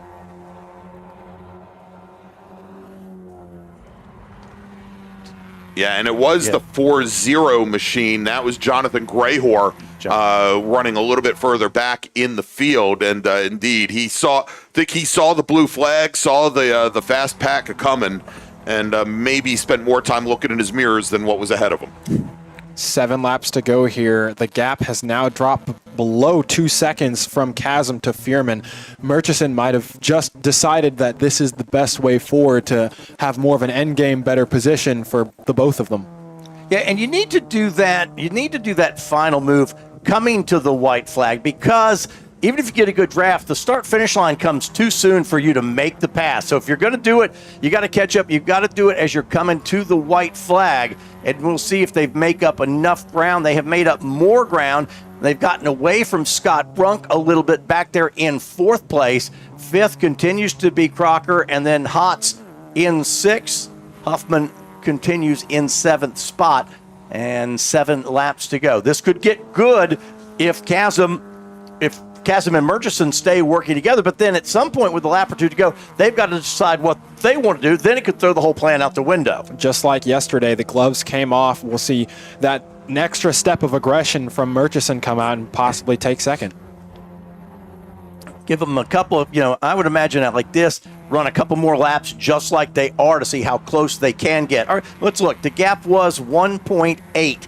Last time by between 1st and 2nd place. They'll come down. 1.7. 1.7, yeah. Very, very close, but just up ahead. Fuhrman now, we'll possibly see on our screen in just a second.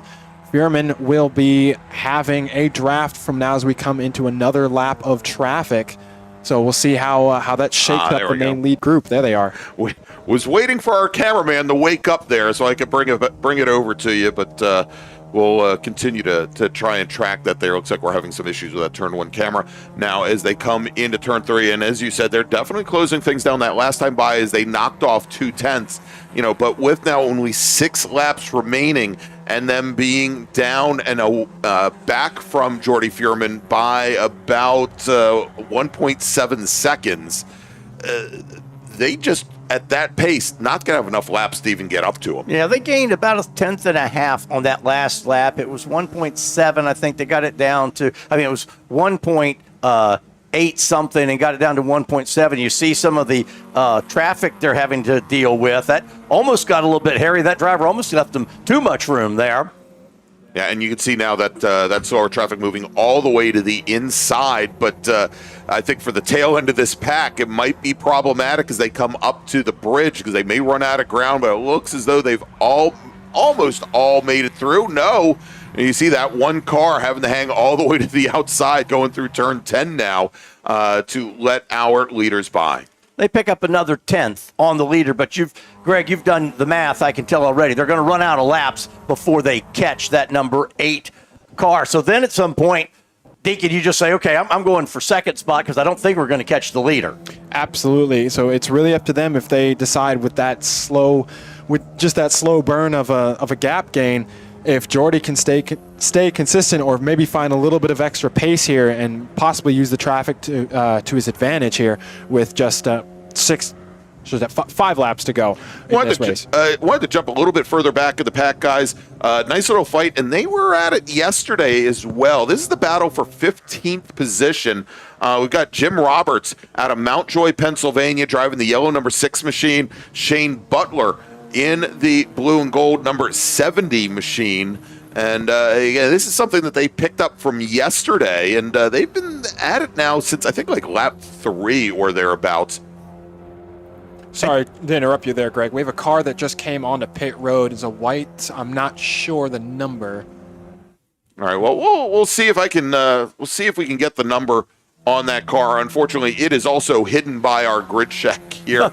But we'll pick it up. We should hopefully hear it over race control as well. Don't believe it was part of our lead pack.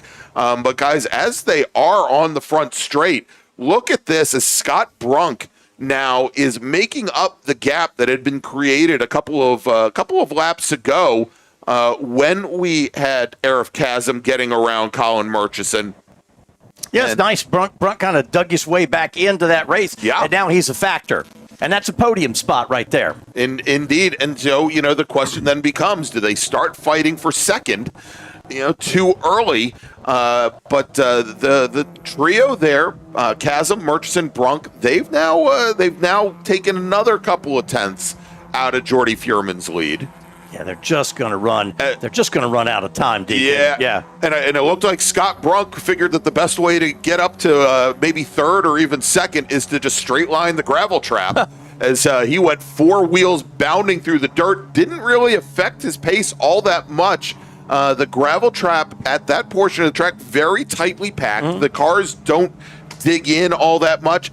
And if you run out of room on the exit of 3, you just straighten up the wheel. The track eventually comes right back to you. You don't really have to do a lot in the way of off-road recovery other than straightening up the steering wheel. Little update on that car that came in, Greg. That was the 71 of Kovac. Now rejoins the race going down into turn 1. All right, here we go. 3 to go. You see Fuhrman with his gap back up, I think maybe a little bit. It was down to 1.7 seconds. This time we'll have the gap at still right about 1.7 seconds. Not much of a change. So not much change there. And then Chasm, you're like, now, you mentioned it. Brunk's now kind of thrown a monkey wrench into it for Chasm and Murchison. Attention in the paddock. Second call to the grid for race group number 7, Spec Racer 4 Gen 3. Please head to the grid. Spec Racer 4 Gen 3, race group 7 is your second call to the grid. All right, Deacon, is lap traffic going to get in the way here? That's going to be up to Jordy. He's going to have to play it very smart and consistent here to make sure that as we see, yes, there he is going down into the chute with his competition in tow. Less than 2 seconds of gap it was across the line. Oh, and Fuhrman just getting by that slower car. And remember that battle I was telling you about for 15th just a few moments ago? That is where Jordy Fuhrman and the rest of our lead pack are coming up on, and they'll likely get there right about the time, maybe at the perfect spot on the front straight as we go to lap number 19 of 20. Very tidy outside pass there. Little difficult to do, especially when you've got a pack of cars behind you that you really want to keep behind. But now as we are entering turn 10 with 2 more cars up ahead, he will actually get some of that draft off, and that should help him recoup some top speed to keep some distance from second place. I'm getting confused. All the cars are red now. So that's Chasm going by one of the lap cars there. So I was like, wait, we got 3 red cars. Where'd that one come from? They're multiplying. And Chasm actually running his fast lap. I believe the fastest lap of the race with our first 28 of the session. Hey, look where they are. They've caught Furman. They have caught Jordy Furman here in turn 1 with 2 to go. We'll get a great shot of him right here. Oh, it was less than a second over the line, Edwin. Yeah, and it didn't help Jordy Furman as he came up on those 2 cars ahead, as he came up on Jim Roberts and Shane Butler. Roberts with a big brake lockup going into turn number 1 that Furman had to avoid. He's managed to make his way through, and now you see that Arif Chasm is going to have to find a way around that car as well, just as they come into turn 5 and into the carousel. It's going to be very difficult now to make it around the Butler car. No time for patience now, Deacon. There's Furman.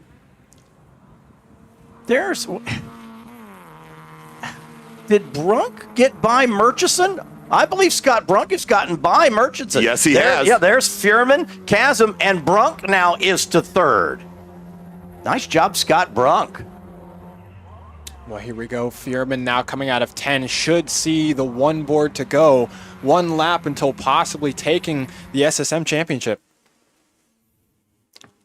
Update on Huffman, still in 7th. Huffman still in 7th.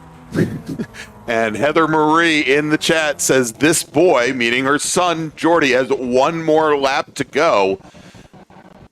And Jordy, who for the last couple of years has been known more for Spec Miata and SSM videos that he's created and video memes than his racing, has really come on in the last year and a half. And he now has less than a lap remaining. He can be your 2025 Mid-Atlantic Road Racing Series SSM champion. Chasm is coming, but not going to have an opportunity because now he's starting to get some pressure. You see Scott Brunk, the blue and orange car, took a peek underneath of Chasm, and I don't think there's going to be any other lap traffic to get in the way for Jordy Furman. I don't think so, Edwin. It's looking very clear out just as we're about to see them on our picture here. There they are. Lots of open track. Going through 6. Who's that cameraman down there? He's doing a great job. I'm going to give him a raise at the end of the weekend. Double what you're paying him at least. That's right. He's been a stand-up guy all weekend long. Let's bring Jordy Furman home. Off 9 and up the hill. For the final time, he'll flash underneath the bridge. 1 more corner to navigate. Arif Chasm's coming, but going to run out of time. Furman off the corner, looking for the win. It's been a perfect weekend for him. Jordy Furman going to take the checkered flag here. There it is. In the air, there's Chasm, Brunk, and Murchison, 2nd, 3rd, and 4th. John Hotz, 5th. Crocker, 6th. Huffman, 7th.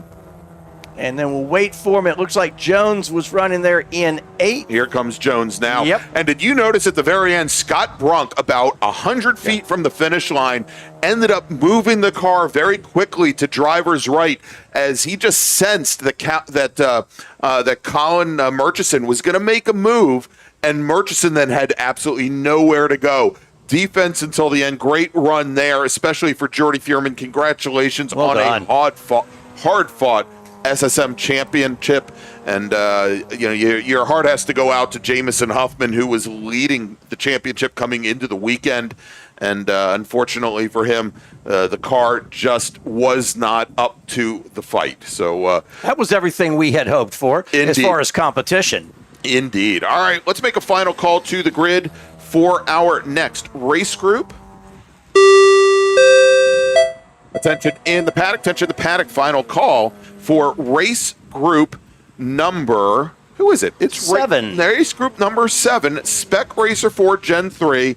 Please head to the grid. Race group number 7, Spec Racer 4 Gen 3. Please head to the grid. If you like what you saw here, of course, remember, give us that big thumbs up. And if you haven't done so already, subscribe to the Washington, D.C. region SCCA YouTube channel so you can catch more great racing action here from Summit Point and everywhere else the Mid-Atlantic Road Racing Series goes. But we're going to take a quick break. We'll be back with 2 more feature races for you here from Summit Point Raceway to 2025 Mid-Atlantic Road Racing Series October MARRS presented by Grand Touring Enterprises. Stay with us. Grand Touring Enterprises is an internationally recognized and awarded full-service classic automotive facility located in Frederick, Maryland. Specializing in classic Italian sports cars from Ferrari, Lamborghini, ISO, and Bizzarini, Grand Touring's extensive experience ranges from pre-war to modern exotics, advising on all aspects of the classic car ownership experience, from service, restoration, and climate-controlled storage to sales and consignment. Grand Touring's focus is not just on preserving the history and prestige of these vehicles, but making sure that the driving experience is equally as spectacular and authentic. For more information, send email to tom@grandtouring.com. Grand Touring, legends in motion. Looking to level up your motorsport game? At Courage Motorsport, we've got everything you need, from high-performance parts and racing equipment to expert driving instruction and even our own Courage racing gear. Whether you're a beginner, a pro, or looking to kickstart your motorsport career with training in both the business of racing and securing sponsorships, we've got you covered. Check out our gear, grab a shirt, and represent your passion.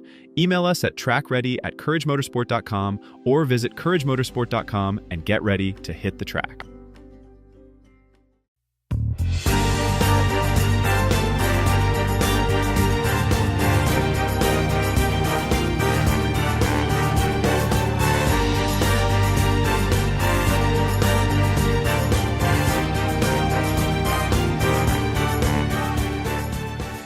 The Spring Hill Suites Winchester is an all-suite property that features spacious suites, an indoor heated pool, complimentary hot buffet-style breakfast, a 24-hour fitness center, and complimentary Wi-Fi. Whether you're traveling in a group or flying solo, you'll find it easy to get comfortable in our spacious suites. We're conveniently located just off of Interstate 81 at exit 317 in a shopping center with many shops and dining options. Discount rooms are available. To book your suite today, call 540-431-3330.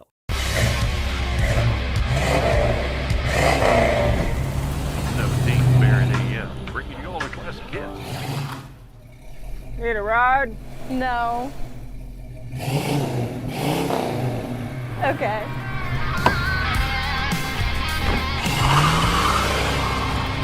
Taking you back to simpler times. Hey, dog. Belmont Classic Cars, Belmont, Ohio.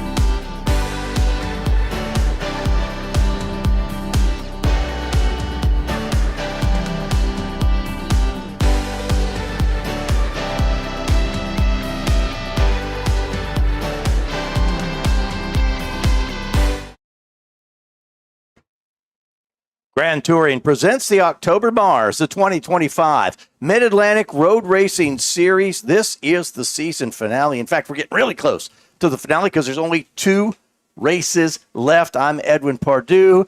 Deacon Greenfield is here. Greg Ginsburg is here. And it's time to go surfing. Yes, yes, it is. And a good thing that a couple of the drivers are representing the surf shop, Edwin.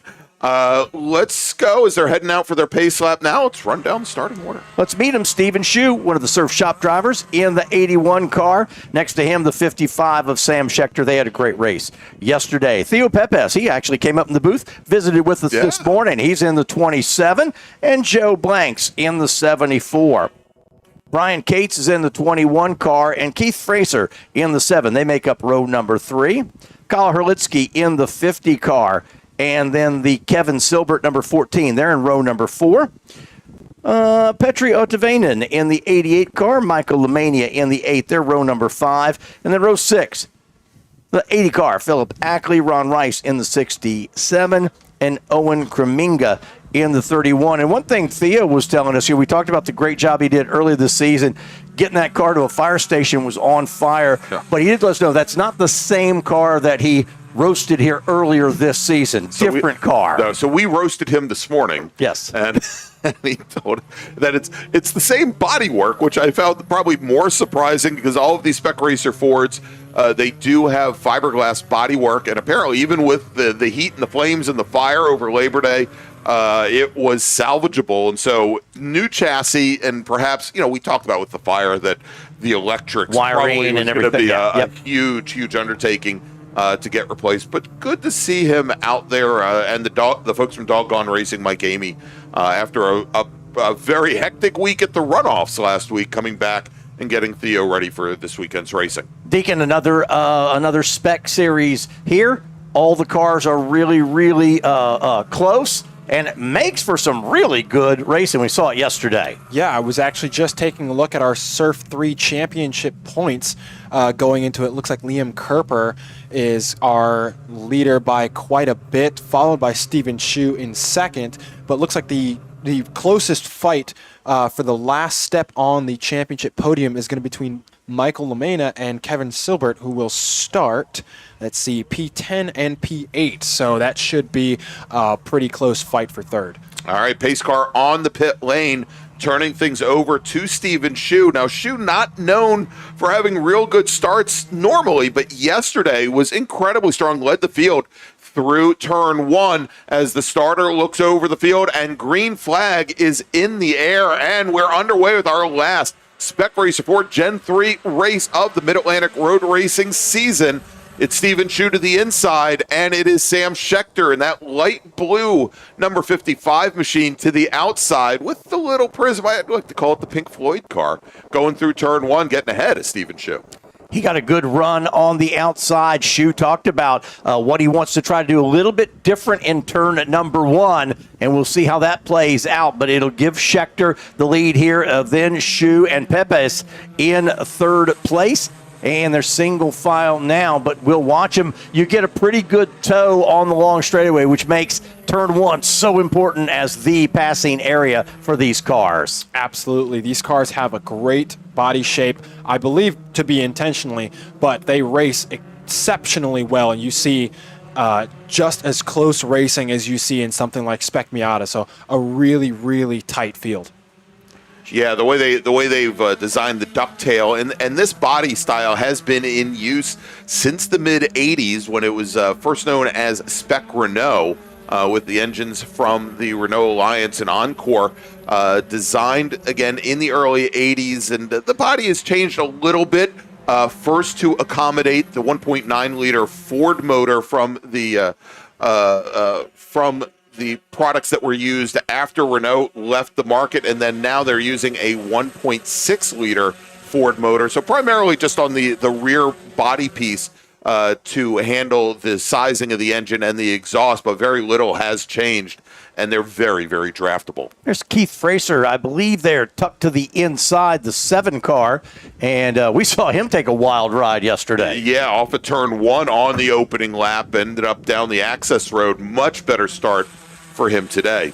Now, Deacon, you mentioned that that Liam Kerper, who started off the season racing for Willing and Able Racing, I think finished up with Doggone Racing. He's currently leading the championship by a substantial amount. Not here racing this weekend. A very impressive lead, though, so I don't actually think he is mathematically able to lose that championship. So congratulations to Liam Kerper. Yeah, Kerper, 15 years old, raced at the National Championship runoffs at Road America last weekend. Started, I believe, 15th position, worked the car up to 9th, and a great run for him. It was one of the largest fields that we had out there in Wisconsin, so a very impressive performance. And you'll have to excuse us. We're having a lot of camera issues right now. Hopefully we'll be able to bring you some more of the action here. I'm going to show you 2 of the cameras that I know are working. Good run for Shu this time. He'll try to get underneath of Schechter into turn number 1, and we'll see when he pops out here in the camera. He was to the inside. Can he make it stick? They're still side by side. They're coming into your picture right there, and that is the green and white of Shu. Schechter in the blue car. Pepe is kind of deciding, who should I follow? Those two are side by side still. That's the battle for the lead, and maybe, I think Shu got it. Yeah. Yeah, it looks like Steven Shu, and indeed, he goes down. And now taking a look to the inside on Sam Schechter is Theo Pepe's now, and he's going to go side pod to side pod with Schechter into the braking zone. Schechter, though, with the inside position in the 5, able to push Pepe's out wide, and he will hold on to the position. All the meanwhile, Devin Cates in the 3rd blue car there, actually the red, white, and blue, the American flag liveried machine. He's just been sitting and watching. Remember, he didn't go out for the bracket races today as we had expected he might, and he's just had time to get the car and get his mind prepared for this afternoon's race. We'll see how he does. We're, 2 laps into that. Let's go ahead and look at our timing and scoring and give you your top 10. There you go. Shu and Schechter, Pepis and Cates, Fraser in that blue car. You've got Blank and Herlitsky, Odavainen, Silbert. Phil Ackley rounds out the top 10 here with just 3 laps complete. And Pepis is going to take a shot, cannot do it. Yeah, and Steven Shu, nice defensive line going down into turn 1 early on. Of course, doing that and sticking the car to the inside, keeping that big pack behind him, bottled up right behind him. He might have been okay taking a standard line on the left-hand side of the track. I don't know if Sam Schechter was really close enough to affect the pass, but he's ensured that the rest of the pack's going to still be right there with them. Should mention also, we were talking about Road America just a few weeks ago. We've got a driver coming down. He's from Coon Valley, Wisconsin, his very first year racing, and he was with us over Labor Day weekend and I think a few other times this year. He is a produce wholesaler out of Coon Valley. His name is Kyle Herlitsky, and I'm so conflicted. I don't know if I should mention what his nickname is, but it kind of makes sense given that he's from the dairy state. It's white cheddar. There you go. There you go. Well, and he can tell you it takes a lot of cabbage to go racing. So Schechter. That's right. Schechter now has retaken the lead over Shu. Schechter made a pass. Drivers left coming off a 10. That's an odd place. Yeah, Edwin, our camera kind of messed up there, but what we didn't see is that Steven Shu had a big slide on the gator teeth in 10, and that opened up for Sam Schechter to get the run through. And now Pepe's. Go ahead, Greg. I was going to say, and it looks like Shu now is going to lose a position to Pepe's and drop back in the 3rd. And no, Shu fights back, but from the outside of the corner, and he's going to have to concede 2nd position now. Theo Pepe's moves up a spot. I talked to Shu last night at dinner, and Shu said the one thing he wanted to work on, he didn't say anything about 10, but he did talk about wanting to change the way, especially side by side, the way he was approaching turn number 1, and be sure that he was arcing the car, giving him as much radius as he could. Didn't say anything about 10, but he did say, hey, under competition, I need to just think about the way I'm entering turn number 1 when I'm particularly on driver's right. So we'll see if he gets the opportunity to try that here. Is he going to try to regain a couple spots, still with 16 laps to go? And meanwhile, look at the gap now that Sam Schechter was able to open up just because Steven Shu and Theo Pepe's went side pod to side pod for 3 corners in a row. well, we talked about it, does not take much. A couple cars getting sideways to get away, and Schechter's lead now 1.2 seconds. Lead group back down there, and let's see. Oh, look, now Shu's going to try it, and I think he may have gotten by Pepe's and regained the spot. Shu had a nice run down the front straightaway. Here we'll get a shot. It looks like, at least for now, he's got the spot from Pepe's. And now is Cates going to follow through? I don't think he can. Yeah, I don't think he's close enough, Deacon. I think Pepe's had to back out of that move just a hair too late there, and Brian Cates looking for the opportunity to stick his nose in.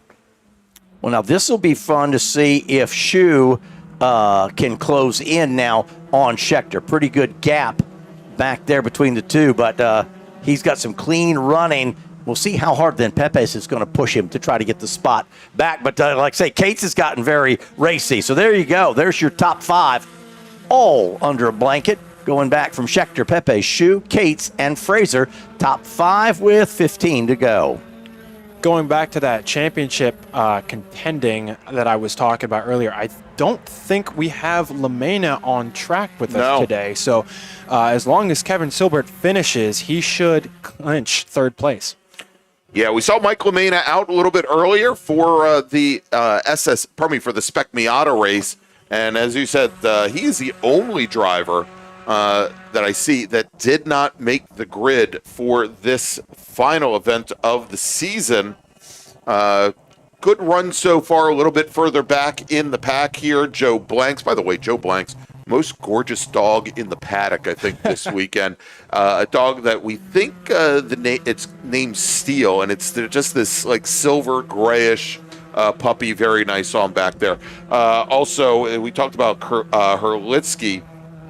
Also, want a quick shout out here to Owen Kreminga, who I believe we'll see coming through. That is not the Green 31, but the Green 31 car at a machine. Owen driving the same Spec Racer Ford that his dad, Bruce, has been driving for the last 15 years or so.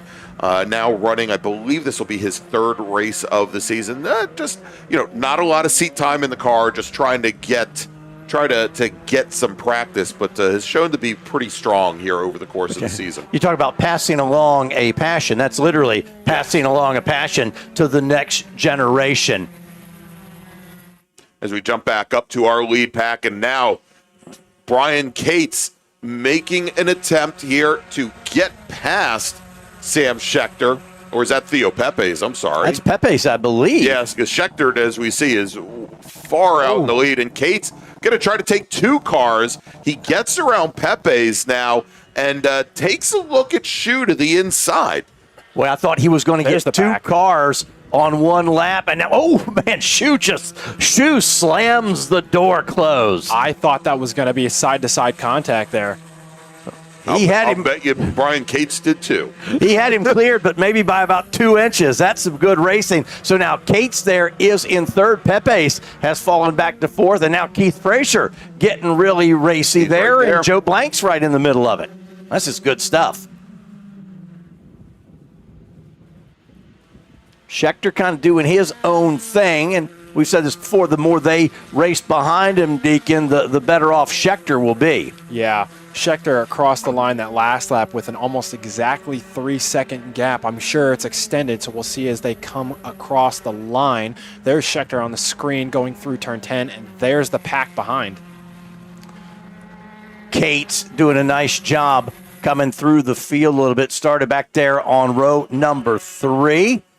Edwin, he's going to extend that gap by 0.8 of a second to 3.889. Well, like I say, those guys are racing behind them side by side, so that just does him a favor. Now, look, here comes Cates again. And Fraser on the inside as well. And then Pepe's made a move to close the door on Fraser. That's getting good. Yeah. At some point, it looked like all 4 noses of those cars were all going to intersect at one spot right about the apex of one, and somehow they kept away from one another. Did get word that Petri Otravainen did have a spin down at turn 5, has gotten that car back underway. Joe Blanks is going, this looks fun. Get me in on this as well. So a good battle here, but everybody knows the piece of real estate they want. Schechter's got the piece of real estate they all want. Here they come, and for the first time, Shu's got at least a little bit of breathing room. By lots, I said, 2 car lengths over Kate's. This time, everybody single file off of 9.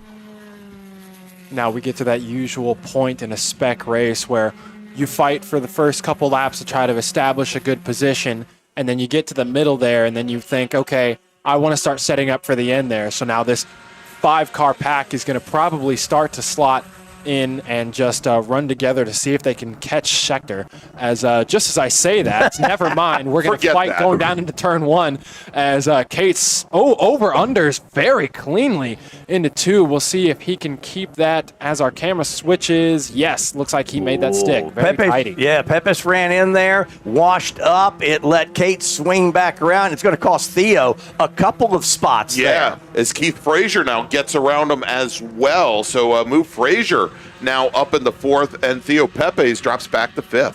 And Blanks may have gotten a spot as well. He does, I think. Yes. Yeah, Blanks got a spot as well. That cost Theo 2 spots, but we're still shy. In fact, we'll come up. There's your leader. When he comes back by, we are halfway home. Halfway home, and one more race to go today. And all the while, every time they fight down into turn 1, Sam Schechter, who reset fast lap last time by, continues to expand his lead to the point where it's hard for me to keep him in the same frame. You see, there he went so quickly by. Schechter had just run a 120.551, couple tenths off of that this time by, but his lead now almost 5.5 seconds. The only person enjoying the race second on back more than us is Sam Schechter. Yeah. Sam loves watching that behind him, Deacon. Absolutely, yeah. I think if we had some Jumbotrons here, he'd be watching the race behind. As we have another pass in turn 1 there. We'll see if that can stick out of turn 2. Yeah, and that was Theo Pepes trying to make up that one of the positions that he had just lost there to Joe Blanks, and he's going to go into turn 3 alongside Blanks still. Off in 3 there for, was that Kate's? That was Fraser. That was Fraser. Just dropping a wheel, dropping that right rear wheel, throwing up a little bit of dust. And Pepes did not get the pass done on Blanks. He'll stay in 6th place. That is great. 2nd through 6th. All right, a little bit further back in the pack, Petri Otavainen and Kevin Silbert. That is currently for 7th position as they come down the hill. And this is since Otavainen had that spin. This is where they've been for the last, 3 laps or so. Still very, very close. And right at the middle of the pack battling for 8th position. And, people come to the race. You're at different points in your racing career, and you come here, and you might be in a position where, hey, my goal this week is I want 8th. That'd be my best finish ever. So just because somebody's not battling for a win or a podium doesn't mean they might not be having the best race they've had, because that's their next goal. You don't come right out and say, I'm winning, but, my best finish ever was this. I want to improve on it. Absolutely. And Pepe's taking a look once again, very late on the brakes going into 1, trying to get around Joe Blanks. Not quite close enough to do it. It's funny. So, many people here, especially in the DC region, have seen the video of called "I Was 7th" with of course, a former Washington DC region driver during his rookie year, so when we finish a race here at Summit Point for a Mid-Atlantic Road Racing Series, we usually send the top 3 drivers to impound. But at the National Championship runoffs, if you finish in the top 7, you go to impound. So top Edwin, 6, I believe. Actually, yes, you're right, top 6. And so, good friend of mine, Greg Amee, always has this motto whenever he goes and races at the runoffs, and it's "I was 7th." Because he wants to be the first racer. This is his goal every weekend, to ensure that he doesn't have to go to the impound for 10 hours at the end of the weekend. I did just good enough for me. All right, Blanks. That's right. Blanks is now working on Frazier. That's the battle for 4th. So you see, there is the light blue car. That is Frazier. Joe Blanks is in that 74. He's going to get the spot at least for now, and Shu and Cates are battling in front of them. There's Shu and Cates. They're single file, but yeah, I think Blanks has got that it done. spot. Yeah, got it done. Moves up now into that would put him up into 4th position. Schechter now safely checked out from the rest of the paddock, the rest of the pack there. Stephen Shu and Brian Cates comfortably able to battle with each other. Yeah, matter of fact, and I think they're just coming. I think Schechter now 7 seconds across the line on that last lap. just cross start finish. Had just gotten around Owen Kreminga. But again, great fight here. And again, we're having a couple camera issues. We'll try and pick these racers up. There is our leader right now coming through turn 10. And I'll tell you, second place. Yeah, and I'll tell you about your second place driver, only because totally by chance, the last two times, the last 2 MARRS races here, I've ended up at dinner with Stephen Shu on Saturday night. I would tell you, the night before his Sunday race, he likes a steak sandwich. Steak sandwich. All right, real quick, let's make a call to the grid for our final race group of the day. Attention in the paddock. Attention in the paddock. First call to the grid for race group number 8. That's Big Bore. Please head to the grid. Big Bore racers, please start heading to the grid. Your race is next. Schechter, Shu, Cates, Blanks, and Fraser. That's your top 5 now with 7 laps to go. And Pepe's trying to get back in there. There's Pepe's, and Fraser goes off, and that gives a spot to Pepe's. Pepe's was pressuring him. Did he pressure him into a mistake? I think so. It's quite easy to do there at the top of turn 3 to just open the wheel when you're on the inside and just scare your opponent on the outside into giving some extra room that could actually cause them to lose momentum. So that is a bit of an aggressive strategy, but a strategy that clearly worked. And now he's going to go set his sights on Joe Blanks. So Pepe's picks a spot back up. He's looking at Joe Blanks, and Blanks is going to have to deal with one car that's a lap down. Yeah, that's the Kreminga car, the 31 machine that they're coming up, and going to end up following the green 31 through the final corner, having to scrub off a lot of speed there, and that has allowed Theo Pepe's to lock right in on the back, well, not the back bumper. There is no bumper there. Right on the cage, protecting the differential. Pepe's pops out and makes the move almost completely as we round into turn 2. And he wasn't quite clear to protect against that over-under. If he had maybe another half car length, he'd be able to slide across the nose. But it looks like he got that pass made. Got it done. So moves Pepe's back up. Oh, and a big wiggle for Pepe's on the exit of 3, though. He almost gave it right back to him. Looks like they might have been going into defensive position, or nope. Looks like they slotted back in single file. Yeah, that could have been take it and give it right back. So that's all good for Shu and Cates. They're kind of off on there's your leader. Just went by. Now look at this gap. Back to their second and third just coming into your picture. And then they've got, and now we can go back and pick up. There is Pepe's and Blanks and Fraser. Nice job, cameraman at 9. Back on the job after a little lunch break. Don't tell me I've got to give him a raise, too. Hey, double it. All right. Well, Schechter has no idea about all the cool racing going on behind him because he has really, we said, sort of checked out from the field. But the battle, Shu, Cates, Pepe's, Blanks, Fraser, they've been swapping laps. And big lockup! And and I think they came together, gentlemen. I think that we had Brian Cates get into the side of Stephen Shu as Shu was broadside. Let's take a look as they come out from behind the trees. Yeah, and we have a new second-place racer. That is Theo Pepe's, who is now in second as Cates does continue, but Cates is going to lose a number of positions. And Shu did continue as well. And there's some tire up there. There's something off. Oh no! And that's Cates. Is that Cates that just went around? I believe that was Cates. Yeah. Yes. Oh, good recovery from Cates. That was scary. And here comes Shu. So I wonder if Cates had a rub cut down a tire. Quite possible. Yeah. There was no contact. At least it didn't appear to be going into turn 1 when Stephen Shu went around, but there was just nowhere for Brian Cates to go. And Yeah, so that is now going to move Theo Pepe's up into second. Let's take a look here as they come through the corner through turn 10, and Joe Blanks now up into third position, and Keith Frazier is now fourth. So it's Sam Schechter, Theo Pepe's, Joe Blanks, Keith Frazier, Stephen Shu, who's just now crossed the start-finish line.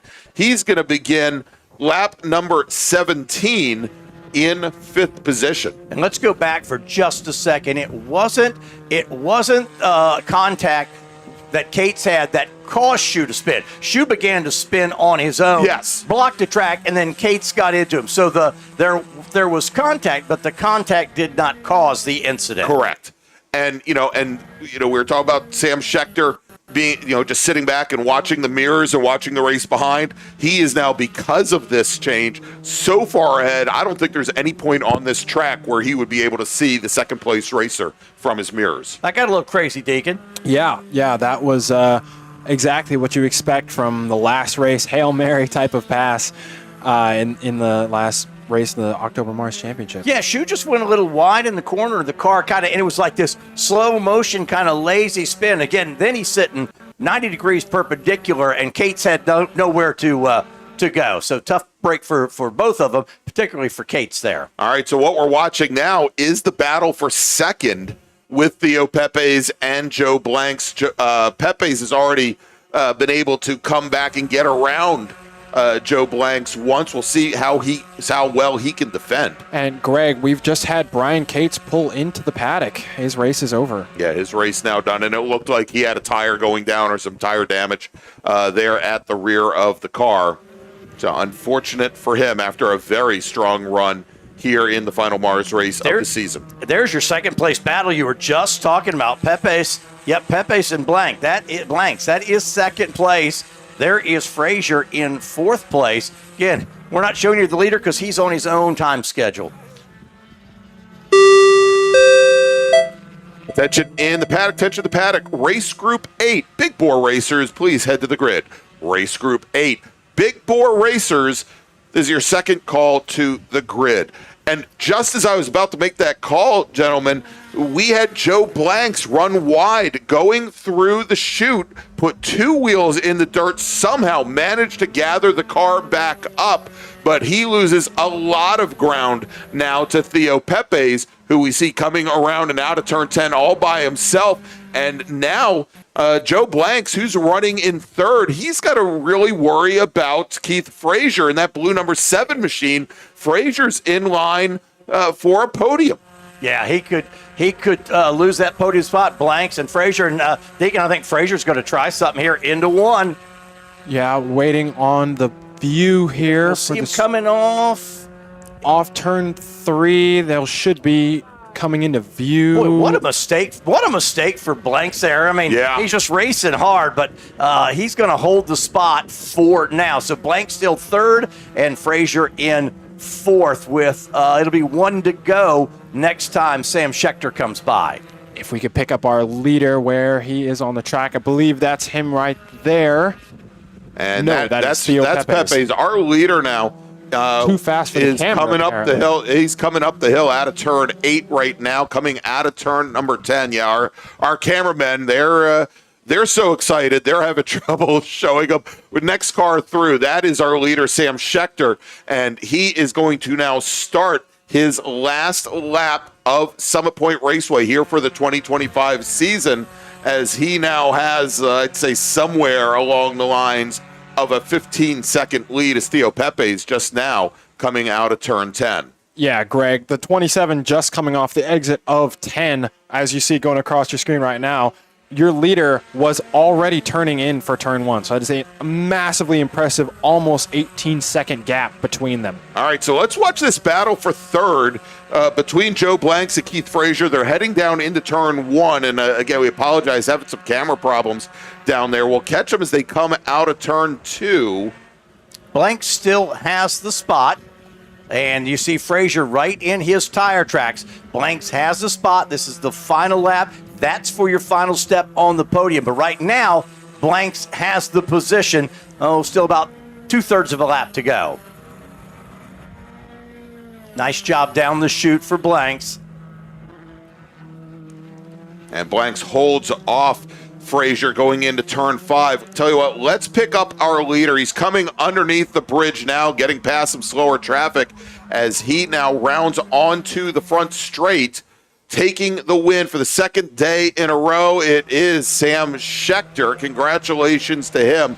Let's go back to that battle for the last podium spot now as they come out of turn 8 and up the hill. Impressive day for Schechter. There's Theo Pepes, and now there's the battle for the final step. Blanks has it. Frazier going to try to get by. Is he going to be able to do it? Chases him to the line. It'll be Joe Blanks holding off Keith Frazier. Stephen Shue will end up in 5th spot.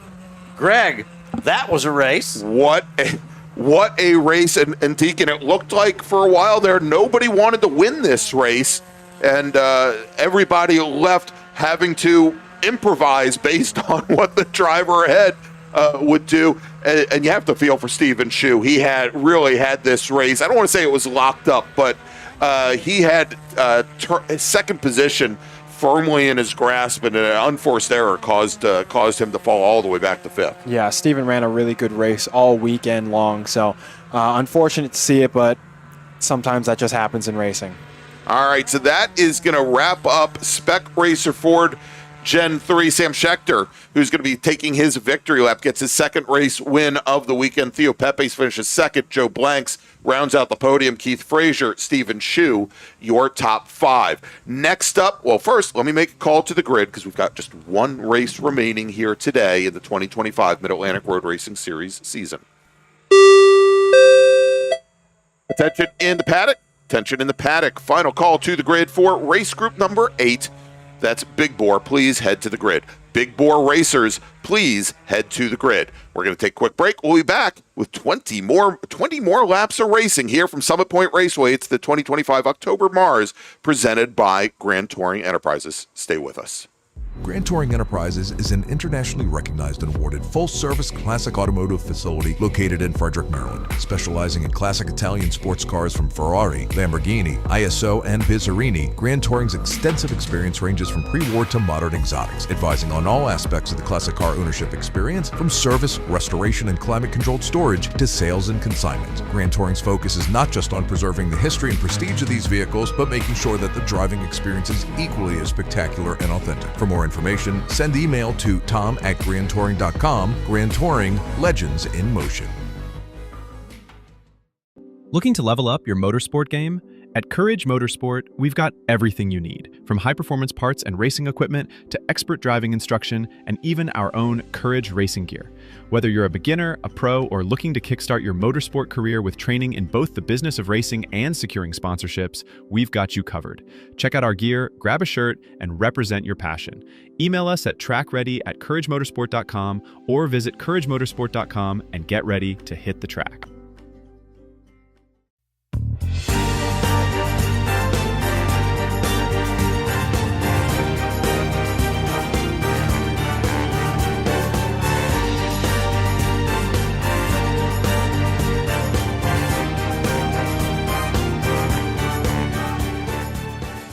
The Spring Hill Suites Winchester is an all-suite property that features spacious suites, an indoor heated pool, complimentary hot buffet-style breakfast, a 24-hour fitness center, and complimentary Wi-Fi. Whether you're traveling in a group or flying solo, you'll find it easy to get comfortable in our spacious suites. We're conveniently located just off of Interstate 81 at exit 317 in a shopping center with many shops and dining options. Discount rooms are available. To book your suite today, call 540-431-3330.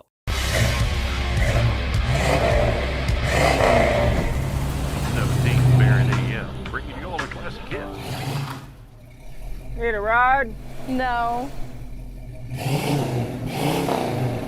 Okay.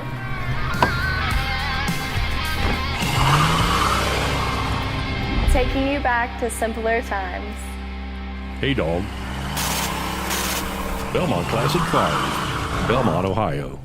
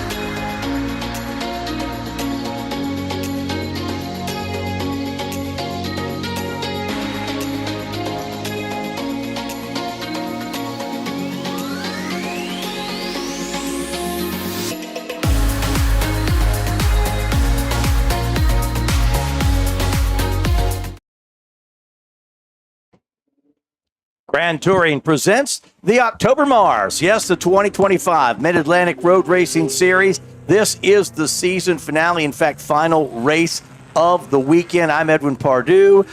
Deacon Greenfield is here with us now. Mike Kelly joined us earlier today. Greg McDermott was here giving us an update on road racing. Everyone. And Greg in here has been doing everything.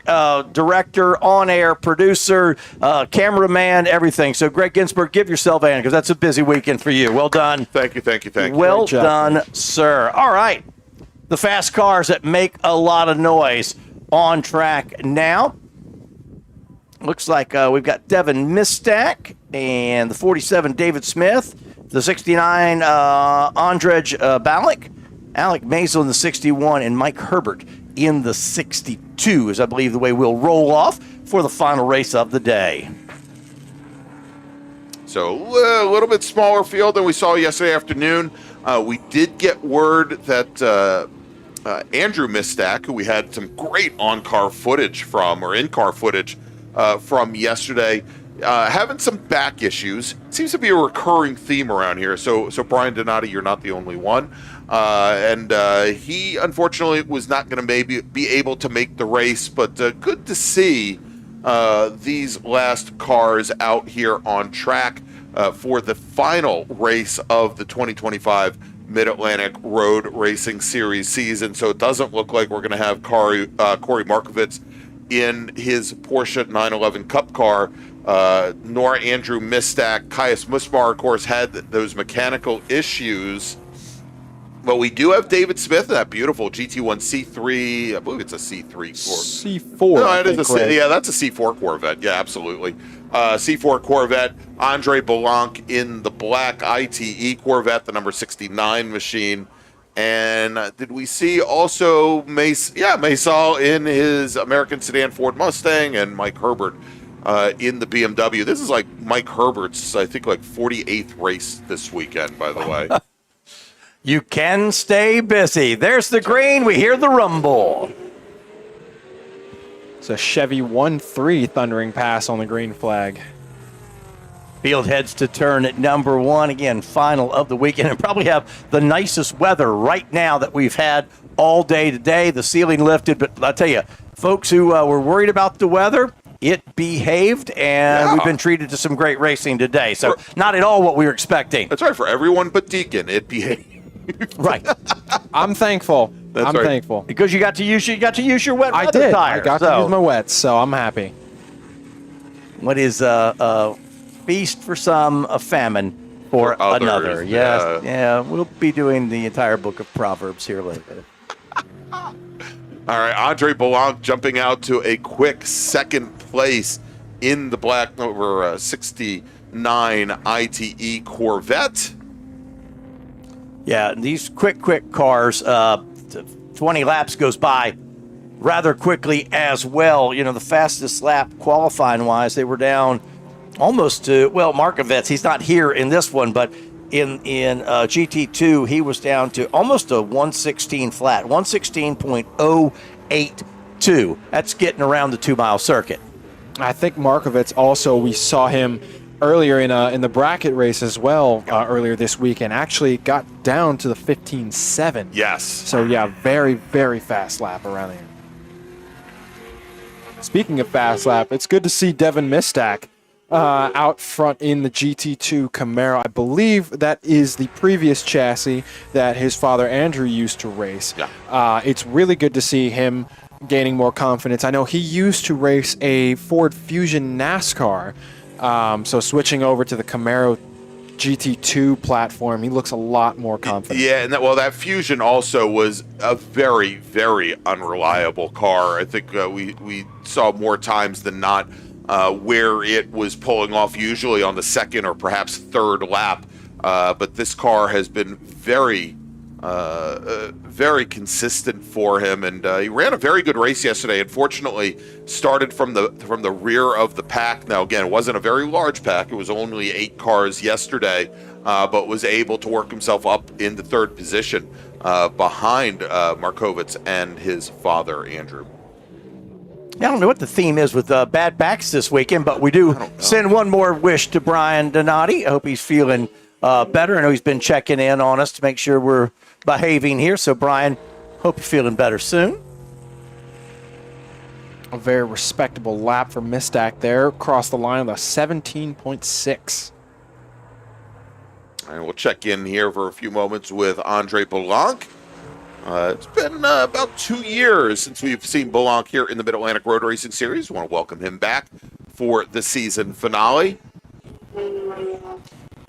Well, we mentioned talking to Greg McDermott earlier. Very, very positive and optimistic. There's been, all sorts of information about road racing in the larger area on the East Coast. He referenced a little bit of that, but he's very, very excited about what this Mid-Atlantic Road Racing Series will be next year and in the future. So with mixed news at other places and all, I think he's very excited about the Washington, D.C. region, one of the strongest SCCA regions in the country. Yeah, matter of fact, in 2024, here's where we can toot our own horn.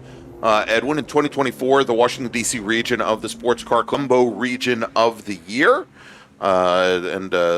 So beating out a number of very active regions around the nation. And so happy to see that. Hopefully we'll be able to repeat for 2025. But I think actually having a program like this where we broadcast all of our road races certainly helps with the stature of the Washington, D.C. region amongst the many, many regions around the nation. And one of the other very interesting things is, Greg, one of the very first things he talked about was how all of the events, whether it's road racing, which of course he is chiefly responsible for, or autocross, or road rally, or rallycross, or time trials, or HPDE, or virtual racing for that matter, they are all volunteer-run events.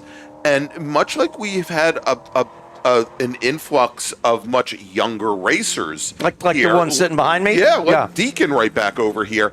This morning, I was greatly encouraged as I was at the flag meeting, where many of the volunteer staff certainly were. We'll just say not boomers. Let me tell you that if it's a great way to put it. If you want to feel good about the future, go downstairs and look at who's in race control right now. Yeah. That's a group of young men, several of them I've worked with over the past several years, a young group of guys in there, so that bodes well for the future as well. I want to keep an eye, the 47 of David Smith. Yes. Did I see a little bit of trailing smoke? Well, let's try and track. Here he is coming out of turn 8. It's so hard because he's going so quickly. It's Let's take a look. He's going to come under the bridge onto the front straight now, and he's going to come right by our viewpoint. It was just excess, horsepower sweat. That's right. He was just lighting up the rear tires, Edwin. That car sounds great. It does. Just want to make sure he was good to go out there running currently third on track. That's no Crossfire injected C4 Corvette, that's for sure. It's got a wonderful sound to it.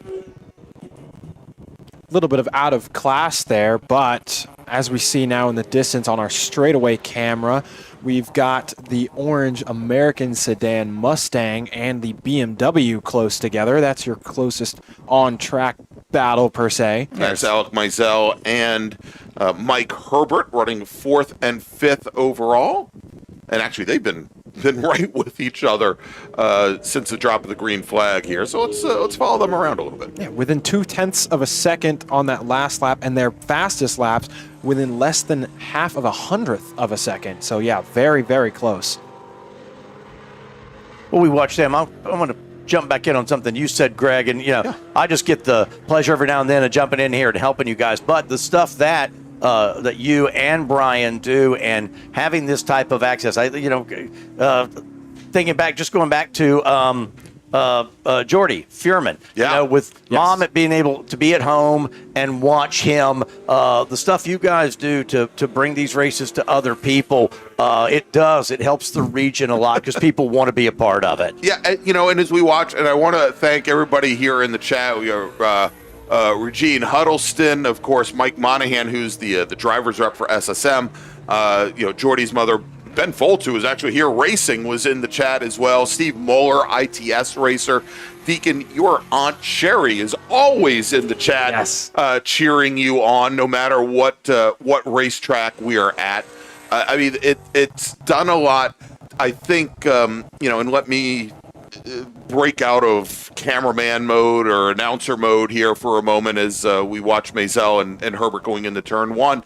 Is, one of the things when we presented this proposal to the Washington, D.C. region 3 years ago was we wanted to make this a way for family member, for friends that may not know what you do on the weekends to see what you do and not have to come out to the racetrack necessarily to see you race, to find out what you do. And, for years, I told my friends, I race cars. And they immediately think I'm doing NASCAR. And when I tell them, no, we're at a road course. Well, Yes. what's a road course? They have no idea what you're talking about. It's like, you go to work on Monday morning and you try to explain how you spent your weekend. You can say, I went to a movie, or no, I was racing my car. Now they can see exactly what you're doing. Yeah. And it's so great for people who, are far away and can't, like you said, can't make the trip. So enjoy it. But you know what it needs? It needs people to like and subscribe. That's absolutely right. So let me take it off the camera that nobody can see. But yeah, absolutely. And we are Brian Donati and I, GB Productions. We're looking forward to expanding our coverage next year as well. Hopefully, bring in more cameras to Summit Point Raceway and more upgraded quality, as we like to think that each season we've tried to advance the product a little bit more on, a club racing budget. So, Deacon, what kind of feedback do you get when friends or family watch? Do they think it's pretty cool? They can sit home, watch you, keep track of what you're doing? Absolutely, yeah. I think the broadcast has especially been very valuable, not only for the region, but for the club as a whole. Yeah, for on the commercial side, on the entertainment side, for friends and family. So I think it's great. It does nothing but benefit the region and give an extra layer of fun and insight, and especially when we have, such great announcers as the two of you and all the other guest speakers. I didn't bring money. I'll give him some in a moment. You've just doubled his salary for the weekend. Yeah. But yeah, I think it's really great that we have the broadcast and making it very interesting to see, especially just a couple of years ago when we only had those fixed cameras, like you said, how we've now leveled up to, I believe we have 9 or 10 camera display. 10 cameras around the track. Hopefully we'll be up to somewhere around 12. Wow. Okay, I'm excited for that. Or maybe more, here at Summit Point where you've only got 10 corners. So if you got 12 cameras, you do the math. But there are a number of other things that we want to do in order to up the broadcast game and bring more features to highlight the racers and let people know what they do. But the other part of this, I'll be perfectly honest, as I was racing 15, 20 years ago, we looked, especially for doing championship type events, racing and championship type events, that we were looking for sponsorship. Yep. And I think this is, again, also one of those ways that if you have partners, if you're looking for sponsorship and people to help you advance your road racing program, have them send an email to marsannouncers@gmail.com, and we will be very happy to work with them. I mean, one, it's a way for sponsors to be seen on the sides of your race car. Absolutely. But they can advertise with us as well. About halfway home here. Let's see. It'll be 11 laps to go. There's Devin Mistack, your overall leader off turn number 9.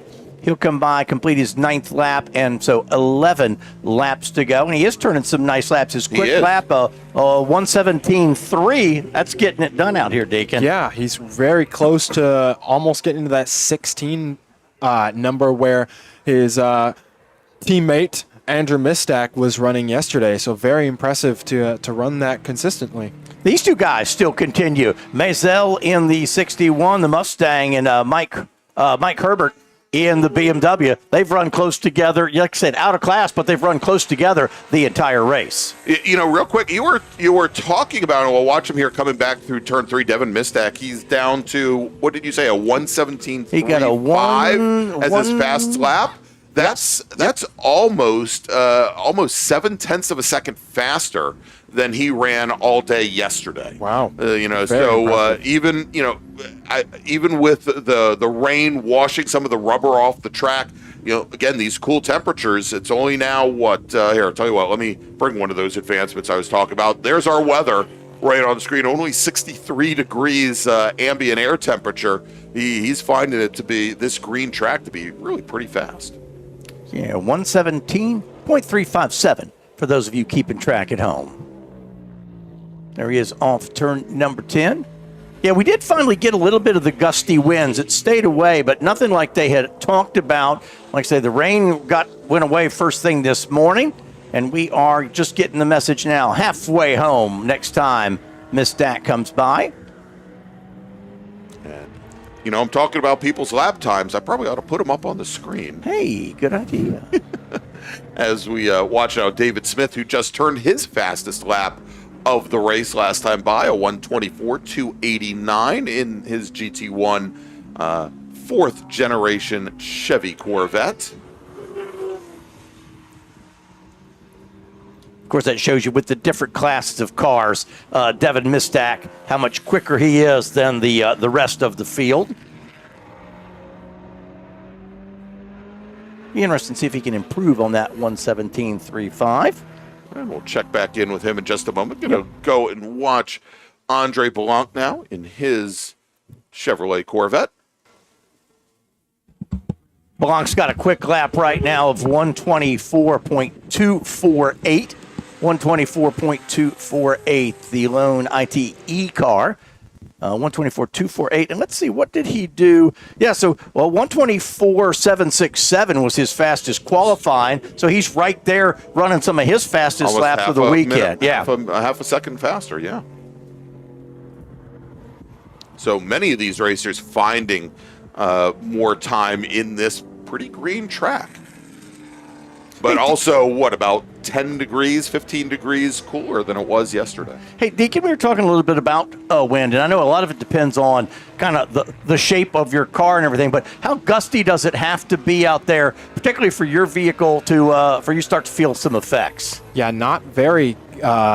It doesn't take a whole lot to really feel that, especially here at Summit Point where we have a lot of trees very close to the track. You can really get that crosswind, especially going over the crest up 3 into 4, where the track kind of bottlenecks a little bit before it opens back up in the wide carousel area. So those crosswinds can really affect you in high-speed corners like turn 9 here and turn 10. Yeah, not quite as much wind as they had called for, so we'll be fine with that as we peek back in on Maisel and Herbert running 4th and 5th overall. And just a handful of laps left for Devin Mistak. It'll be 8 to go next time by. He's not improved on that 117.357. There's the guys we were just talking about, running there in 4th and 5th. Well, here we go. We'll check back in with Devin Mistak as he comes down towards turn 1. Going across the start-finish there, Edwin. Just really cool from that big old V8, but massive fireball out of the exhaust there on that shift, probably from up to 4th gear. So that was, like we said earlier, sweating horsepower. Yeah, the car just looks beautiful out there. He's getting everything out of the car. Devin's got to go away today feeling very, very good about just kind of how his program progressed over the weekend from yesterday and into today. So he should get out of here feeling pretty good and looking forward to the future.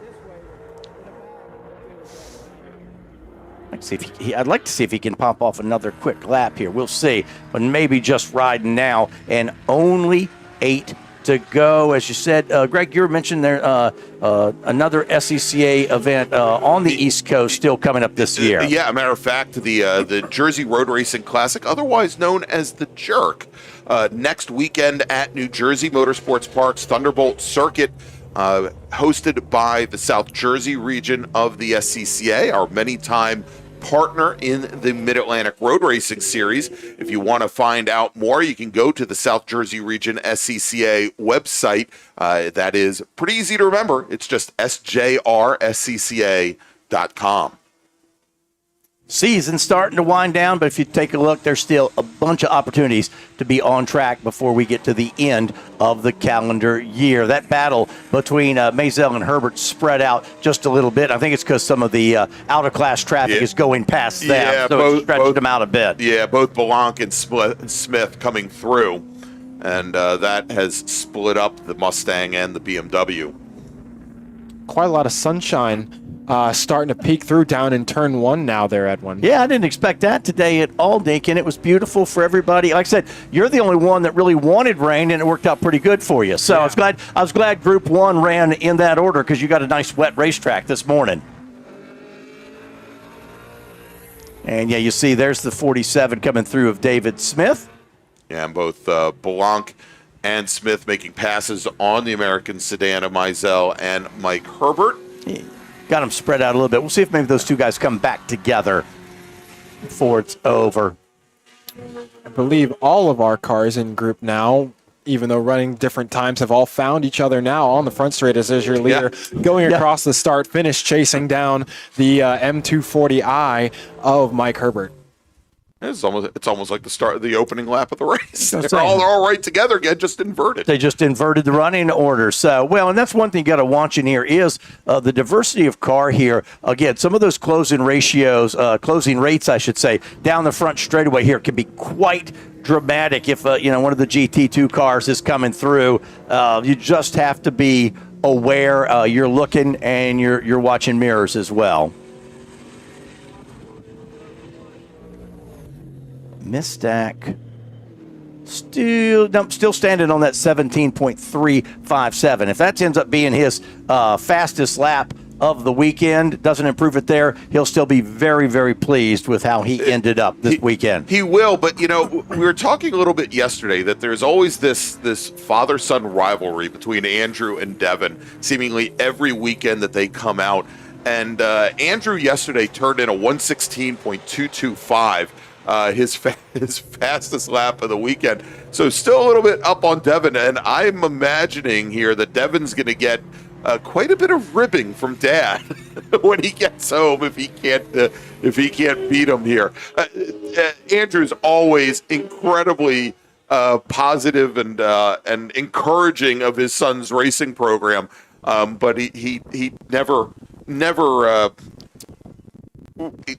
hesitates to let Devin know who's faster on a weekend. As it looks like Mike Herbert in the BMW. Deacon coming down pit lane. I'm not sure what's going on there, but we've got the Herbert machine pulling off the track into the paddock. Yeah, let's take a look here. We'll pull our timing away and a little bit too far to the inside, not able to pick him up. But yeah, looks like his day is now done. And our day is almost done. It's 5 to go for your leader right there, Devin Mistack. 5 laps to go. For as bright as it's getting at turn 1, it's getting awfully dark over at turn I was just 5. about to say that. And I think that's because the sun is actually back behind the camera. Right. Yeah, it's looking a little ominous. Can't wait to go pick up equipment tonight. That will be fun. Leader off turn number 9, Devin Mistack. Liberty, North Carolina. That's where he's making his home. There you go, and looks like he's about to put Andre Blanc, currently running second overall, to Mistack a lap down.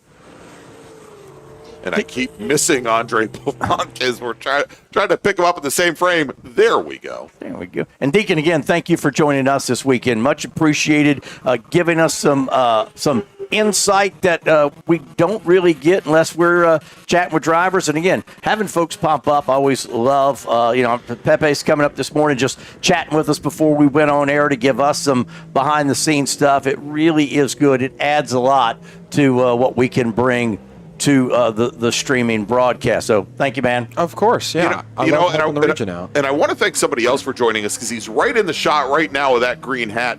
That is David Lance, who's been up with us, and David might be joining us in the announce booth some next season. Talk about adding a little bit more to the broadcast, and had a couple great meetings with him this weekend, and a very enthusiastic nice guy. Young motor racing fan. Yeah, he's been taking pictures there the last two groups. Maybe he can give you a thumbnail starting for next season there, Greg. I'm hoping.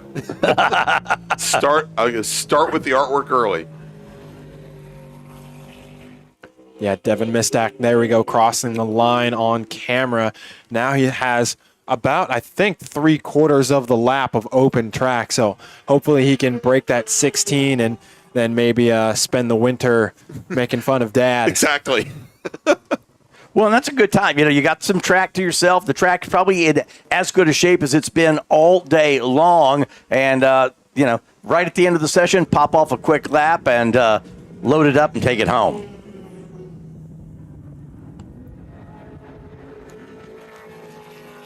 Actually, I don't know if it was maybe a misshift there. It looked like it was a little bit slow coming out of 3 on that last lap, but he's still continuing. Possibly, and we had somebody in the chat yesterday. I think I at one point had mentioned that on the start, Andrew had a huge bulk on the start, and I said, it's a sequential transmission, shouldn't have something like that happen. Turned out, and you could see it on the in-car camera that we were using for him, that indeed he did have an H-pattern box and likely missed the shift. And that could have very well been the story here for young Devin. Wanted to show Dad how it's done.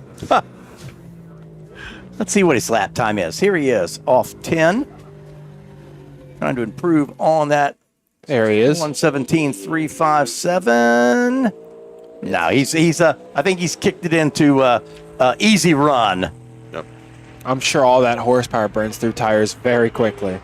Yeah, I would imagine. All right, so 2 laps remaining for Devin Mistak and the rest of the field here in the final race of the 2025 season. While we're wrapping up and we're thanking everybody, of course, we thanked Greg McDermott. Want to also thank here for this event, Doug Nickel, our Chief Steward, John Walsh, who is the chairman of the SOM, our chief registrars, both Betty Harrison and Beth Mills as well. And of course, want to thank all of the wonderful volunteers here this weekend.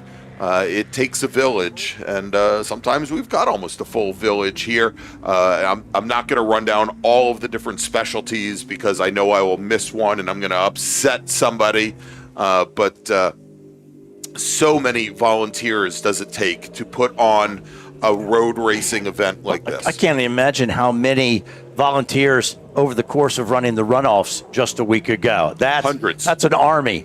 That's not a village, that's an army. One more to go. Devin Mistak, car number 17. You see him there? Down the straightaway, he will see. Yep, they let him know. 1 to go. The last lap of 2025. Here he is in the 1.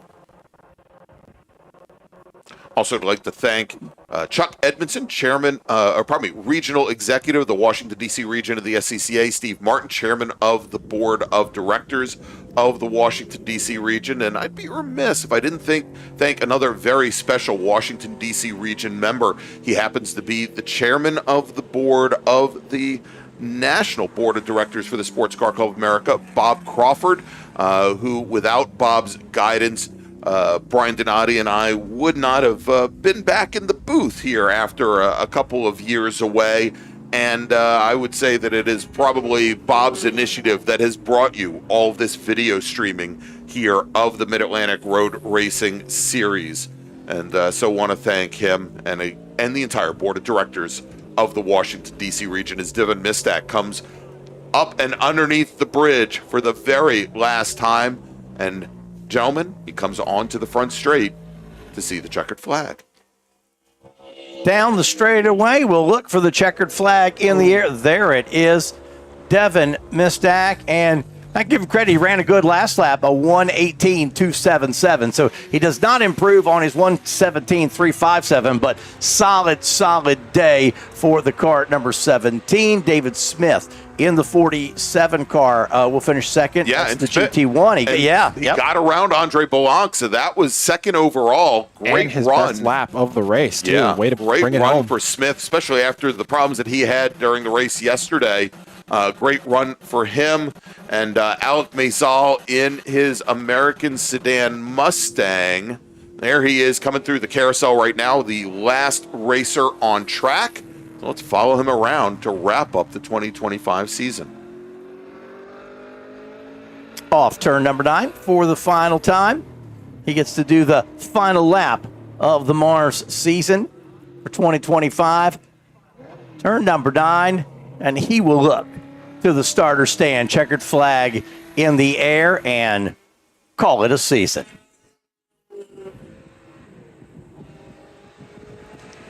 And there you go, gentlemen. Wrapping up our last race of the day, Devin Mistak and his GT2 Chevy Camaro taking the overall win. David Smith in the GT1 Chevrolet Corvette out of Pittsburgh, North Carolina, finishing second. Andre Blanc third. Alec Maisel fourth. And unfortunately, Mike Herbert only completes 12 laps. So, Edwin Deacon, I want to thank you all. That was fun. Good weekend. Absolutely. Good weekend. We were treated to some really good races. You can't manufacture them. Sometimes they're going to be great. Sometimes somebody runs away with it. We were treated probably to our unfair share of great races here this weekend. Thank you again, Edwin and Greg, for having me up here. It was a blast. I'm very excited for 2026, both for the region and for nationally and SCCA. I think it'll be another great season, just like this one. Yeah, and you've got a great racing season to look forward to as well, moving over to the SMX class. So for Greg Ginsburg, for Brian Donati, who's sitting at home. Get better, buddy. Get better. Get better. For Deacon Greenfield and Edwin Pardue, I'm Greg Ginsburg. I want to thank you all for joining us here for the October Mid-Atlantic Road Racing Series weekend, sponsored by Grand Touring Enterprises, and also for the entire 2025 Mid-Atlantic Road Racing Series season. We'll see you in the spring. Thank you so much. Grand Touring Enterprises is an internationally recognized and awarded full-service classic automotive facility located in Frederick, Maryland. Specializing in classic Italian sports cars from Ferrari, Lamborghini, ISO, and Bizzarini, Grand Touring's extensive experience ranges from pre-war to modern exotics, advising on all aspects of the classic car ownership experience, from service, restoration, and climate-controlled storage to sales and consignment. Grand Touring's focus is not just on preserving the history and prestige of these vehicles, but making sure that the driving experience is equally as spectacular and authentic. For more information, send email to tom@grandtouring.com. Grand Touring, legends in motion. Looking to level up your motorsport game? At Courage Motorsport, we've got everything you need, from high-performance parts and racing equipment to expert driving instruction and even our own Courage racing gear. Whether you're a beginner, a pro, or looking to kickstart your motorsport career with training in both the business of racing and securing sponsorships, we've got you covered. Check out our gear, grab a shirt, and represent your passion. Email us at trackready@couragemotorsport.com or visit couragemotorsport.com and get ready to hit the track. The Spring Hill Suites Winchester is an all-suite property that features spacious suites, an indoor heated pool, complimentary hot buffet-style breakfast, a 24-hour fitness center, and complimentary Wi-Fi. Whether you're traveling in a group or flying solo, you'll find it easy to get comfortable in our spacious suites. We're conveniently located just off of Interstate 81 at exit 317 in a shopping center with many shops and dining options. Discount rooms are available. To book your suite today, call 540-431-3330.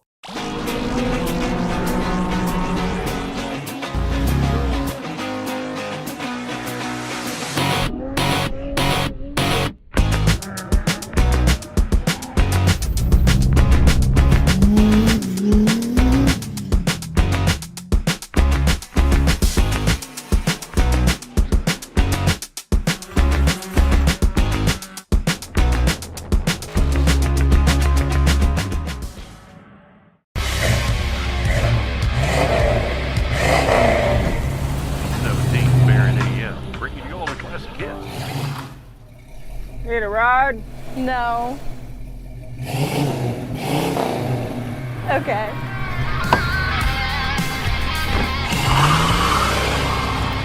taking you back to simpler times.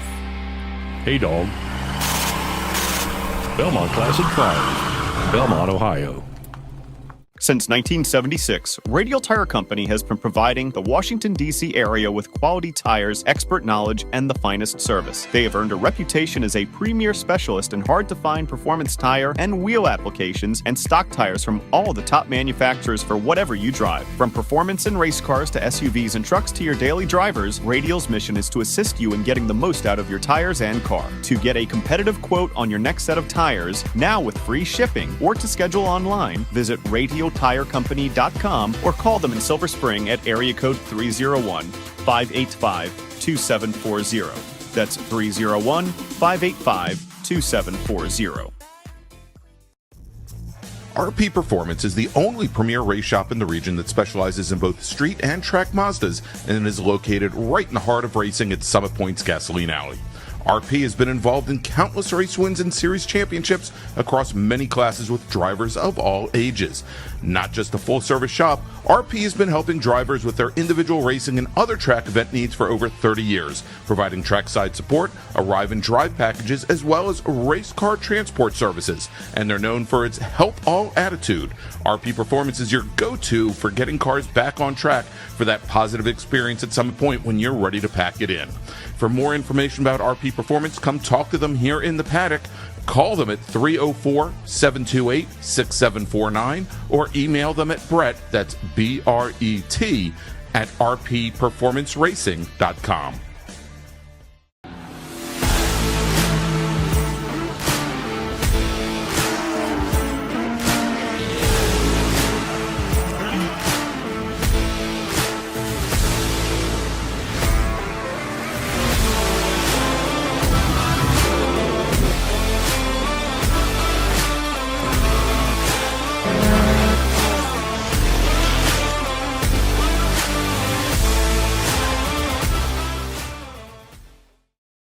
At OG Racing, when you are shopping on our website, when we say in stock, this is what we mean by in stock. Seats and seat bases, brakes, harnesses and restraints, shoes, suits and steering, helmets, gloves and undergarments, fire suppression, and so much more. Shipping directly to you from our conveniently located Sterling, Virginia warehouse with thousands of in-stock items